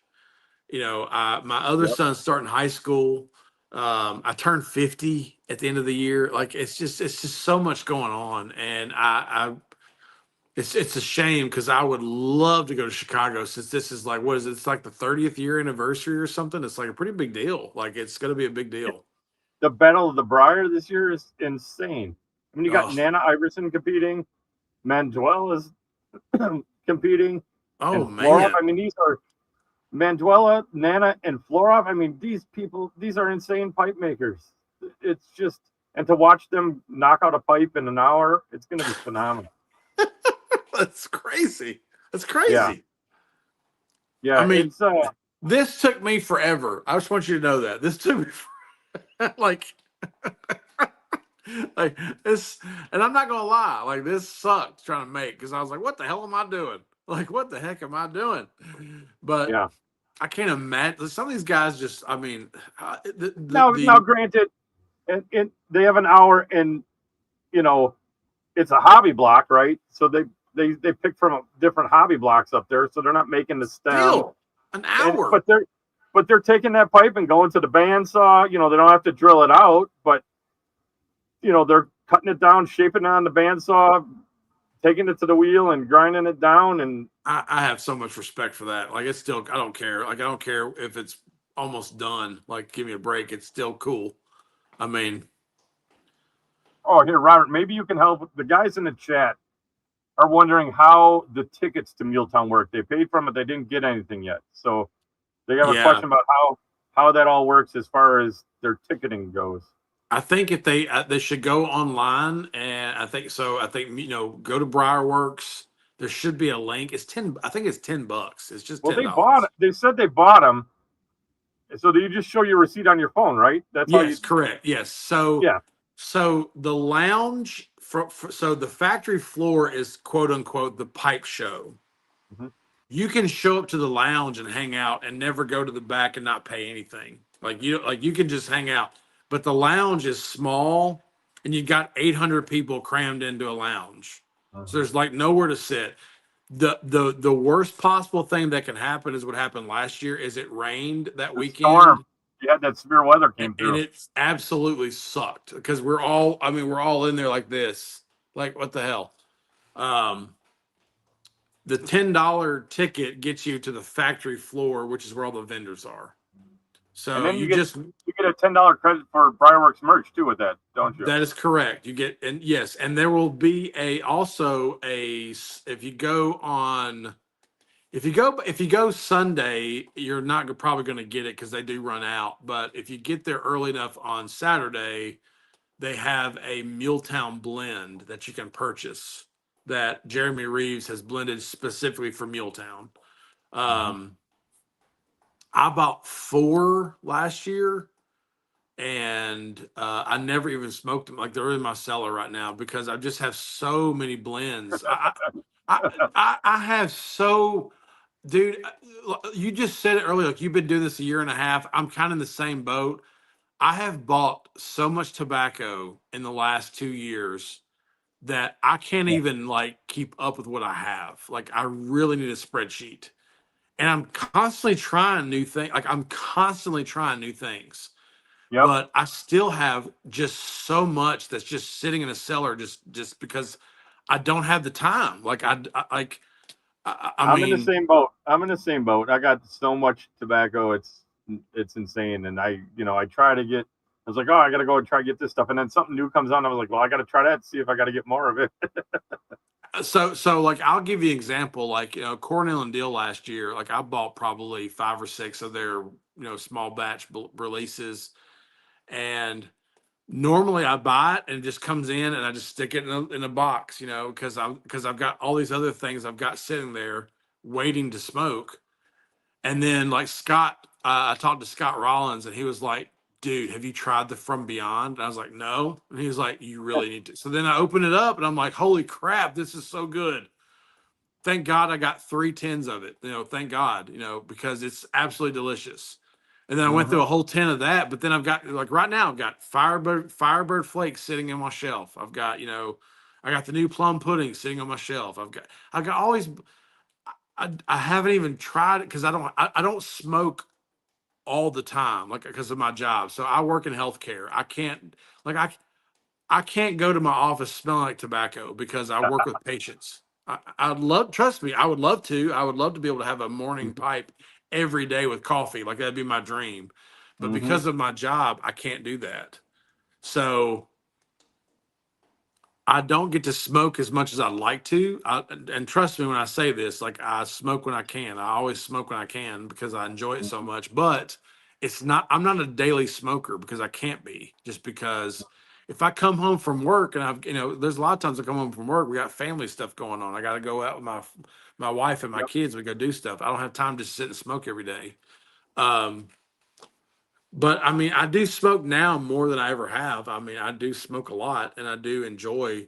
But again, as much as I love pipe tobacco, I do love cigars too. So I mean, sometimes when I smoke a cigar. Yeah.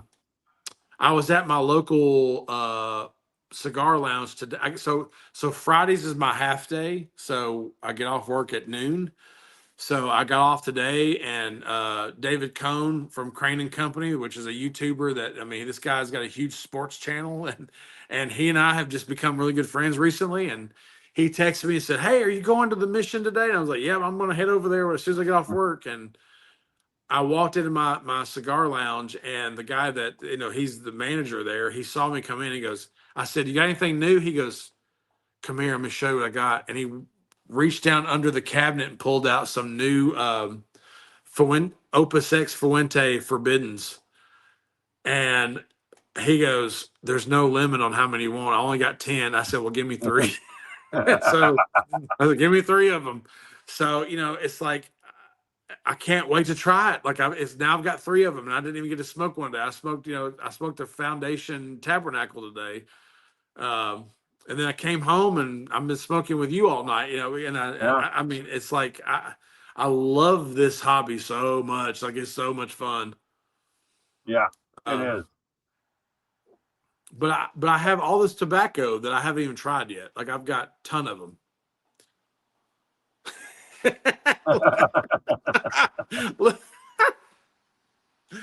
Oh, so where I'm just curious. Where is Lukester from? Where does he live? I'm just curious. Like what part He's of down in your neck of the woods someplace. Okay. Spill the beans, Lukester. Lukester, where are you at, man? I gotta know, man. I'm just curious. Kentucky. We're not far apart, man. We're not far apart, man. My mother is from Harlan County, Kentucky, if that means anything to Lukester. Dude, Harlan County, good Lord. Yes. Coal miner's daughter, baby. That's where we're coming from. Yeah. Did you watch like Justified and give her a hard time? Be like, "Hey, oh my goodness, yes, that is like my. So a lot of people don't know this, and I don't know if it still is, but Harlan County, Kentucky, at one point in time was the poorest county in America. Like at one point in time, I don't know if it still is, but I spent many a summer in Harlan County, Kentucky. Like I'm just going to tell you right now, like it's like a whole nother world up there. I'll tell you right now. That's, as my friend says, that's my roots. I'm sure Dakota and those boys got plenty of little counties over there in West Virginia that can compete too. 100% agree. Yes, 100%. 100%. All that old coal country that's what it is, All my kin are all coal miners. Every one of them up in that area, man. There you go. There's Lukester for you. Ah, yes, Lukester. We may be family, don't even know it. Yeah, down there you could be.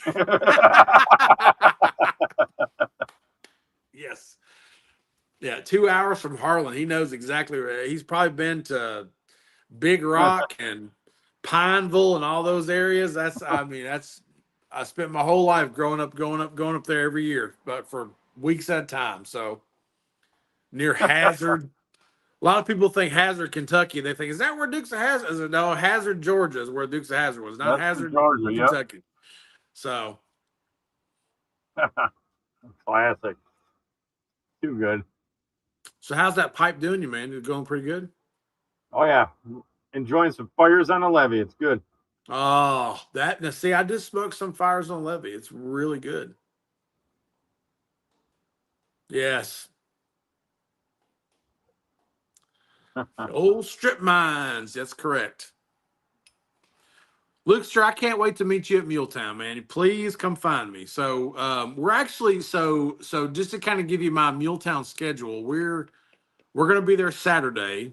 I'm gonna be there with Idiots with Class. They're gonna be there. Jeremiah's coming too, by the way. He's gonna be there. I can't wait to see him. We are going to be doing some filming while we're there, though. So I'm hoping and praying they don't kick him out. But my son, who's not of age, I'm going to dress him up as if he is a film crew, and he's going to be walking around with a camera filming. So I'm praying they don't kick him out because he took off work to film for me. He's going to be filming. He's going to be walking around with a headset on, acting like he knows what he's doing as a film guy. And I'm scared to death they're going to kick him out, but I'm praying they don't. But anyway, but we're going to be doing some filming. My goal is to go around Muletown and interview people. I have some questions. I want to ask random people, like, what was your favorite blend last year? What was and try to get some footage of Muletown. I want to interview all kinds of people from all over. Chris, if you come, you need to be there. I need you to be there. So, but I told my son, I said, if they kick you out, you just gotta drive separate, go home, because I'm not taking you home. There you go. You make him drive his own car down there, so you don't have to worry about right. it. He's got his own vehicle. He can drive himself. But we're gonna be there Saturday all day. And I would love to be able to hook up with some people that evening for some just chill time at maybe some hotels or whatever, just to hang out and enjoy. To be honest with you, if you're in Muletown, a little further north in Spring Hill, which is where I live, is another cigar lounge called the Mission, which is where I go every day. Great place, great people. We may be at the Mission later that evening, just because Muletown is so crowded. It's going to be so packed. We'll probably spend most of the day at Muletown on Saturday, and then maybe Saturday evening be at the Mission in Spring Hill, which is only about 20 minutes north of where Muletown is at. So should be a lot of fun. Nice. Yeah, I gotta try it. I gotta see what I can do. I really think you would have a great time, Chris. Man, I'll have a great time. I love pipe shows. I have a great time at pipe shows. And I do want to get down. Oh, I know you will. Because it would be a good time. I'm just excited about seeing who else. So the one thing about Muletown that is not cool is not a there's not a lot of vintage tobacco there. Yeah. If that makes sense. It's pipe, a lot of pipe vendors, a lot of accessory vendors like leatherworks, pipe stand makers. But as far as tobacco, there's not a ton. So, so he's going to be at the same hotel as, okay. So Luke, sir, are you in Columbia or Spring Hill, your hotel? Because Spring Hill, a lot of people are staying in Spring Hill too. I'm just kind of curious. Wherever the Baymont is, but I don't know where the Baymont is. I don't know where that is either. And that's why I'm kind of curious. Lukester, let us know, because Hunter wasn't on and Hunter booked the room, and Dakota didn't let us know other than that it was the Baymont, but they didn't know the location of which, if it was in Spring Hill or Columbia or where it was.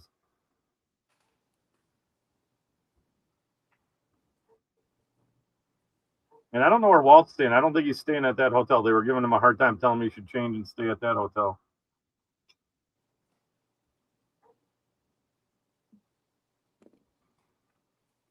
And I'm gonna start looking at flights, because I can see if I can get a flight down there.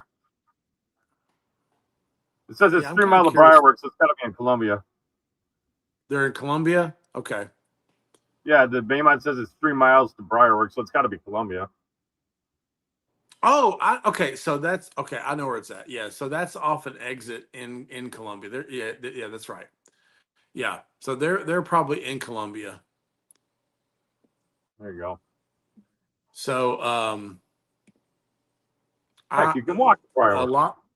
3 miles. A lot of the guys are in. So I know that it's the idiots.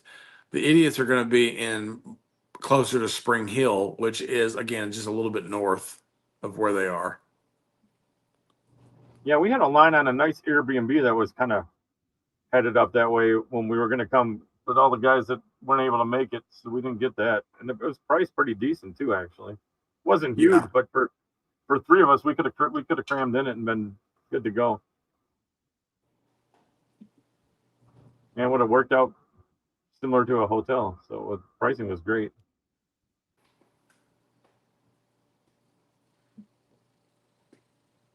So, Lukester, if I make it, I'll be crashing on probably Hunter's floor or something over there in the same hotel as you guys.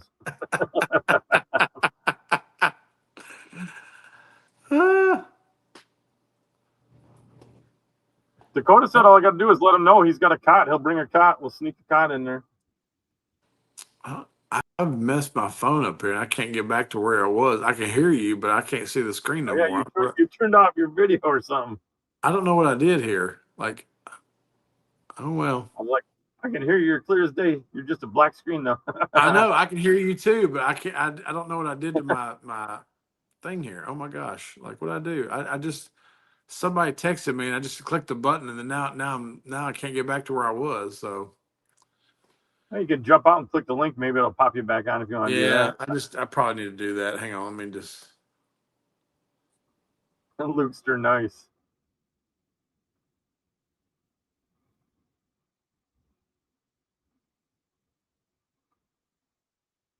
That's good because I'm going to need a shuttle one way or another because I'm not paying for a rental car.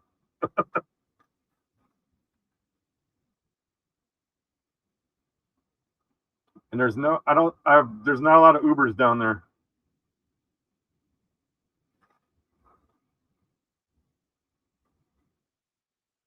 Not a lot of Ubers and pretty busy. Here, I'll kick you and you can click back in. Let's see, nope. Let's get this one out. Let's add that guy in. There we go. I got you. We're back. Oh, now you're on mute though. Let me see. Oh, I can't unmute. There we go. Oh no, I can't unmute you. You're on mute. It won't let me unmute you.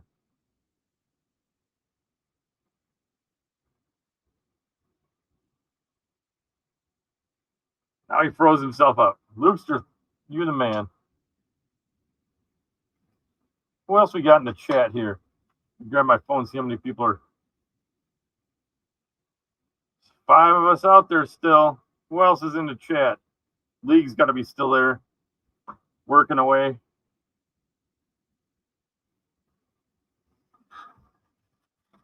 We gotta get some more of these West Coast guys to start showing up.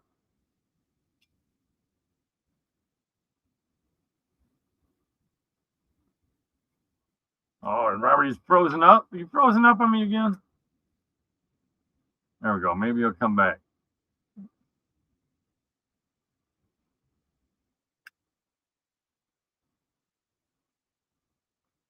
Getting down to the end of my journey here with my cypress pipe. Decide if I'm going to go on to an American artisan or end up calling it a night. We don't get a little more action going here. I think I'm down to the end of it. Down to the end of the Giannis pipe from Cyprus.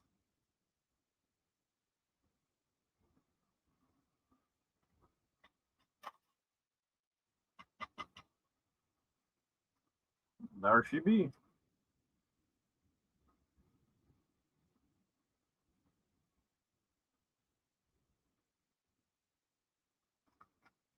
Who else we got? Lukester, we got League.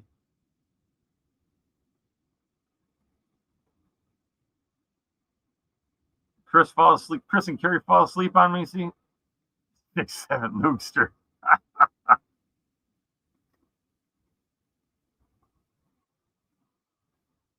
6-7-3. You and the Urban Hermit. And Hunter, but Hunter doesn't have that many. Urban Hermit's got you. You have to drive up to Canada and steal some of his.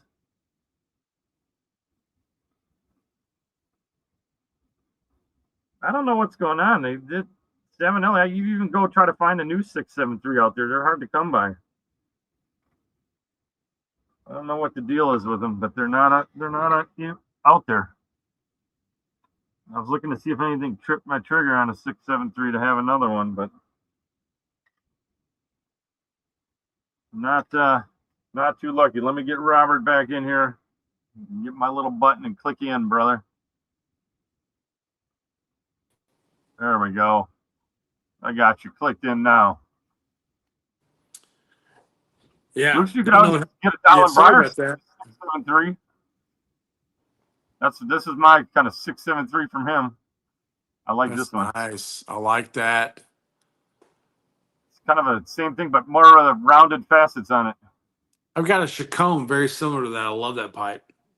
I love that shape. That would be one of my Americans. We were gonna have to go on to the Americans, but it's that time of the night. Time to bust out the Nate. Bust it out, man. Come on. But then I gotta dig out the blend to go with it. Good old Nate King. I bought a bunch of pipes offline that were kind of estate pipes that I'm gonna hopefully clean up and restore at some point in time. Some Dr. Graybows and you know, just old pipes that are really in good shape. I mean, they're pretty in good shape. I mean, they just need to be cleaned up. I never jumped down the Graybow bandwagon as much. I went the K-Woody route. Oh yeah, K-Woody's good. I love getting old K-Woodies. I was lucky enough to score some real nice old K-Woodies for real good prices. And it's always nice when I get them because I'll get one and then Nathan Davis, the guy that runs K-Woody. The guy knows everything about K-Woodies. Yeah. But I'll show it to him and I'll be like, hey man, I got this one. He's like, it's always nice when you have one and you show him a couple of your pipes and he gets jealous of them. He's like, that's an old one. Oh, that's a rare one. Oh, that's nice. It's like score. But he could tell. He's like, oh, that one's they only made that for these years. Blah blah blah. You can break it all down. It's awesome. I was like, oh, I just got this one. I got a couple of these sitting in the bin to clean up. And he's like, oh man. Yeah, I've got one. This is one I bought off eBay. I was real excited about it. I got to clean it up, and it definitely needs a little bit of work on it. But so I'm a big Vanderbilt fan. I grew up in Nashville, so I love Vanderbilt football and basketball and all that. And this is a pipe that actually is called It's called Vanderbilt. It's made by Vanderbilt. I don't know what that even means. Like who's Vanderbilt? Gloria made that pipe. But it's really cool, man. It's just this Vanderbilt pipe, and I want to restore it so I can smoke it. There you go. Make it happen. Yeah, man. This is another cool one that I found. This is such good shape, but it's not even it doesn't even have a name on it. It's unbranded. Yeah. It's just fascinating to me. Like, who made this? It's like, who made it? I mean, it's just cool, man.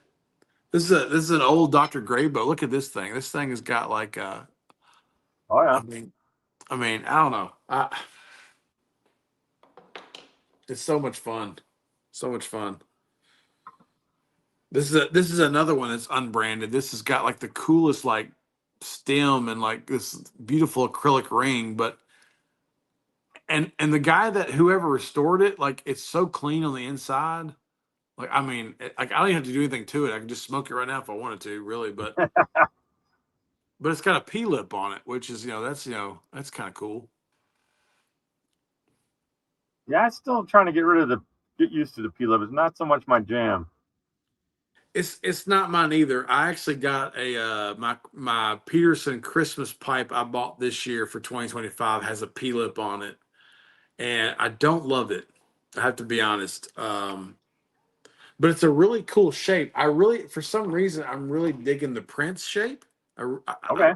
I've started smoking more of the Prince shape, Yep. and I really like that shape a lot. Like it's I don't know. There's something about it that's really nice. It's got a good run into feel. that with my shapes. You all of a sudden you get a feel for a shape, and that's like you keep want to grab and smoke that. Yeah.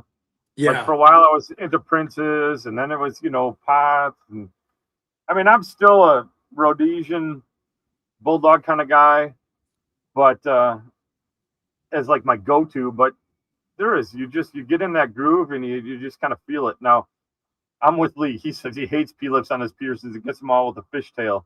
Yeah. And there's a lot of guys that say it. Now there's a guys that love Petersons, and they say you got to get a Peterson with the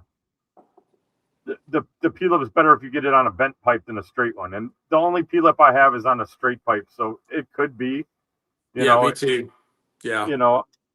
But honestly, unless I come across an older Peterson that I really like, I'm not going to buy a new one to try that, because I've not had good luck with my new Peterson. Yeah. Well, most of my pipes are bents. I really enjoy bent pipes a lot, and which is funny because the first pipe I ever made was a straight. I mean, well, yeah, because it's easier to it's drill easy. that out than a bent pipe. Yes, exactly. It's a lot easier to make this than it is this. I mean, for a guy who's a novice, I mean, so. But I will say I've bought more straight pipes recently. I don't know what that is. I don't know why. But the last few pipes I've bought have been all straight. I'm kind of you get less gurgle with them. You know what I mean? That moisture isn't going down in there. I don't know if you're a big clencher. I don't clench a lot, but if you I am. And if you clench on a bent pipe, I mean, I don't know about you, but I'll drill down that freaking, and then it gets all that moisture in there. Yes. Yeah. Well, I mean, I don't know if you saw one of my recent videos, but I've had to go to bits on some of my pipes because I use it on all of mine. I clench so hard, man. Like, so this pipe right here, I mean, this is the most expensive pipe I ever bought, and there's a big hole in it in the stem because I clenched so hard I put a hole in it, and I was like, well, dadgummit. I need to get some bits because I never wanted to be a bit guy. I was like, I don't want to do that, but I had to. So yeah, and the other thing is if you're hard on that way, acrylic stems might be something you want to look for on when you get a pipe. Buy pipes with acrylic stems. They're gonna hold up better. But I use it. Lots of guys. You get food on them. Some guys don't like them. I always just go with the old no glove, no love was what I do with these things. Because I don't want to get the chatter and the scratches on it. It keeps them nice. The stems looking nice and clean. Especially if you start buying estate pipes, you see the damage done to them. I mean, some of these, somebody bit the heck out of this. It's like, well, I want my pipes to last long. I don't want them to have these big holes in them and look like they've been gnawed on by a dog. Yeah, that's kind of my thing with it, And I actually. There was a buddy of mine that always used them, and then he switched to get rid of the. He got rid of them. He's like, well, he got into starting to make his own pipes. He's like, well, I want to be able to feel the button, get used to it. So he was smoking them without, and he said the same thing. He's like, I'm going back to them. He's like, I don't like. They start getting marred up. My stems are getting chewed up.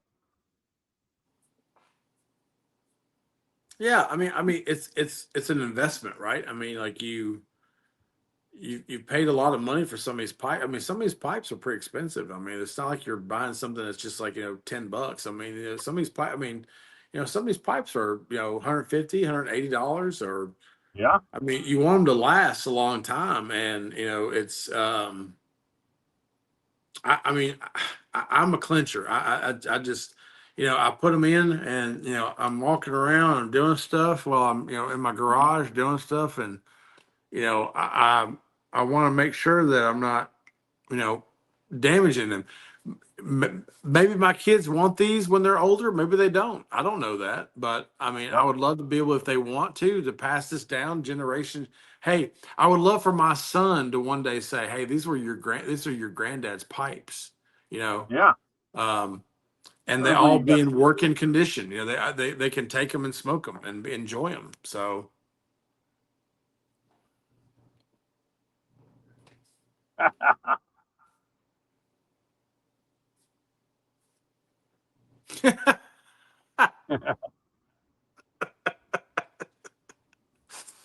Oh man, that's really funny. It is. Oh gosh. But that's just it, and it doesn't take much. You that chatter will show up real quick. If you smoke a pipe a lot, you'll get even if you don't get through it, all those teeth marks show up pretty quick, or the indentations will start showing before you know it. Especially on especially the vulcanized stems. I mean, they're really fragile in my opinion. I mean, Yeah, it's a lot softer. of the estate pipes, a lot of the state pipes I've bought over the years, just to try to restore. I mean, I have probably 30 or more estate pipes that I need to, polish up and clean up, but some of the stems are in really good shape and some of them are not. It's like, well, the ones that are not in good shape, what do I do with those? Do I just try to like make my own stem? Maybe I try that. Maybe that's kind of a cool, fun thing to. Do you have like a hole? do. You're talking about like with holes through them? Yeah, Or just chewed up? here's one right here. Like this is just a little pipe, but like it's just a little bitty pipe. Mm-hmm. It's an estate pipe I bought on eBay with like 4 or 5 other pipes. Mm-hmm. The briar is in really good shape, but the Mm-hmm. stem has got like chew marks all over it. It's hard to tell on the camera. Well, if you got a buffing wheel, I do. you can, especially with the vulcanite ones, you can buff some of those mild chatter out with the green. Okay. Yeah. And then that'll buff out. And honestly, if you end up putting these bits on it, you're not going to see some of that. That'll cover that up. You know what I mean? The thicker 100%. Indentations that you can't get out, that's going to cover it up. Now, I'll tell you, and I don't know if anybody told you too, with these bits, you're done smoking your pipe, you're going to want to take that bit off every so often. You want to clean out underneath there. Yeah. Oh, yeah, yeah.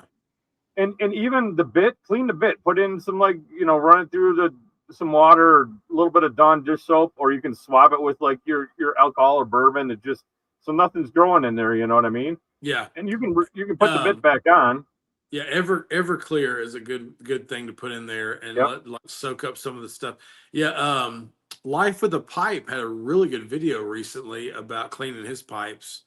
He had some briar cleaner that he recommended that I actually ordered some. Hopefully it'll be in the mail coming next week or so. You get that stuff from LB Pen? Yes, that's it. Yeah, that's the stuff, 100%. It's going to make your life cleaning up those pipes. Did you get the cleaner and the restorer, that combo? Yes, I did. Okay, the cleaner you're not going to have to use on every pipe. Okay. That's good for like you get a pipe and it's got all the lava, all that on the char on the top of the rim where it's all black, where they didn't clean any of that off. It's great for cleaning it up. Or if you have a really filthy pipe, it's good for. It works best for that lava. Sometimes if you have a dirty pipe, sometimes all it takes is just like a little bit of water, a nylon brush, some Dawn dish soap even. People use all kinds of different stuff, but lots of times you'll be surprised, just a little bit of water and a nylon brush and clean it off. Rub it down, let it dry. And then when you're done with that, when it's all fully dried, then hit that Briar Restore. Coat that on there, let it sit on it for like 15, 20 minutes. Rub that off with a nice, cloth. Boom. Yeah, and then buff it out with a polisher. I've got a polisher, to Yep. do that. Put it on the wheel and buff it, and put a coat of wax on it, and you're golden. I mean, but see, I find this so interesting. Like this little pipe, it's in really good shape. It's just an old pipe, and it doesn't really have much on it, but it says "Made in England." Golden. It says Golden Square. Who's that? Like, who made that? Like, what the heck? I mean, Dude, you got to put AI to work for you. You'd be I surprised what know. you can It's like find. I know. ChatGPT, tell me who is It Golden will. Square pipe It's maker? not 100% perfect, but you can find a lot of information on pipes like that way. But I think it's just cool though. Like it's like, Mm-hmm. and this is just a fun little pipe, and it looks like it's in really good shape. It just it just needs to be buffed out. I mean, this one here, this was one of my favorites. This has no name on it at all. Like there's no name on it, but the it looks like it's got a silver ring on it. I mean, like that buffed out and shined up really nice. I mean, and the Yeah, inside of it's so clean. Like it's so clean. You're gonna have to check the shank on it. Sometimes the shanks are filthy on those, though. They'll ream them out real nice, but the shank will be dirty. So look, it has one of those like a stinger. Yeah, it's got a stinger in it. I mean, I just find it fascinating, man. Like this is some of the coolest stuff ever. I love it. Yeah, man. Well, you and Luke Street, you guys are down in the area where you can still and Chris and Pipeville, you guys can hit up them antique shops and you can find all kinds of stuff like that still. Well, that's funny you said that because I went to a lot of antique shops when I was a kid with my parents, and there used to be pipes everywhere. And I have gone. So my wife and I, we go to antique shops quite a bit because we enjoy just going and looking. And you can't find pipes anywhere anymore. It's crazy. Like when I was a kid, that's what it's like for me. I can't find anything up here, but it seems like the Mid-South and the South, they have way better luck. But up here, man, there's nothing. And I have people that go to antique shops like all the time and estate sales that are out like looking for them. I'm like, dude, if you just find some pipes, either shoot me a picture of them, or if they're giving them away for dirt cheap, just buy them for me, and they're looking constantly, and they're doing this stuff like every week, and it's nothing. Yeah, nothing. I know. I can remember being with my mom and my dad. We'd go to like an antique shop, and you would see like just racks of pipes. And then now there's nothing. And I talked to a lady. There's a really nice antique store here in Tennessee. That's about 20 minutes from here. And I said, hey, do y'all ever see like tobacco pipes? She said, that is a very popular thing right now. Yep. She said, as soon as I get them, I sell them. I'm like, wow, like I said, I got the worst time in it. What you got to do is there's a guy in our pipe club that comes and he goes to estate sales and knows people that do like estate cleanouts, like companies, like companies that do like house cleanouts for estates. Yeah. And that's how he scores a lot of his stuff, is through that, because they're going in and just cleaning out of stuff, and they'll pick out stuff obviously that they know they can sell to, resale shops. But lots of times, like, the pipes get overlooked, and he grabs them from those guys. He gives them some money for them, and they just grab everything, and that's how he gets his stuff. So if you know anybody, or if you come across people, those are good connections to try to find. Yeah, there's an antique dealer here pretty close to me that I met a couple weeks ago, and he said that I guess he has like an inside track to like when people have like there's like a death in the family and they have these estate sales that they bring him in before they let anybody like do anything. Yep. And he said he'll find things like whiskey collections, for example, like they can't sell whiskey at these estate sales, so they just dump it. And I'm like, no, don't do that. Like, don't do that. Please come find me. So I gave him my number, and he said occasionally he comes across like tobacco collections. And I'm like, do not dump it. Like I know, legally you're not supposed to buy that stuff, but at the same time, it's like you tell the owner, like, I have a guy. Yeah. Like, Or hey, instead of throwing it out, I'll just take it off your hands, and then, yes, put it you in know, my dumpster. Here's my yep, dumpster. Like, if you're gonna throw it in the dumpster, yep. throw it in my dumpster. Like, okay, what now? Yes. All right. Good night, buddy. Yeah, I'm telling you, man. Like, I'd be, we're probably would be amazed at how many. Well, I make this joke all the time about my wife. Like, I mean, God bless her. I love her more than anything in the world. But if I were to die tomorrow, like, she would probably take my whiskey collection and start dumping it. 'Cause she doesn't know. She doesn't care. I mean, Yep. she would just dump all that stuff out, and then there's like 40 people I know that'd be like, like, no, like, why? Why would you Yeah. do that? I mean, that's the one benefit I have with the Pipe Club and all the guys there. It's like, if something happens to somebody, the club's going to come in and take the stuff and sell it off and give the money to the widow and that kind of thing. Yeah, yeah, And then there's one old timer that he's got like nobody. Like, he's got his dad left. He has no siblings. He's got no nothing. So his stuff literally is, you guys can take it, take what you want, sell the other stuff off, and like, he wants it to go, the proceeds of his estate to go to like the Humane Society. So whatever we don't want, it gets sold off and the money gets donated in his name that way.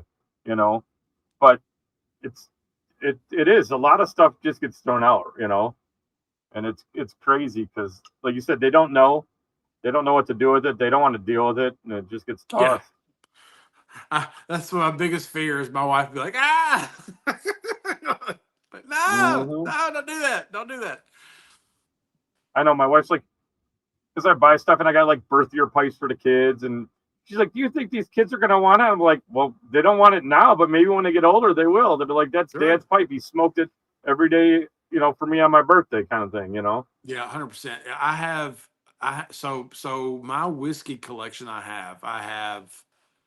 I probably have about 10 bottles in my collection that I've never opened, but I'm saving them for a special occasion. I have so my oldest son was born in 2008. I have 11 bottles of whiskey from 2008 that I've never opened. And I have a Wild Turkey Rare Breed from 2008. I have a Evan Williams single barrel from 2008. I have a this is my favorite one. I cannot wait. So this is my dream bottle. I can't wait to open. I have a Wild Turkey 15-year American Spirit, which was Jimmy Russell's private blend that he only made one time. It was in 2008. And I have a bottle of that unopened that I'm saving for my son's wedding.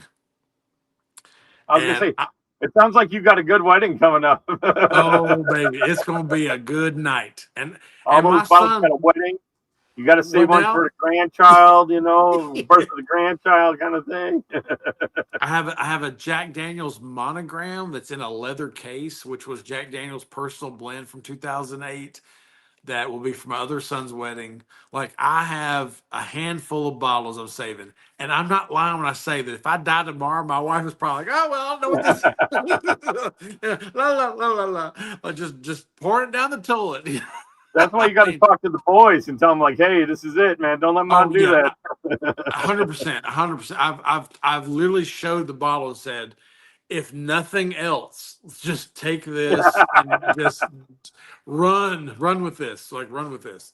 So yeah, which is funny because like I don't have a whole lot of heirlooms from my father. Like, my father didn't have a whole lot of heirlooms. Like, and that's sad for me because I wish I had stuff from him. Like, I wish I had like his lighter. Like, he was a cigarette smoker.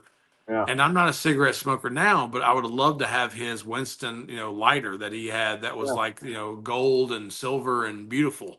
I would love to have that. There's a lot of things like I don't really have anything from him, unfortunately. I have it. I have his pistol. That I have his gun that he had. That was his gun. I actually, it was funny. I was working at the company I work for.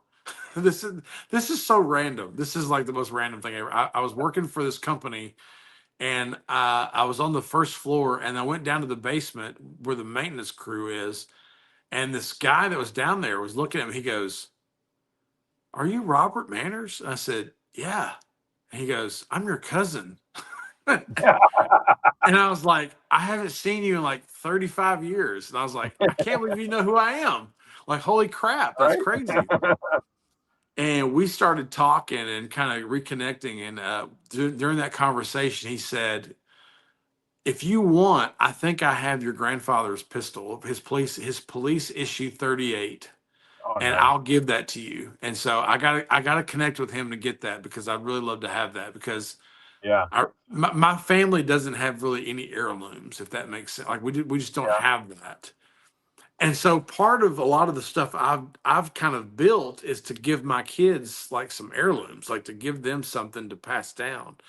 Even if they don't like it or appreciate it, it's fine. At least I give them something that they can Well, that their was, kids. yeah. I ran into that. My parents were like the opposite, right? Because Depression era parents, grandparents from well before that. When my grandparents passed, all that stuff came to my parents' house because they didn't get rid of anything. And then when I had to clean out my parents' house, it got to the point where like, man, I got to start paring stuff down, Yeah. and figuring out what I want to keep, what I can keep, what, stuff they kept that I might not have known. Like there's stuff I have, like I have my great grandpa's sword from I thought it was like a Masonic sword, but it wasn't. It's from, I forgot what it was. Nathan Davis told me about it. It's some other one of those same kind of fraternal organizations that was real big in the early 19th century. Yeah. So I have like that. That's really cool. My kids probably won't give, because they don't remember hearing the stories of this man, and I've forgotten pretty much most of the stories, but I know it as, hey, that's a piece from that guy that my dad told me all these stories of when he was growing up, Yeah. So I didn't get rid of it, kind of a thing. And stuff like that. But it's like, yeah, how much can you keep? I mean, I've got old barware from way back, and being from frickin' Wisconsin, man, was there the barware and stuff like that, that's just packed up in my basement. Like so yeah, I had to pare down so much stuff, but you hate to get rid of stuff, but you can't keep it all, kind of a thing. So I had like the opposite end of that spectrum, which it's nice to have, but then all of a sudden my wife's like, man, I brought so much stuff over from my parents' house when we cleaned that out, that she's like, there's just totes of stuff in my basement, She's like, Yeah. now our basement's like your parents' basement, and our kids are gonna have to do the same thing. Yeah, they're gonna have to go through it and get rid. Yeah, I know. It's like, but at the same time, it's like if you had just a handful of things that were just like special. To be honest with you, like that's what my prayer is that I only have a handful of things that I'm trying to like keep up. You know what I'm saying? Like, I have a knife collection that is small. It's only about like 10 knives. But they're all really nice knives and they're special. And I know one of my sons, my youngest son, loves knives. He's all about it. So I could definitely see him, if I pass away, being like, I really would like to have Dad's knife collection. Like I could see him saying that. Um, the pipe thing, I don't know if either one of them will ever get into that or want that. But they will be there. I mean, I have these amazing heirlooms that are. I mean, these are beautiful crafted pieces, and even if they don't smoke a pipe, it's something they can sit, hopefully, maybe somewhere to be like, you know what, these are my father's, Yeah. and it doesn't take up much room. It's just this small collection of things that they could have. Well, that's it. My dad didn't smoke pipes, but he had some old clay pipes that were probably my grandfather's. Who knows where he came from? So I have a couple of those. but my dad smoked cigars, and he smoked cheap cigars, but he liked them. Like he smoked his backwoods for when we went fishing, because and when we went camping, because they kept the bugs away, kept the mosquitoes away. But he loved a Villager Export, and I don't know why. They were not great cigars, but he loved those cigars, right? He got them for his birthday, Christmas. He would always get those cigars. But he would take that cigar, and when it got down too small, he'd shove it in a corncob pipe. Cheap little Missouri Meerschaum Legend pipe. Cheap little pipe. And I got that pipe. It's sitting in the ashtray, and it's in the house with his dog tags, and that's where it sits, you know? And it's just, I'll never smoke it because I have my own Missouri. I took the first pipe I got was a Missouri. I bought him one of those, like a new one, and he smoked his old one. But I took that out of his house, and that's the first pipe I smoked, was the one I bought for him that he never smoked, you know? But you just have it. And it doesn't take up a lot of space, and my wife doesn't care. She likes that it's there because you go over to his house, and he'd be sitting in the garage, just on his little chair that I got in my garage, and smoking his pipe, and he'd walk in and be like, "Oh, hey, how's it going?" You know? Yeah, but I mean that's some great memories to have, and again, it doesn't take much. Like I don't, like I said, like I think about my father, and it's like I don't need like everything he ever owned but I would love to have just a couple of pieces, that are like his. That and I do have his pistol. I have a couple of things that are his. But there's especially now that I'm smoking pipes and stuff, like his little Winston, like he had a little Winston lighter that I still remember what it looked like, even though it's like, 40 years ago that he had this damn thing. And it's like, I remember that. And I remember that lighter so much. And it's so funny because I go to antique stores all the time, almost like I'm looking for it. Like if I could find one, which I know I won't. I know I'll never find one because it was so unique. But if I do, I'm buying that bad boy as soon as I see it. I'm buying it. And I don't even know if it was made by Winston. It probably wasn't. I just know he smoked Winston 100s every day, and he had this little. It was a Christmas gift that my wife that my mother gave him, and I still remember that. Like when I was little, like I was a little bitty kid. I remember this little lighter. It was just a little soft flame. It was so ornate and gold and had a little silver in it. It was just gorgeous. And I could still see him clicking that lighter and just being like, I can still see it. If it was yesterday. And I would love to have something like that from him that was his. But, I'm not trying to pass down everything I own to my children because I own a lot of stuff that I know they don't care about. But at the same time, I can definitely see, especially my youngest son, because he seems to be the one that's going to probably. He's already asking me about pipe tobacco and whiskey, and he's 13. He's like, "Dad, that smells good." I'm like, "Oh, hold on a second. Time out." You didn't give him a puff on that thing? Come on now. I was puffing on my dad's cigars all the time. I mean, I hated them. I mean, but you always wanted to puff on what Dad was smoking. I mean, I know you did it. I mean, my father, I'll never forget. I was probably about 12 years old, and I remember this is going to make you laugh, so because it's so stupid. But we were sitting at the Olive Garden of all places, and my dad looks at me. And I'm kind of staring at him because he bought this beer called a Peroni, an Italian beer.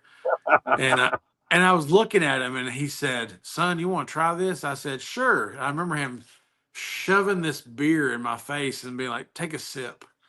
And I took a drink, and I'm like, "Why in the heck are you drinking this?" This Man, is you made it till 12? 12 years old. Yeah, I was 12 years old. Yeah, I was 12 years old. And yeah. And Cody Homestead. Cody. Dang, man. You've been silent all night. League's still there. I haven't even seen Cody. I saw Cody way in the beginning, and I didn't even know he was there. I was like, "Who's in here still?" He's like, "I'm still here." I was like, "Dang." Well, you know what? Because it's riveting, man. We're having riveting conversation. I think Cody took a nap, man. I didn't even see him in the chat all night. He just snuck in. So. I know League is out there working. He's out in California. League is always listening because he's working a shift, lurking. Yeah, you're lurking, Coach. Well, listen, let me just say, happy International Pipe Smoking Day to everybody who's watching. And if you're still there, it's been a great day. I'm actually going to get off here. I got to get to bed. I got to get up early. I got a meeting at 7 o'clock in the morning. So I'm going to get off Nice. here. Chris, I thank you so much for doing this. I have to say, like, this is what the community needs. We need more of this. I've had such a great time tonight. I'm encouraging anybody watching, you need to join. You need to join the I know that's the stream. biggest thing is to try to get people to come in and just have a chat. It's nice when they chat on the chats. It's always good, but jump on, even if it's for a couple minutes, 100%. I mean, yeah. we had what's the blue woodworking guy. I can't remember his name, but I think I wrote it down somewhere. he stopped in. Yeah, I know. I got to start bringing a little notepad out. That's a good idea, actually. Yeah.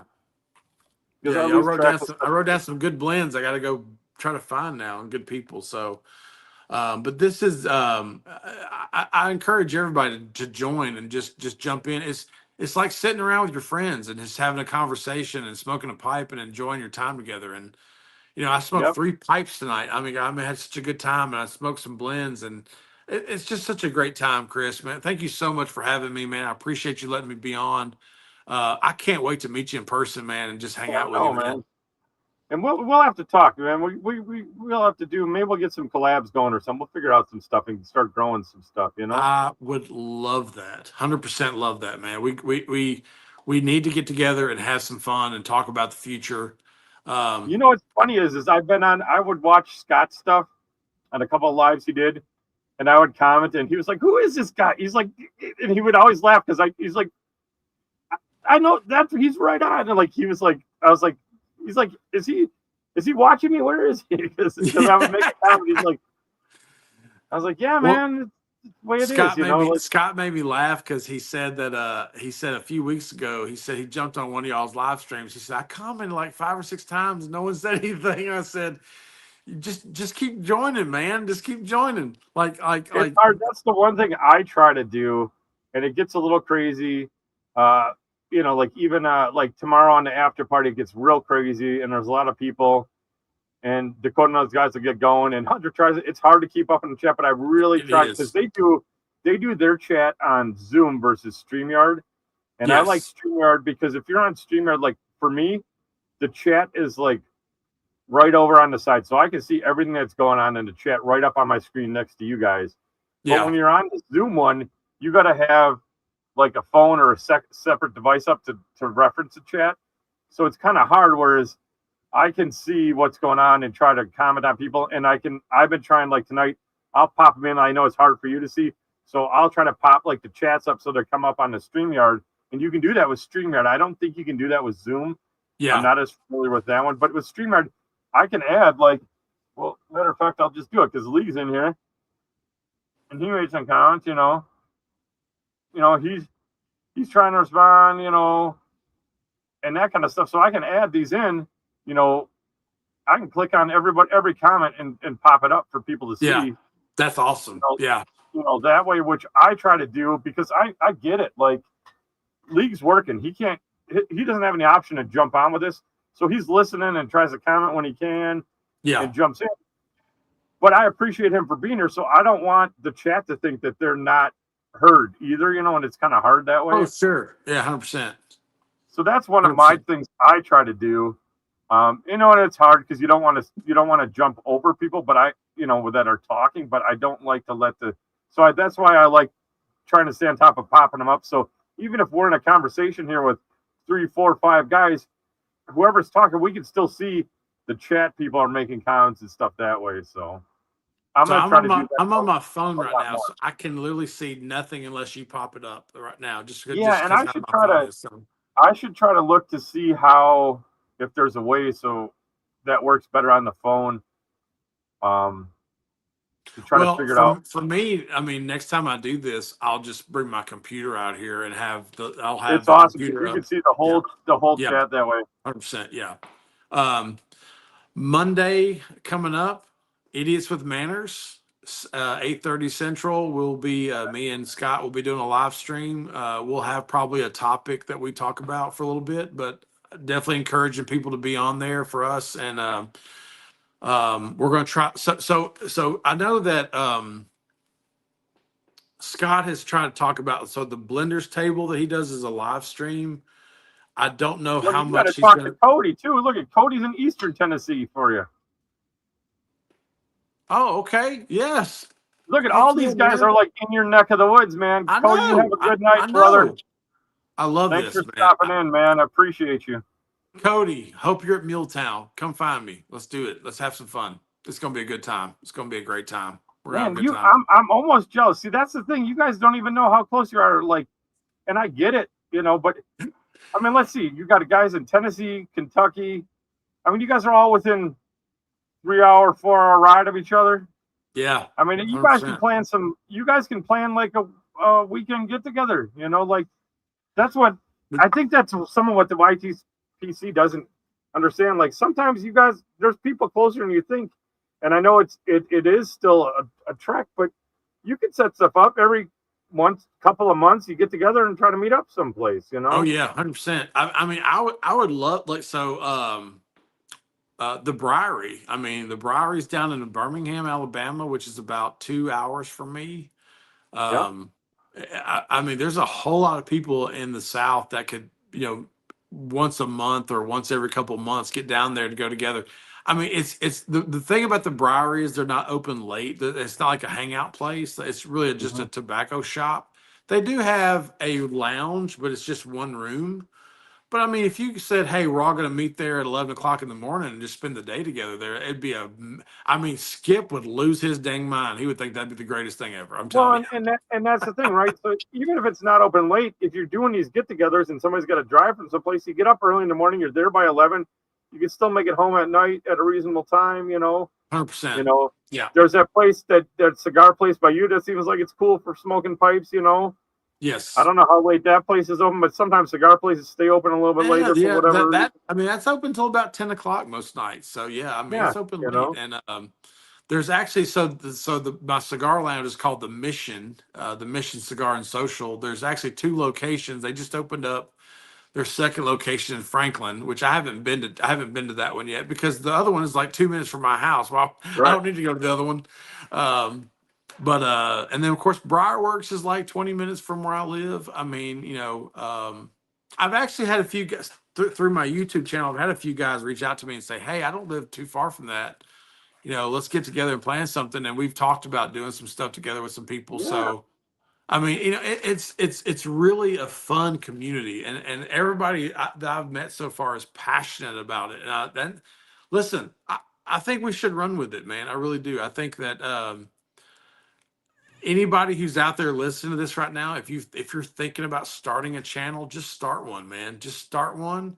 You don't have to have the best like camera and all that. Just film. Just talk about blends. Just talk about your experiences. Just talk about your pipes that you have and how you're learning. I said this in one of my last videos I made, and I mean this. Like I feel like my brand is not all pipes. So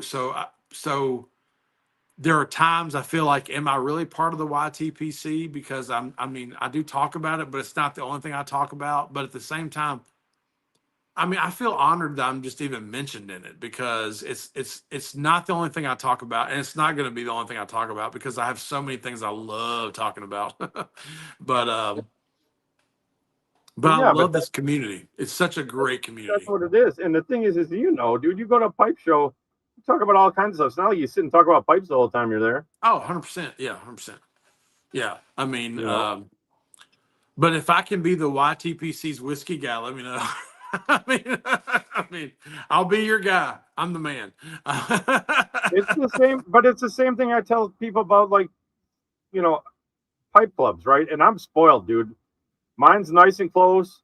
We meet every Sunday, but you don't have to meet every Sunday. It's just a communal gathering. If it's once a month, if it's every 3 months, if it's 2 or 3 of you guys, that's all it takes, man. 100%. You can start your own club. It's a gathering of like minds to Yes. just hang out and just and not to, because I mean there's women, but just to be men, or just to be a social gathering, a social group of like-minded individuals, Yes. is 100%. all it is.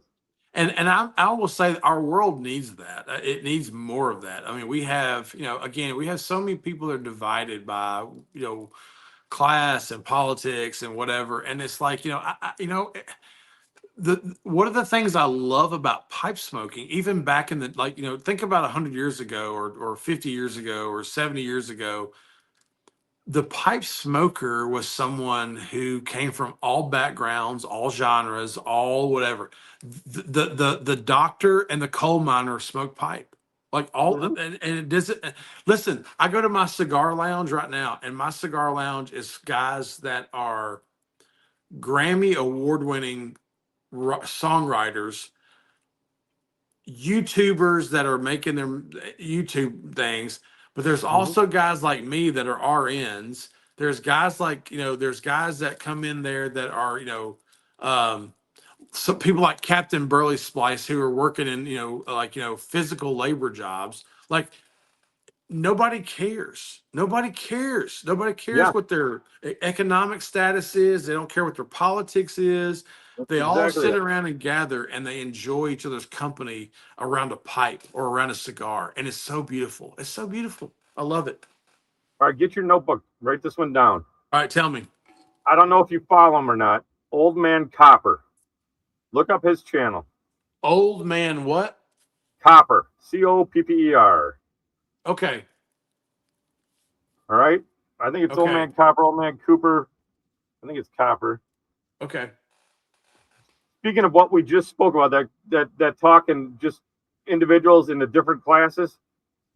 This is a guy.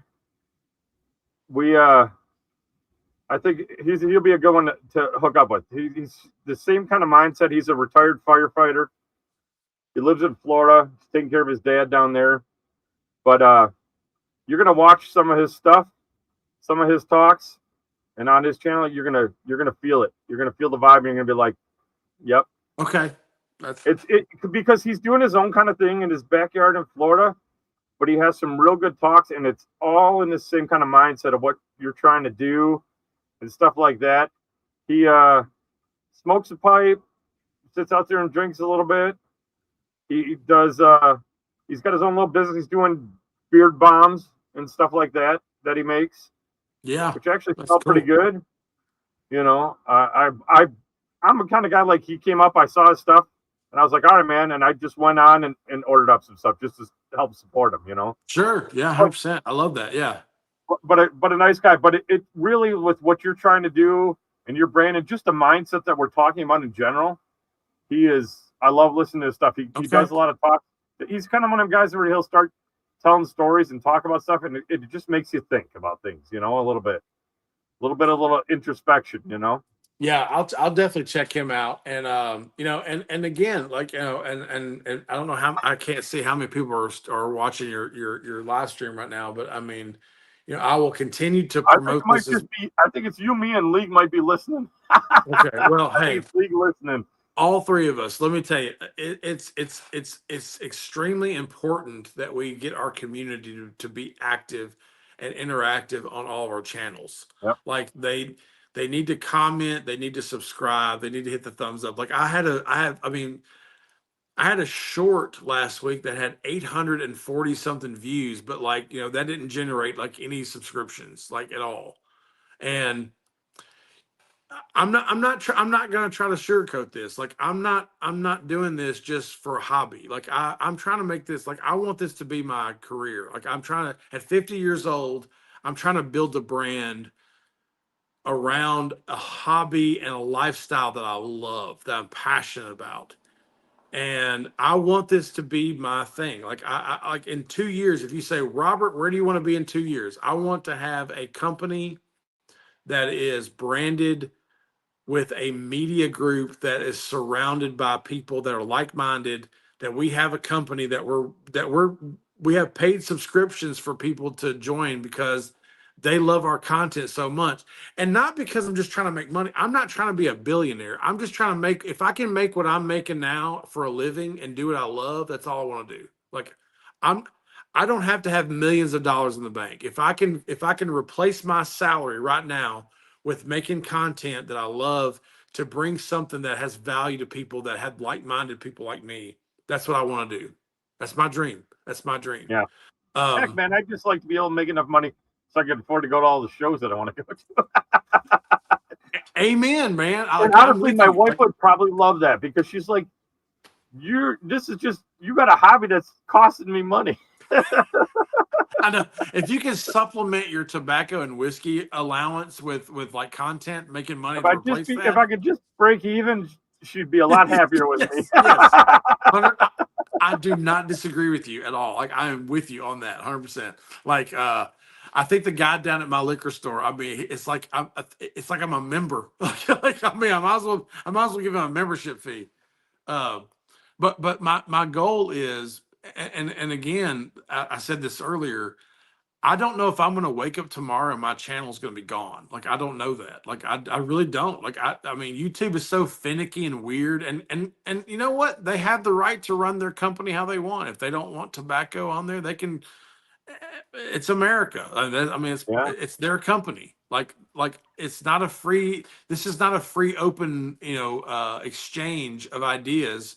It's their company, unfortunately. Well, and the biggest thing that we run into is, you nailed it with that. It's their company and do what they want. But everybody is then wants to jump ship to try to find the next place to be.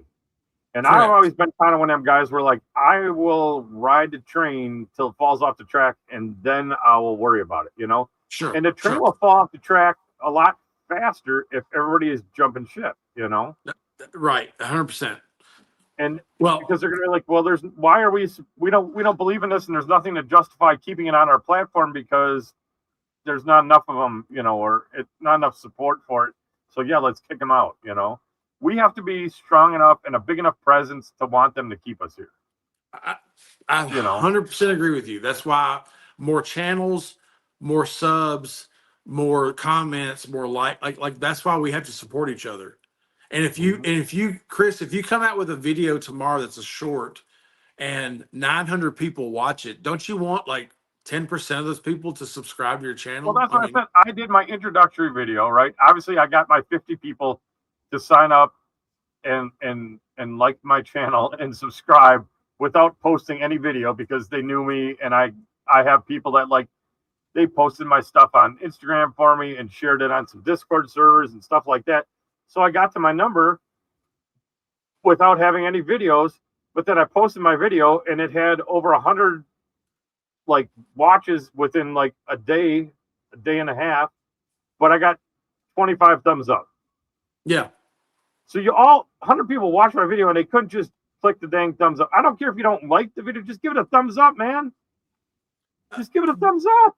Dude, that's more. You got more thumbs up than I do. Like, I mean, I have a video. I'm producing videos every week, and I get I think my last long form video had 400 views, but 5 thumbs ups, 2 comments. And I get that it's hard to stay on top of everything, but you watched it, right? And yeah. Even if you didn't watch it already, I mean, I will click play to watch a video, and as soon as I hit play, I hit the thumbs up.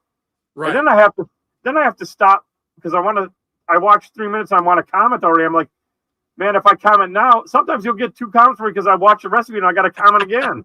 I know. And I think to myself, well, it sucks because you got to go back and watch my comments. But guess what? That you just got 2 or 3 comments from me on one video. That's not bad.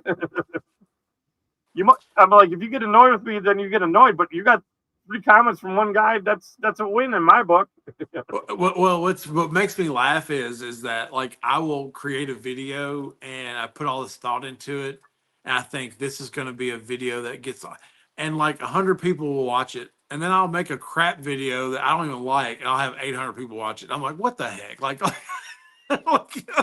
See, and this is where, and I've talked to Dakota, and it's probably well before you found us, and they've been hounding me to make content. And this is my thing.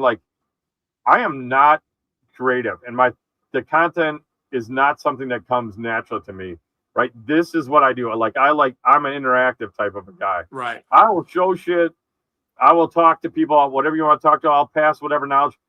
But I have a hard time just sitting here recording myself talking to a screen, trying to have ideas or it just doesn't flow for me the same way. And that's my biggest thing that I run into, and I'm going to run into from a content standpoint for me. That's why I said in my life, I want to do this because I want to do this. I'm going to try to host and there might be nobody that shows up for the lives, but I'm there for somebody to drop in, comment, watch, talk about whatever they want, because I mean, they're out there, right? I mean, people do them at different times, and you're stepping on other feet because people have stuff. But if there's not some place for people to jump in, League's got something to do on a Friday night while he's at work. He's listening in. It gives him something to think about instead of, I mean, he could listen to a podcast and, do all that other kind of stuff too, Sure. Yeah. But it gives people, hey, man, I'm doing this. They can write down, like you did. That blend. The other guy that was on here, the new guy, trying to keep track of what blends. He's like, I'm losing track and asking questions. You can get that from videos, but if you get, 4 or 5 guys talking or a chat full of 6 guys commenting, you now have 5 more outlets than just watching one guy talk on a video too. Sure, so I want to try to do more of these lives to help with stuff like this. Well, but I think that's why it's good to have a variety of different people doing different things. Like that's why it's important. Like so like these live streams, like I love them to watch, and and I'm so grateful I get to be a part of it because I love having great discussion. Yeah. But like my dream, like if you're asking me what House of Manners is going to be, like I want it to be cinematic storytelling about the things I love.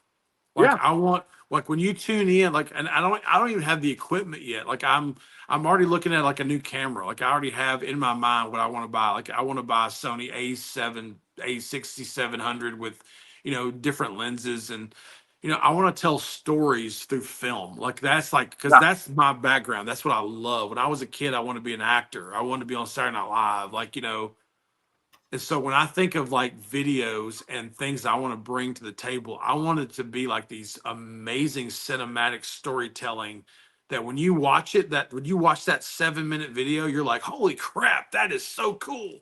Like that's what I want to do. And I don't know how to do that yet. Like I'm still trying to learn how to edit. I'm still trying to learn how to film.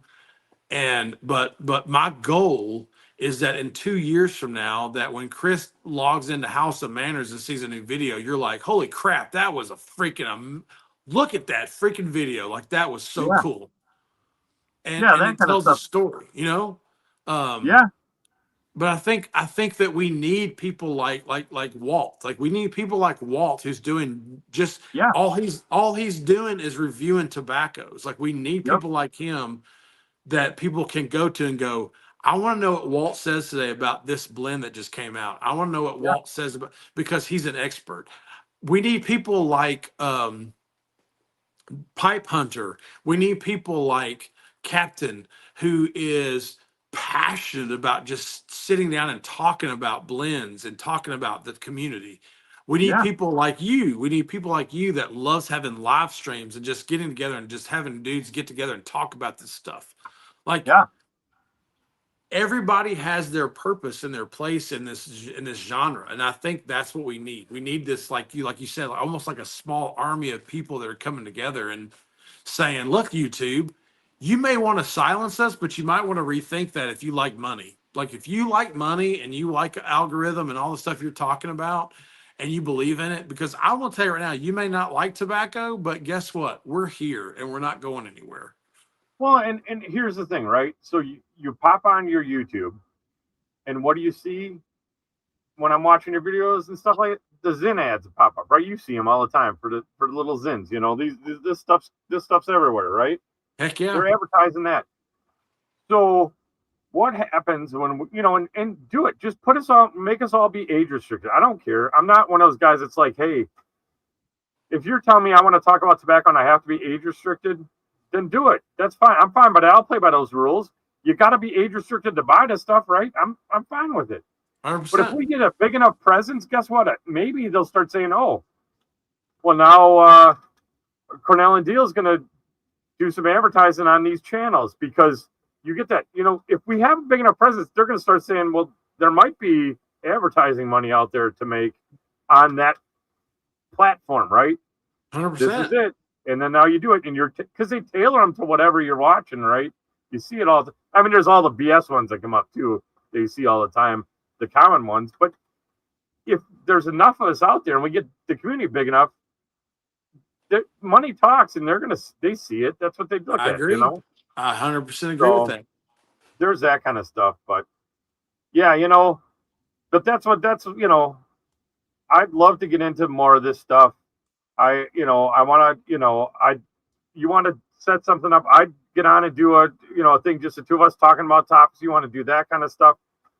This is where I shine. I like watching, the stuff. Am I an interviewer like Scott and those guys? No, I don't necessarily come with a ton of questions. I want to get into it a little bit with some of the guys that, I want to get on. My buddy from Donald and Breyer is going to come on one Friday night because he wants to launch his himself a little bit more within the community and just let people know about him, which is something I have to dance around because it's YouTube, right? I can't be like, oh, here's his website and blah, blah, blah. And all that kind of stuff. But I want to do kind of that kind of stuff and kind of grow stuff that way. So that's my vision. Eventually I'll get some content, from that standpoint. But bouncing off and doing this kind of stuff, maybe setting up some other kind of like shows with you or some of the other guys. Yeah. I'm down with doing that because this is what I do. I talk to people, not so much screens. It's not my thing. I'm an interactive guy. Yeah, man. But again, I think this is where it's so cool that we have so many people doing different things. And that's why, we don't want the same old shtick for everybody. Like, we don't want that. We want to grow a community of people that enjoy the hobby, but in different ways. And I think that is what's really cool about the group of people that I've kind of am starting to get to know a little bit, like Walt and Captain and you, like Scott, we all kind of have our different things that we're doing. Yeah. We're all associated, but we're also different. And that's what I think is what's going to be a good thing for all of us in the end. Yeah. And, and that's my goal is and I stumbled over in my one introductory video is my goal is to just be a contributor, right? Yes. I want to help contribute to your channel. I want to help contribute to, if there's something I can help Scott with, I'll help with him. This is what I want to do. That's what I want to do. I want to help contribute that way, kind of like Walt does with his blends, right? Yes. He contributes by tasting stuff. I want to contribute by, just talking to people, what kind of knowledge. If I can add something to your channel, I'd love to do it. If I can add somebody to somebody else's channel, I'd love to do it. I love to host these lives and just add stuff to the people that are listening and don't create content. That's my passion for my channel or that's my vision for what I like. My goal is ultimately, not so much just, I'm not a big, I thought it was fun. It's International Pipe Smoking Day. So I was like, let's just show stuff I have that's there. But I'm not necessarily going to be just picking a different pipe every day and, oh, this is this pipe and this is what I'm going to smoke today. That's not, to me, I wasn't, it's too weird now in my head.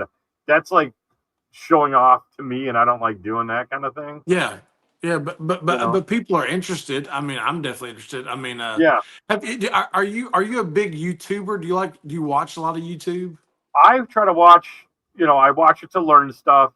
Sure. And then I watch everybody's video I can, that I subscribe to try to support them, Sure. from that standpoint. So there's a guy that I've probably been watching for several years. He is, which is funny because he's in a genre that I don't even care about really. I'm not a photographer, but he's a photographer. Mm-hmm. His name is Peter McKinnon. I don't know if you've ever heard of him. He has about 6 million followers now on his YouTube channel.